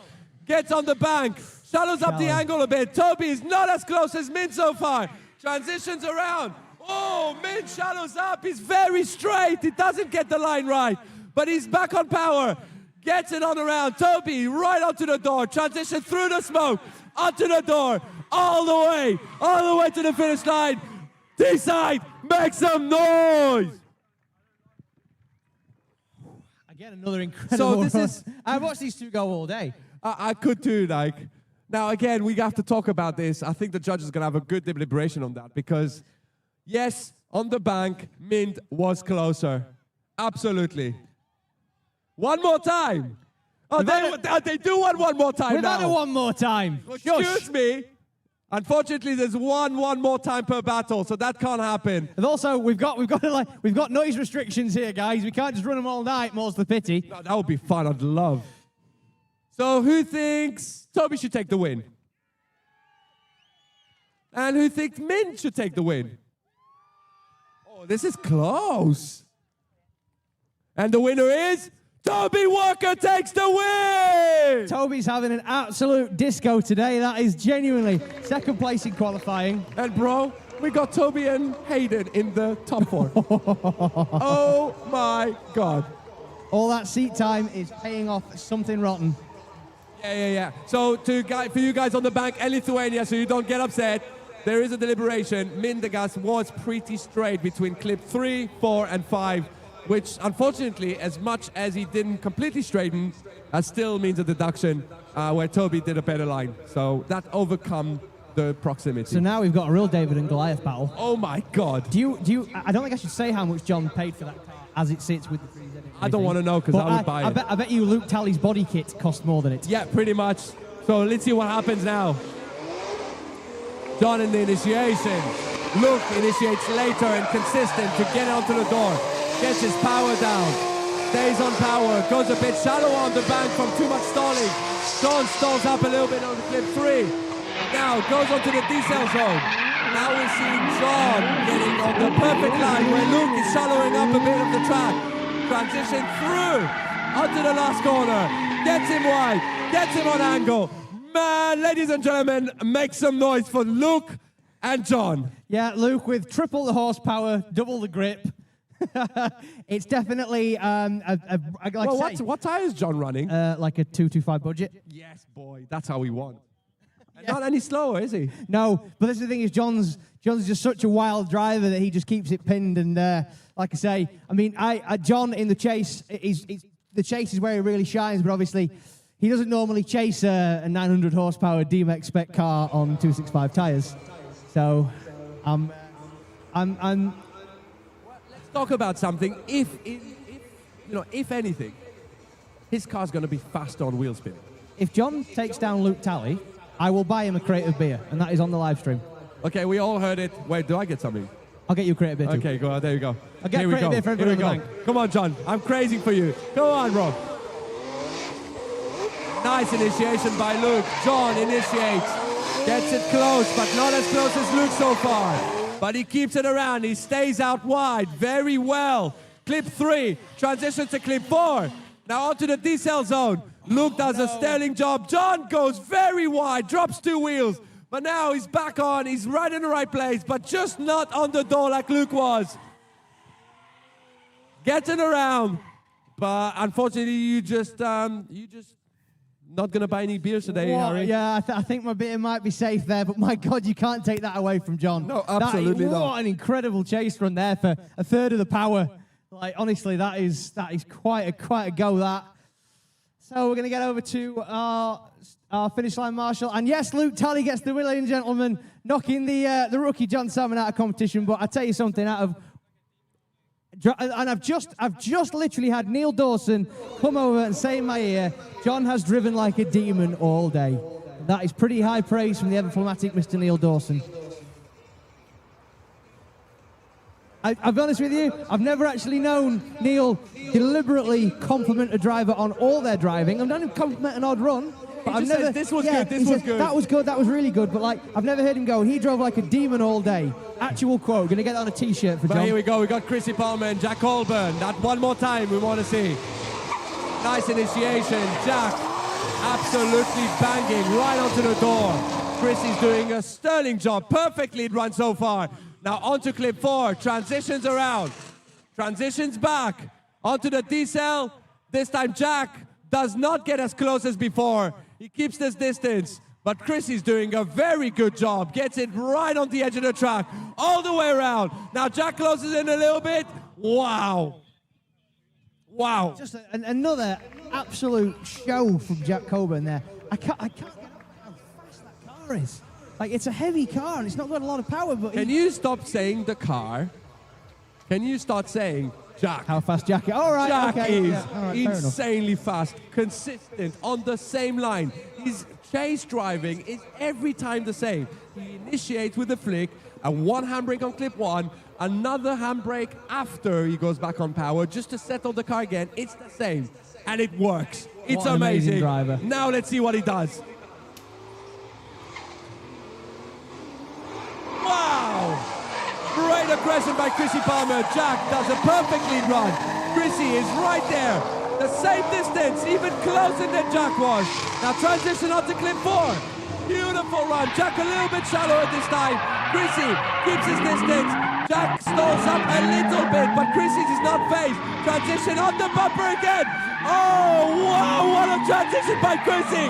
All the way to the finish line. Boy, if there was anything to answer the question to the judges, if he needs to do more, that was it.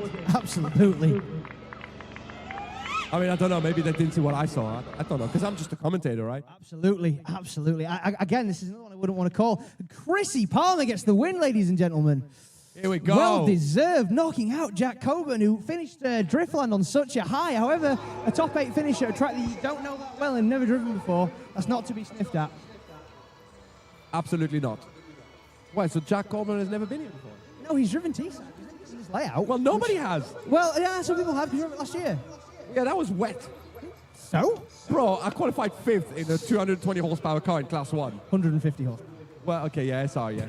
It's, had, what, 7... Yeah. What's an SR? What's a good SR got these days? 7 bar I don't of know, compression? man. It's a stock SR. I don't even know. Yeah, I think a stock SR is supposed to have about 10 bar. You find me a stock SR with 10 bar of compression. Oh, yeah, I don't know. I'll find you a hen's tooth.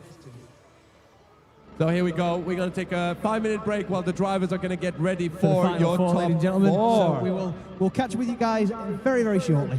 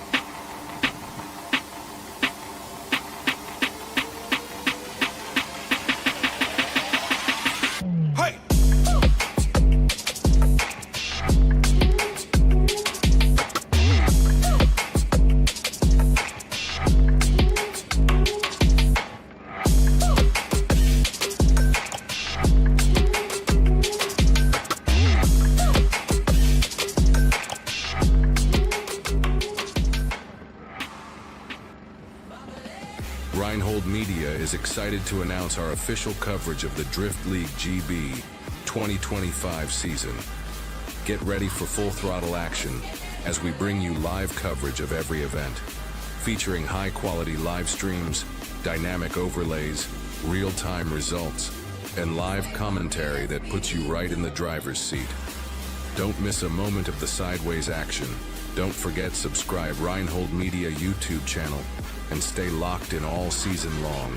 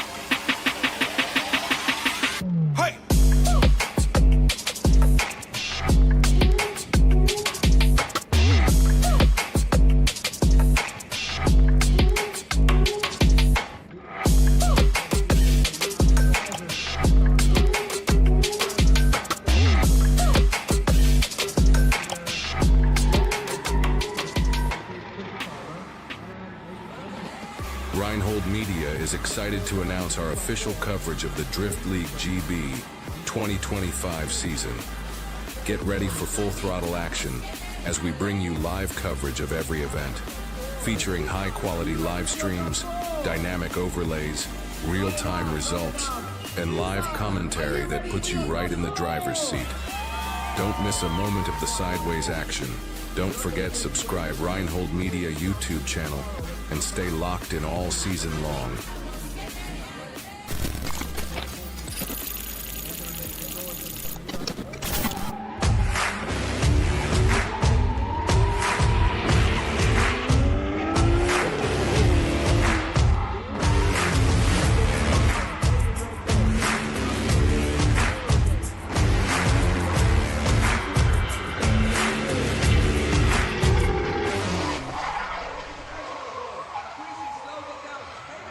Taps Chrissy a little bit. Drops it off a little bit onto the last corner. Gets him back. And unfortunately, that was Hayden pushing a bit too hard. And we're talking about hairs, tiny, tiny differences.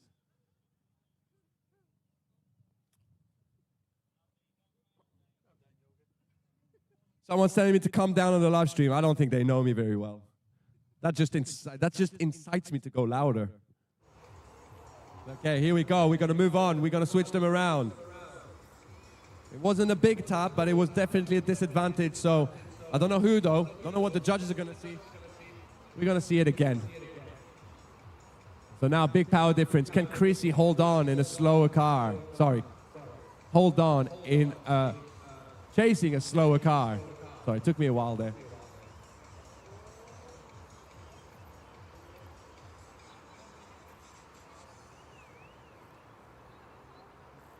I think the start line marshal is checking Chrissy's car.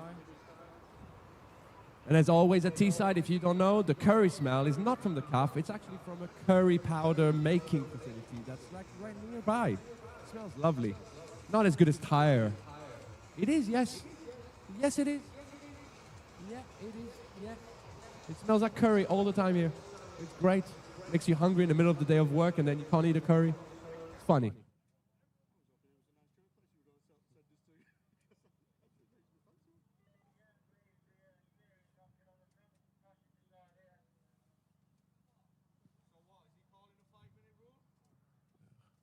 Something is up.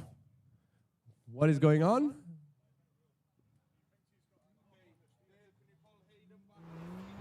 Okay, so we got a 5-minute timeout rule asked by Chrissy Palmer. It looks like maybe he's got some steering issues.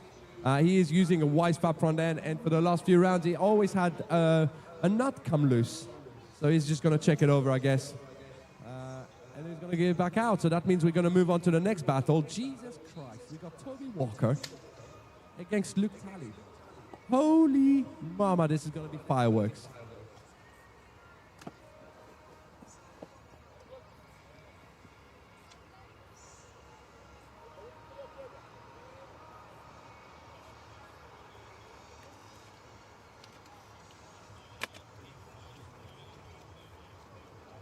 So here we go. We are warming up the drivers. We got Toby Walker and Luke Talley all the way from Ireland. Pro 2 car.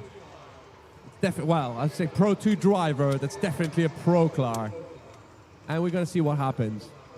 Here we go. We're seeing Harry. Harry, can you run faster, please? No. I think you're the Guys, do you want to cheer him on? Harry should run faster, shouldn't he? Go on. Teesside, make some noise for Harry. He needs to run. Run, Harry. Run. Run. Oh, that's V for victory, yes? Yes, it is. Okay, here we go.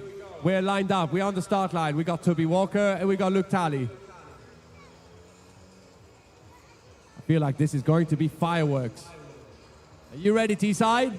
Let's go. We're sending them through the start line chicane. Toby flies in. Luke, right there. Bumper to bumper. Nice initiation by both drivers. Luke is sticking it onto Toby's door. Toby, unfortunately, does not get clip 2 perfectly. Now onto clip 3. Transitions around clip 4. Now onto the decel zone. Ooh, somebody dropped the wheel. We don't know who. Toby, right on the outside edge. Clinical line, just like he's been doing all day. Luke Talley transition through the smoke on the inside.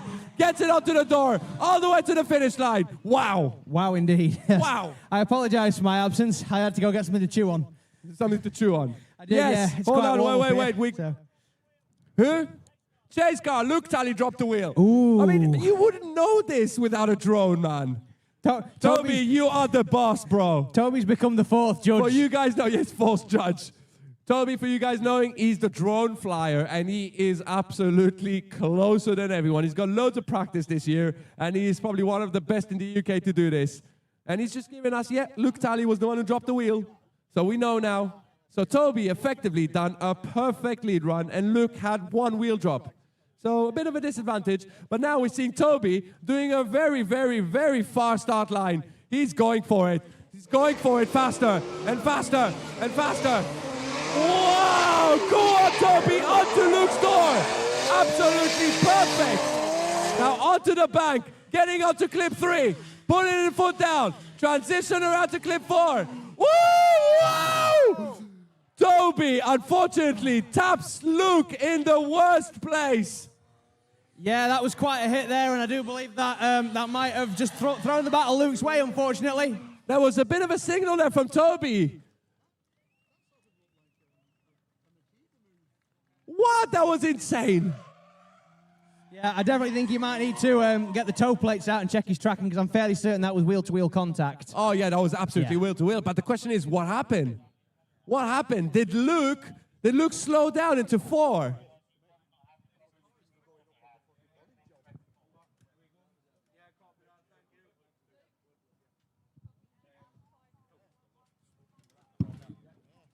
Okay, yeah, confirming from the judgment, the winner is Luke Tully takes the win all the way from Ireland. Unfortunately, Toby got lost in the smoke from clip 3 to 4, over-rotated a bit too close, and just did not have anywhere to go. I mean, that is one In hell his of a... lead is missed clip 2 as well, which I mentioned, so... That is one hell of a smoky car, that. I wouldn't want to follow that unless you're dead in the pocket. Well, I mean, yeah, you need to be dead in the pocket. I mean, he was, Yeah. and then he wasn't.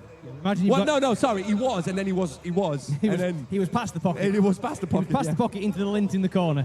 Well, technically, what people... So you guys on the back, all of you not seeing clip 4. Clip 4 is, we're going to call it touch and go. It's Yes. it's not a full corner. You don't have to stay in it for too long. But it's pretty much you touch it and you transition around backside.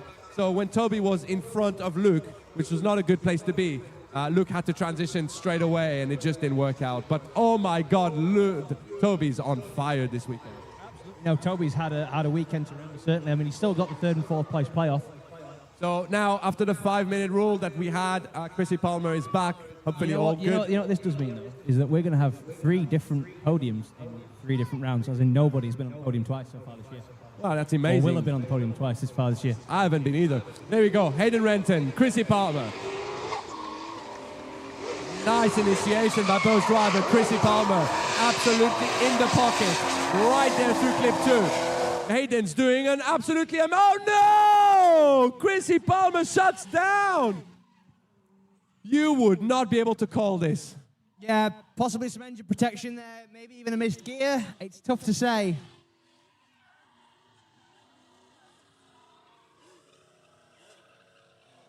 So we effectively have... Right, come on, guys. Make some noise for your drivers first.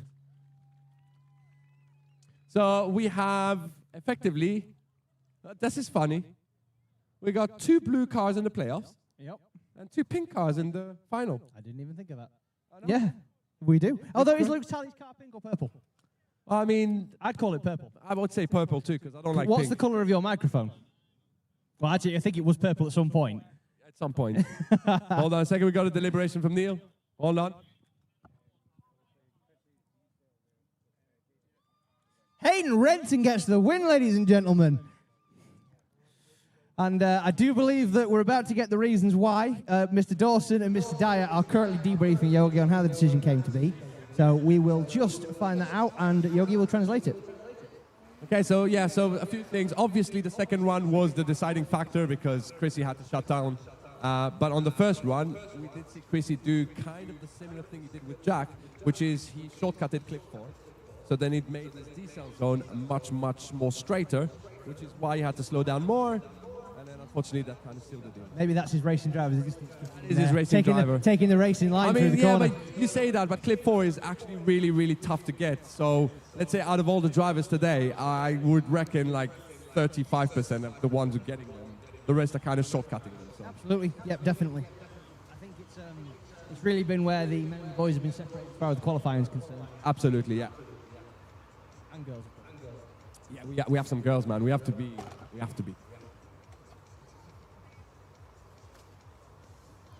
So- Yeah, he's put his shirt back on. That's not cool. Has it dropped cold over there, mate? It's not cold.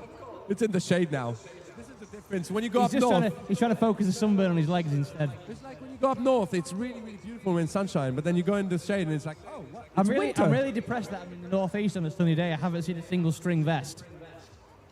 He has one underneath. You didn't see. Not a string vest anywhere. I'm not even sure I'm in the northeast. It's just not right.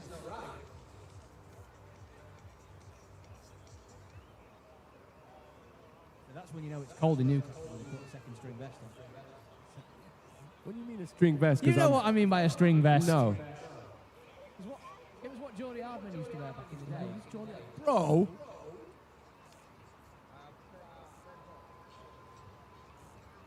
We are going to have a small amount of downtime between the just from where we are now to 3rd and 4th place playoff. I don't know what a string vest is still. Harry, can you explain to If me, anybody's please? got a string vest, can you just show it to Yogi at some point? Kev Wilson, you have a string vest, don't you? No, I think he does. I think Kev Wilson's getting increasingly close to bashing my head in. Did you see? Oh, okay. Are you sure, Kev? I feel like you have one. Yeah, pull that up, Jamie. Based on the picture I saw a couple of days ago of your 90s, I think like you had one at some point. No? That was good hair point. Good hair point. I want to say I had the same, but no. Incidentally, the people we're having the conversation with are our wonderful media team. Obviously, you've got the video side, you've got Chris from Clicking Point Clicks, and obviously Kai from K98 Media, who bring you all the social media content, all the awesome videography, all courtesy of Kai and Chris. It's all down to them, all the cool shots. They make me look handsome, which is insane. I don't know how they do it. Must be some incredible lens. Yeah, Photoshop. Thanks, Anthony. Appreciate that. And obviously, everybody else on the media team. Obviously, you've got Kev Wilson there, Clicking Point Clicks, George, G3OCD. You got Josh. Yeah, of course, we've got Josh. We've got...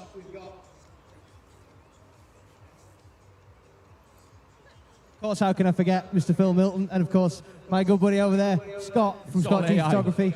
Kay's saying it's all AI, bro. There's no maniabilities here. It's all AI. It's all AI. It's all no AI, photographers. man. Every photography you see in front of you is a myth. And the drone pilot. Don't forget about Toby. Of course, sorry, Toby. Toby, of course, man. Toby, our fourth judge. Toby who? Toby the grass. The grass. Toby the grass. No, the chase car hit him. So if anybody's got a complaint about a judging call, it's Toby you need to come and find and beat Don't up. do that, man. He's going to have like the whole grid behind him. It's like, dude, can you send me the video? We're just going to see, it's going to be like the running of the bulls. We're just going to see Toby and about 40 people behind him. You just made him bail. He's not going to give out information anymore, man. I feel like, there's going to be a queue of people like, Toby, come on, bro. What did you see that I didn't? Did you see? Yeah, tell him, yeah. Well, it depends how much they pay you. Okay, yeah.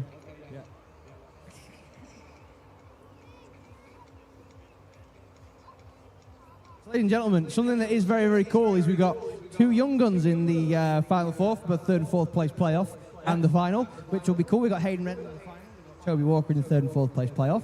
Now, those guys, they're good friends. They came up together. They picked together. I've seen them do more twin laps. Bro. Just wait. The most important part, they both played a huge part in RC drifting. They went to compete in many places. They learned their craft in it. They just got better and better here. I wish, honestly, I wish I had the money to invest in RC drifting. It's so cool, but I didn't realize how expensive those are. It's not just how expensive, bro. You need to know how hard it is, man. Very, very, very hard. I genuinely thought that you could get yourself an RC drift car for a couple £100. And I spoke to somebody who told me that, no, you're talking like $2 or $3 grand if you want a decent one. For a remote control car. I couldn't believe my ears. But I suppose it's one of those things where it's any hobby that someone's willing to put money into. Yeah, it was kind of shocking when I found that out in 2016 when you could still get a running driving E36 for £600. So, gone of them days, hey? Yeah, absolutely. And an S-body for like 300. What do you think is going to be the chassis of the future, Yogi? The chassis of the future? Ooh. In what way? Like in grassroots or comps? I think in general. Like, you got a small pool, haven't you? I mean, I've seen people using more modern chassis now. So in comp-wise, like pace-wise and build-up, I think BMW's M2s and M4s are looking to be absolutely insane. Grassroots-wise, I really truly believe the GT86 or 370 perhaps. 370, yeah, like Chris likes them. Chris's car is beautiful. Obviously the Mark III MX-5 is quite popular as well for certain people. I've seen a lot of people starting to use Mark IIIs as chassis as Mark 1s and Mark 2s, getting increasingly harder to find. Yeah, but not great. Well, I won't go that far. I've seen people do a fair bit. I guess E90? E90s, E92s, although people are using them now. I'm on about what's... But the thing is, it depends on which country, right? Because if you're looking about the UK, you'll say, oh, BMW E90s are really, really cheap. That's going to be the future. But then you go, I don't know, Japan, and like a BMW E90 is like, you can't find them. So it's very equally, different. In Japan, you could buy like a GT86 from factory that had like black painted bumpers and steel wheels that didn't have anything on it because you were going to take those bits off and throw them away. Yeah, I mean, yeah, pretty much. And they've got somehow some crazy way to make that chocolate engine work. So, you know, you hate SRs. You know, I appreciate that. They are semi-chocolate engines. Do you want me to get into detail about why the FA20 is a bit weak? A bit weak. Do you want me to I know all the stuff because I've blown two of them. So do you know what causes horrible. it? Do you know what causes it? Do you know what the inherent design So you flaw got is? oil surge. which is the biggest problem. Yep. The second thing is you've got oil that stays inside the cylinder and doesn't move. But you've also got, as by design, you've got asymmetric conrods, which is very weird. Yeah, well, that could be not the problem, but the other stuff are the main problem. No, absolutely. And the Do you know what the worst part about them is? Their rev limiter. is it that bad? Like, that rev limiter is absolutely horrible. Why? Because it doesn't feel like a rev limiter. It feels like the engine is shutting down. Oh, that bad. So you're full throttle, and it's like boom, boom, boom, and you're feeling like the engine is just doing nothing. So you're staying on the limiter longer, which means chocolate engine, rev limiter. Bang! Yes, I can imagine. So yeah, I'm not a fan of them. That's why I decided to go 1UZ.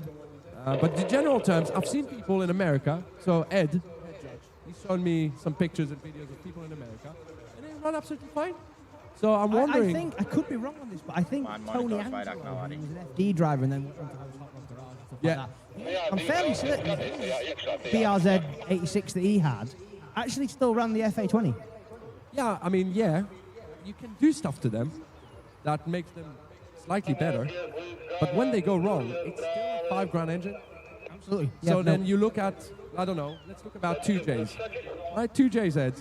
Even now, where the market is like huge about them, a lot of money, how much they cost? Oh yeah, you talk, if you want like an Aristo drop, you're talking $6,000, aren't you? It's not a cheap date. I mean, like you're talking $6,000 for a short block. No. You want a GTE? No. If you want a GTE, you can find them for $3,000, a stock one. You can buy a brand new 2J short block from Toyota for $3,500. Yeah, I'm talking about a full package, right? Whereas a full package for a GTE is $4,000. Insane. It's like, in its chocolate, it's horrible engine. But anyway. They're still a modern car, aren't they? That's kind of your big problem there. But anyway, we are talking bunkum here, aren't we? Nothing worse than having to fill for We time. wanted to fill some time because now we are moving on to your playoffs. Who's going to take the last step on the podium? The blue car's got it. The blue car's got it. I agree. Blue car with white wheels. Blue car with white wheels. Blue car was with a JZ under bonnet. Blue car with white wheels that I've known and good friend with, and I've helped a lot in their technique. Here we go. Toby Walker in the lead. Chrissy Palmer in the chase. Nice initiation. Big surge by Chrissy Palmer. Ooh, a big of a... Wow, what a perfect slowdown into clip 2. Now on to clip 3. Beautiful run. Transitioning around to clip 4. Transitioning back. Slowing it down. Somebody dropped the wheel. We don't know who, but Toby's in the perfect lead. Chrissy Palmer in the chase. Through the smoke. Transition around onto Toby's door. Back on power. All the way to the finish line. Make some noise. What a run. Yeah, that's absolutely fantastic by Toby there. Really glad to know that him going up and away was able to, it didn't actually cause any problems. Right, Toby, come on. We want to know. Toby, who was it? Toby the Grass. Yes. It was Chris. Chrissy Palmer dropped a wheel. Ooh. Oh, I mean, again, it's Jinx, not- make a wish. Chris Palmer drops a wheel. It's just a passenger. Toby just said don't shoot the messenger. If there's one person I can guarantee who's getting shot. So basically, one drop wheel, but technically it wasn't bad. It was great. So now we're going to switch them around, and let's see, can Toby keep his composure, keep it cool? Let's go. Through the start line, Chrissy nailing in a faster car. Nice initiation. Oh, wow, the surge of Toby. Slows it down just before clip 2. Now keeps the proximity. A little bit less of Chrissy, but he's making it work. Transition around to clip 4. Now transition back. Oh, a lot of decel. Oh, Toby drops a wheel now. But Chrissy is in the perfect line. Transition around onto the last corner. Gets it back. Gets it up to the door. Toby matches the angle, matches the throttle. Absolutely banging. Teesside, I want to hear it. Make some noise. Again, another battle I really wouldn't want to call. Don't worry, Toby. I'm not going to ask you. I already know. I bet it must feel so weird that you're in your goggles. Yeah, one less prana in the tank for Toby there. Okay, right. So what are the judges going to think? Are we going to have a decision? Because we're not going to tell you guys. Well, I don't think we're going to tell you. We're just going to tell you if there's a decision. If you want to know who won that battle, you're going to have to join us on the podium. You are staying for the podium, ladies and gentlemen, if you want to find out. Absolutely, all of you. Assuming someone won this battle. We don't know that for certain. Well, yeah, that's what I mean. If there is a decision, then we'll know. If there's no decision, we go one more time. You were paying attention in the briefing. I was. I wasn't, you see. Well, I wasn't definitely. I was wasn't here. playing Angry Birds on my phone. Yeah, were you? Angry Birds? Yeah. I thought you were playing with stones. No, I'm retro. I was playing with Stones last week. I didn't bring any with me.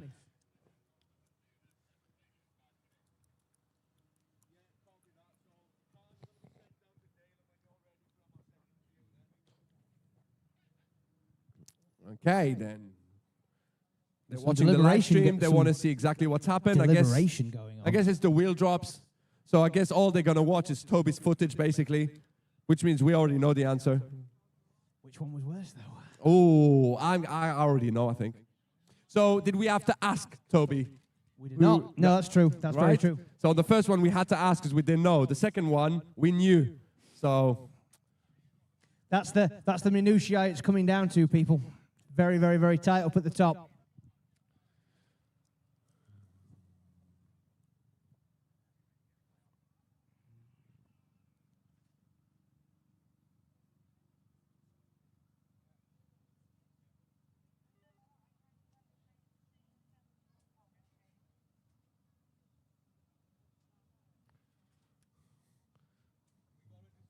we have a decision. We do have a decision, which means we are moving on to the final. Harry, are you ready for the final? Born ready. Teesside, are you ready for the final? There's only one person who's ready. One bloke's ready for the final. That's not unacceptable. I want to hear it again. The young lad there, he's the one who's the most stoked for the final out of everybody. So I want to ask again. Teesside, are you ready for your final? That's more like it. That's more like it. Well done, my man. You are an inspiration. The whole bank almost got outdone by a 7-year-old. He went, no, kind of that. Is that Sean? Oh, I'm not getting anybody's age right today. I had a right arsey text off Tony. Here we go. We're sending them. We got Hayden in the lead. Luke Daly in the chase. Nice initiation by both drivers. Hayden runs away a little bit on clip 2. Now Luke reels it in with his power. Gets it onto the door. Transition onto clip 4. Flying through it. Transition on the slowdown zone. A little bit of a tap. Hayden gets back on power. Luke completely straightens. That's going to be a big deduction. But now, back up to the last corner. What a run. Make some noise for your purple cars. I've just Pink. No. Hayden's car's pink. Yeah, we said we like purple better. So Hayden's car is purple for the next run. It's white and purple. Wow, that was some run. A little bit of a tap. What more do we want? Great initiation, great small door-to-door. What a brilliant. Yes, Toby, there was a tap, right? There was 2. This is why we have Toby. You're going to get Toby in so much trouble. Well, like, he's only seeing what he's seeing. It doesn't mean he's the judge. Tappy Toby. It's like me saying something, you know? I'm just saying something what I saw. But now we're moving on. Can Hayden return a favor? Can he tap it twice? Let's go. Woo! Great initiation. Hayden gets it up to the door of Luke Daly. Luke does not offer the same opportunity because he shortcutted clip 2. Transitioning around. Now he's moving forward. Hayden has to shortcut. He shallows up this angle, closes up, reels it in. And Luke is not offering the best lead run he can. It's not the same as Hayden. And Hayden is not giving the opportunity to chase. Make some noise for your drivers. Yeah, a very shallow run there from Luke when he came into the slow section. Do you know, if we saw Hayden do that, we'd have a reasoning. It's like, okay, he doesn't have power.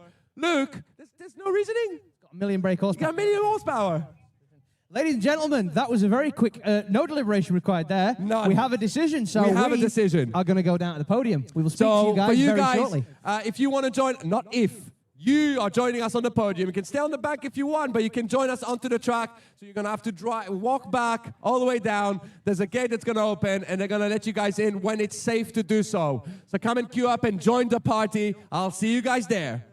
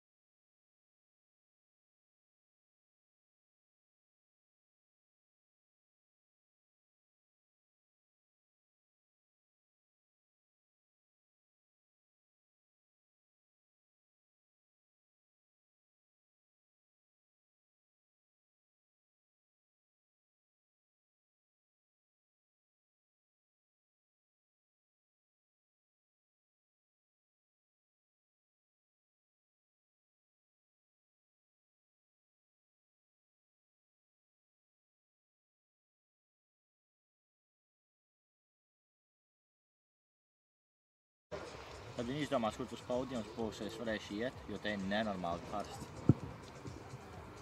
Jā, aizēj izlot kājas.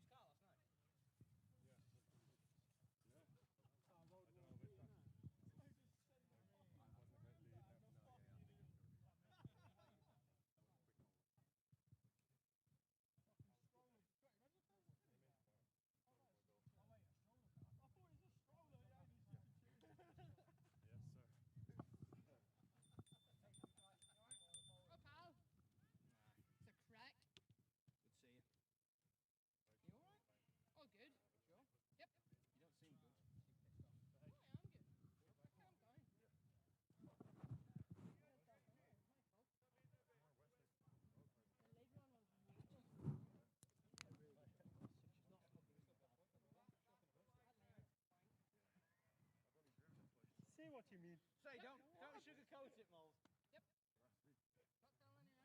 Brilliant there. I mean, it wasn't as bad as I thought it would be, but I still prefer.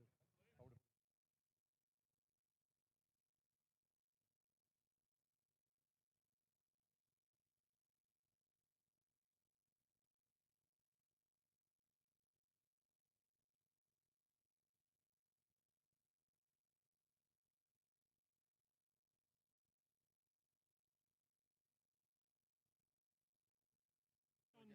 Hello, hello, hello. We are working. What? Oh, check feedback. Testing 1, 2, 1, 2. There we go. We're working. For a track walk. Come on, let's try it. Let's see. Follow Lee, the big smiley man. Big smiling man. To the blue, what, to clip 1? I'm going to try and shave it off. I'm going to try and get off clip 1 and see if it works. Does it still work? Sorry, guys, I'm just testing for tomorrow. Tomorrow we're going to have a track walk, which means you guys are going to get close and personal with the drivers and the cars. I'm going to interview them. It's going to be good fun. And it looks like you've done a good job. It's working. It's working, Anthony. Well done. It's not going to cut out. And the new microphones are working. There you go. That was good fun. What a great afternoon. That was some crazy battles on a crazy layout. And I think we finally succeeded in checking out this layout in the dry, because that was pretty good.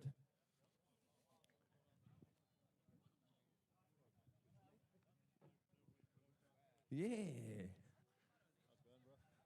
Right? Yes, bro. Oh. That's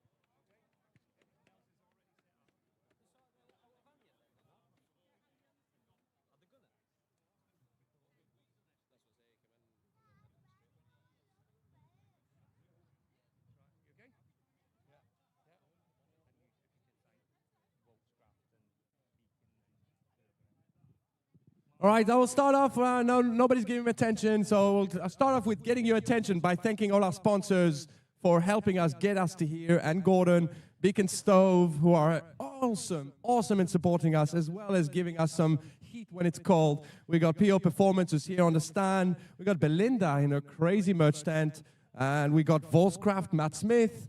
Like, what a crazy guy, and we're going to see him tomorrow drive, so it's going to be pretty sick. And that's going to be pretty much it. So now I'm going to ask a quick question. I think the top 4 drivers are having fun because they're all smiling. Did you guys in the crowd have fun? No, that's just not enough. You need to get ready for tomorrow. Tomorrow's going to be hyped. Did you guys enjoy today? That's much better. They heard you. Okay, so the first one I'm going to start with, so I can vacate my hands because I don't have many hands, only have 2. I'm going to start with the PO Performance Hard Charger Award that they chose today. And I'm going to say, like, it's pretty obvious that he gave the run of his money for his car and everything. So I want you guys to give a really huge round of applause for your hard charger today, which is Toby Walker! There you go, the new Hydro. Not that you need it, because you know how to use it properly. Well done, bro. Go to the, I don't know where you go. I guess you're going to have to stand next to it. Because you are also, I'm going to start now. You are 4th place, Toby.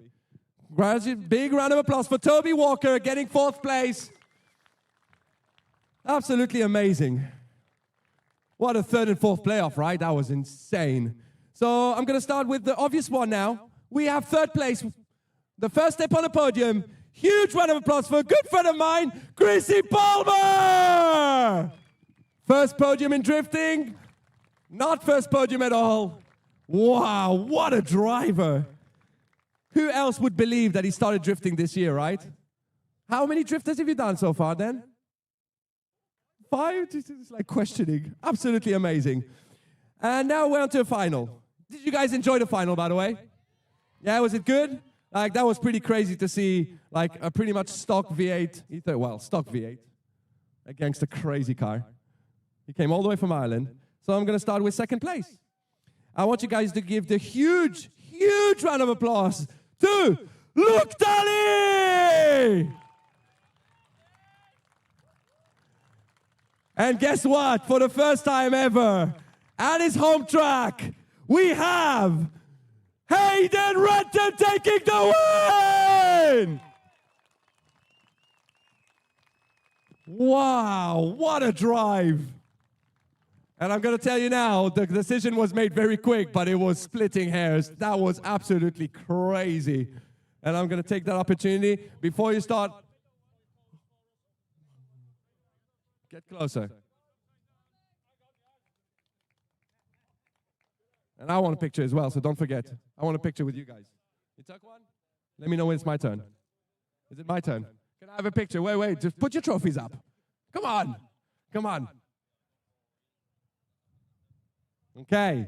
Here we go. So now you get ready to get showered with champagne, which I'm running away because I got it last time. I'm not getting it this time. Make some noise for your podium of round 3 of Class 2! And by the way, I'm sure all of you know, but that does mean that some of these drivers will choose to go into tomorrow's Class 1, which means we're going to see some of these drivers put the big boys' tires, semi-slicks, on the back and start killing some Class 1 drivers. But for now, it's been absolutely amazing. Thank you all for being amazing. And don't forget, come back tomorrow. It's going to be an absolutely epic day for Class 1. Signing off now. Thank you, guys.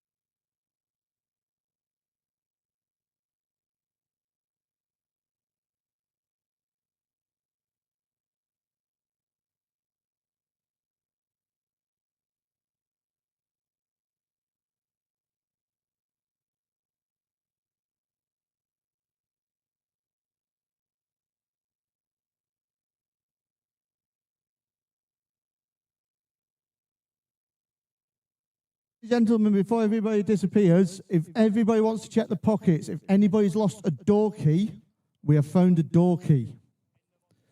Literally, in amongst where we've been stood, just doing the presentation. So please, guys, check that you're not missing any keys.